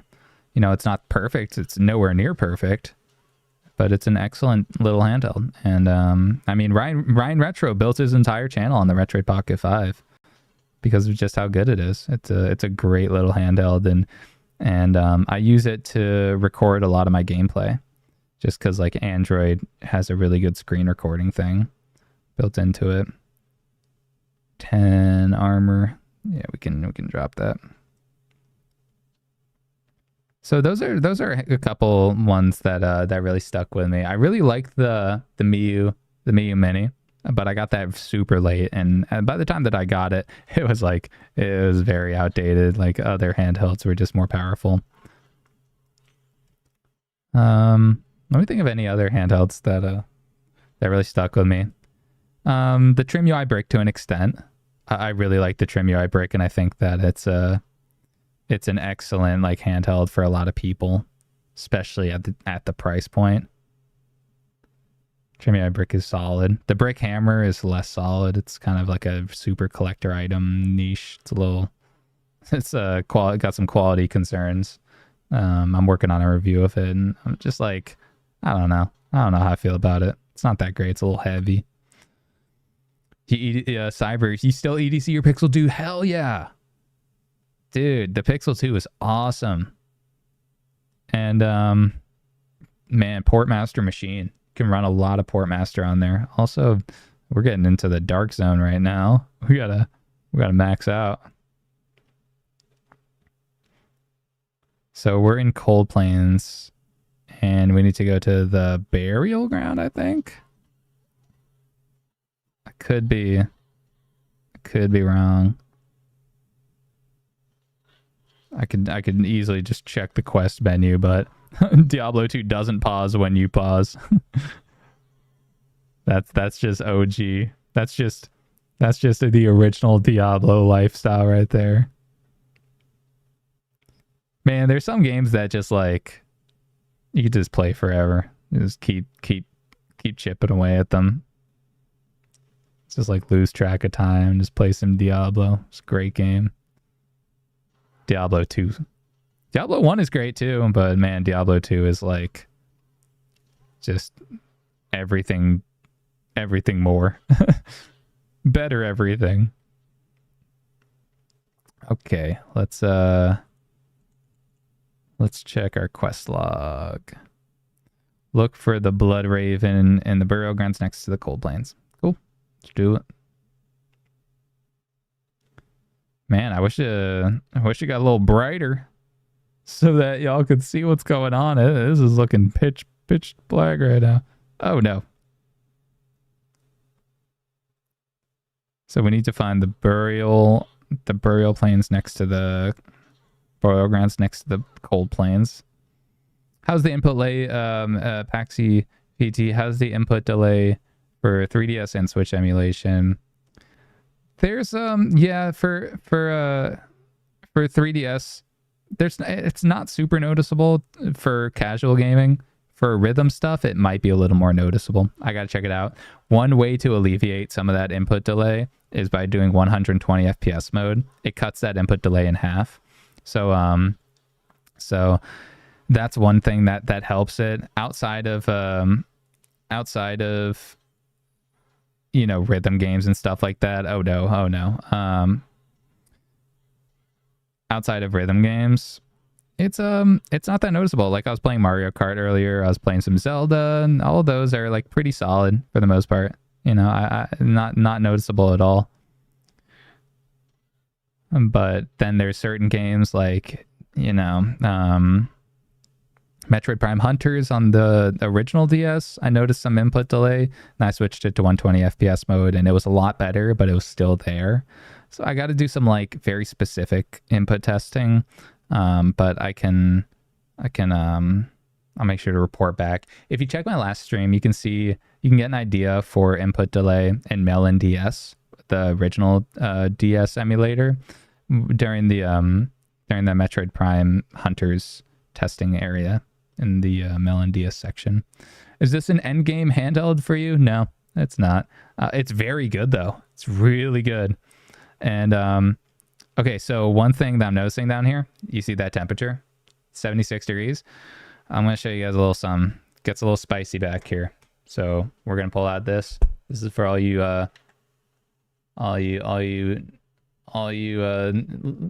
loyal stream watchers sticking around. Ka-chow. Gets pretty hot in that corner.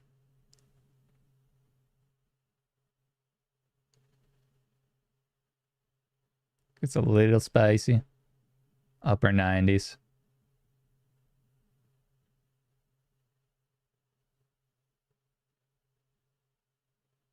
Not ideal. Let me throw it onto Celsius mode. It's not terrible,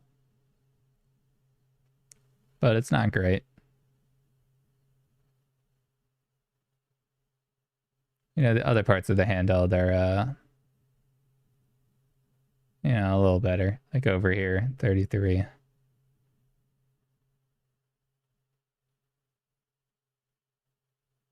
But yeah, a little bit spicy. The fan's running. The fan's running at smart fan mode. We got smart mode, so it scales with the performance, with the temperature of the chip. And we have it at medium performance, so I'm not trying to like go crazy or overclock or anything. So now we're also at 1%, by the way. So I think that's a perfect time to save my game, save my progress, so I don't kick myself later. And start wrapping it up. Cyber, hey Monto, what's your favorite OS for the GKD Pixel 2? Rogue OS. Rogue OS is my favorite. It was made by Nino Fox, and I was actually working on a guide for like setting up Rogue OS and like really tinkering with it. There's a lot of fun stuff that he put in it. It was kind of like he kind of like made the OS for himself and then just like shared it for other people. He's like, he basically just did everything that he wanted in an OS and then just like, you know, gave it to the people kind of thing. So yeah, Rogue OS is a good one. That's my favorite go-to for the Pixel 2. The GKD Pixel 2. It's a good one. Do I prefer playing the screen with it all the way back? When I'm doing overhead testing, yes. When I'm doing regular gameplay, you know, it's a toss-up. I'm kind of like, I either do this or that. The second to last or the last hinge point. Usually, so there it goes. So it's dead. But I find that the first two hinge points are a little too narrow compared to something like the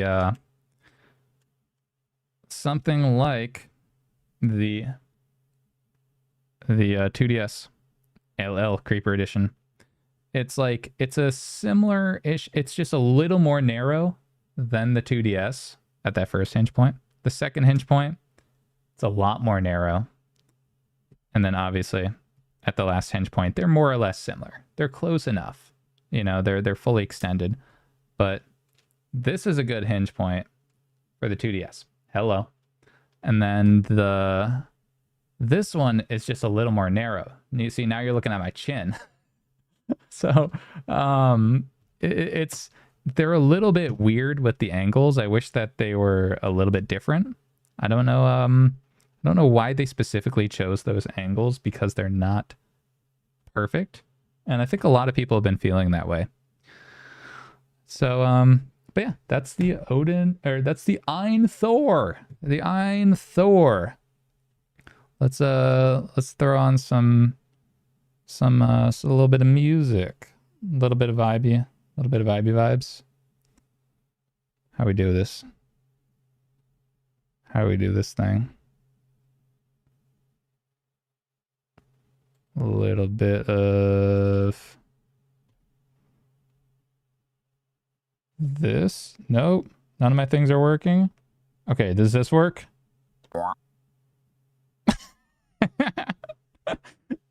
That works.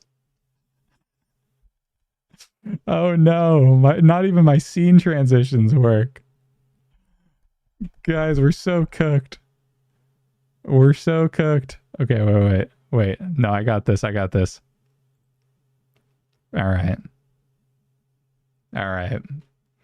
Well, it's been a blast.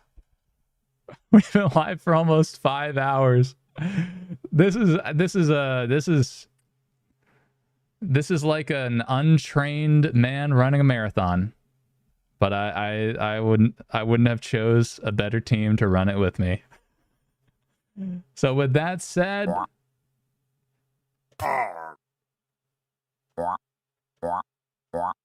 as a wise man once said,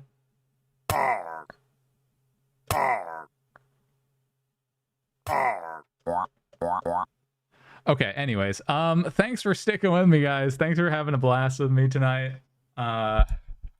Man, this has been a fun one.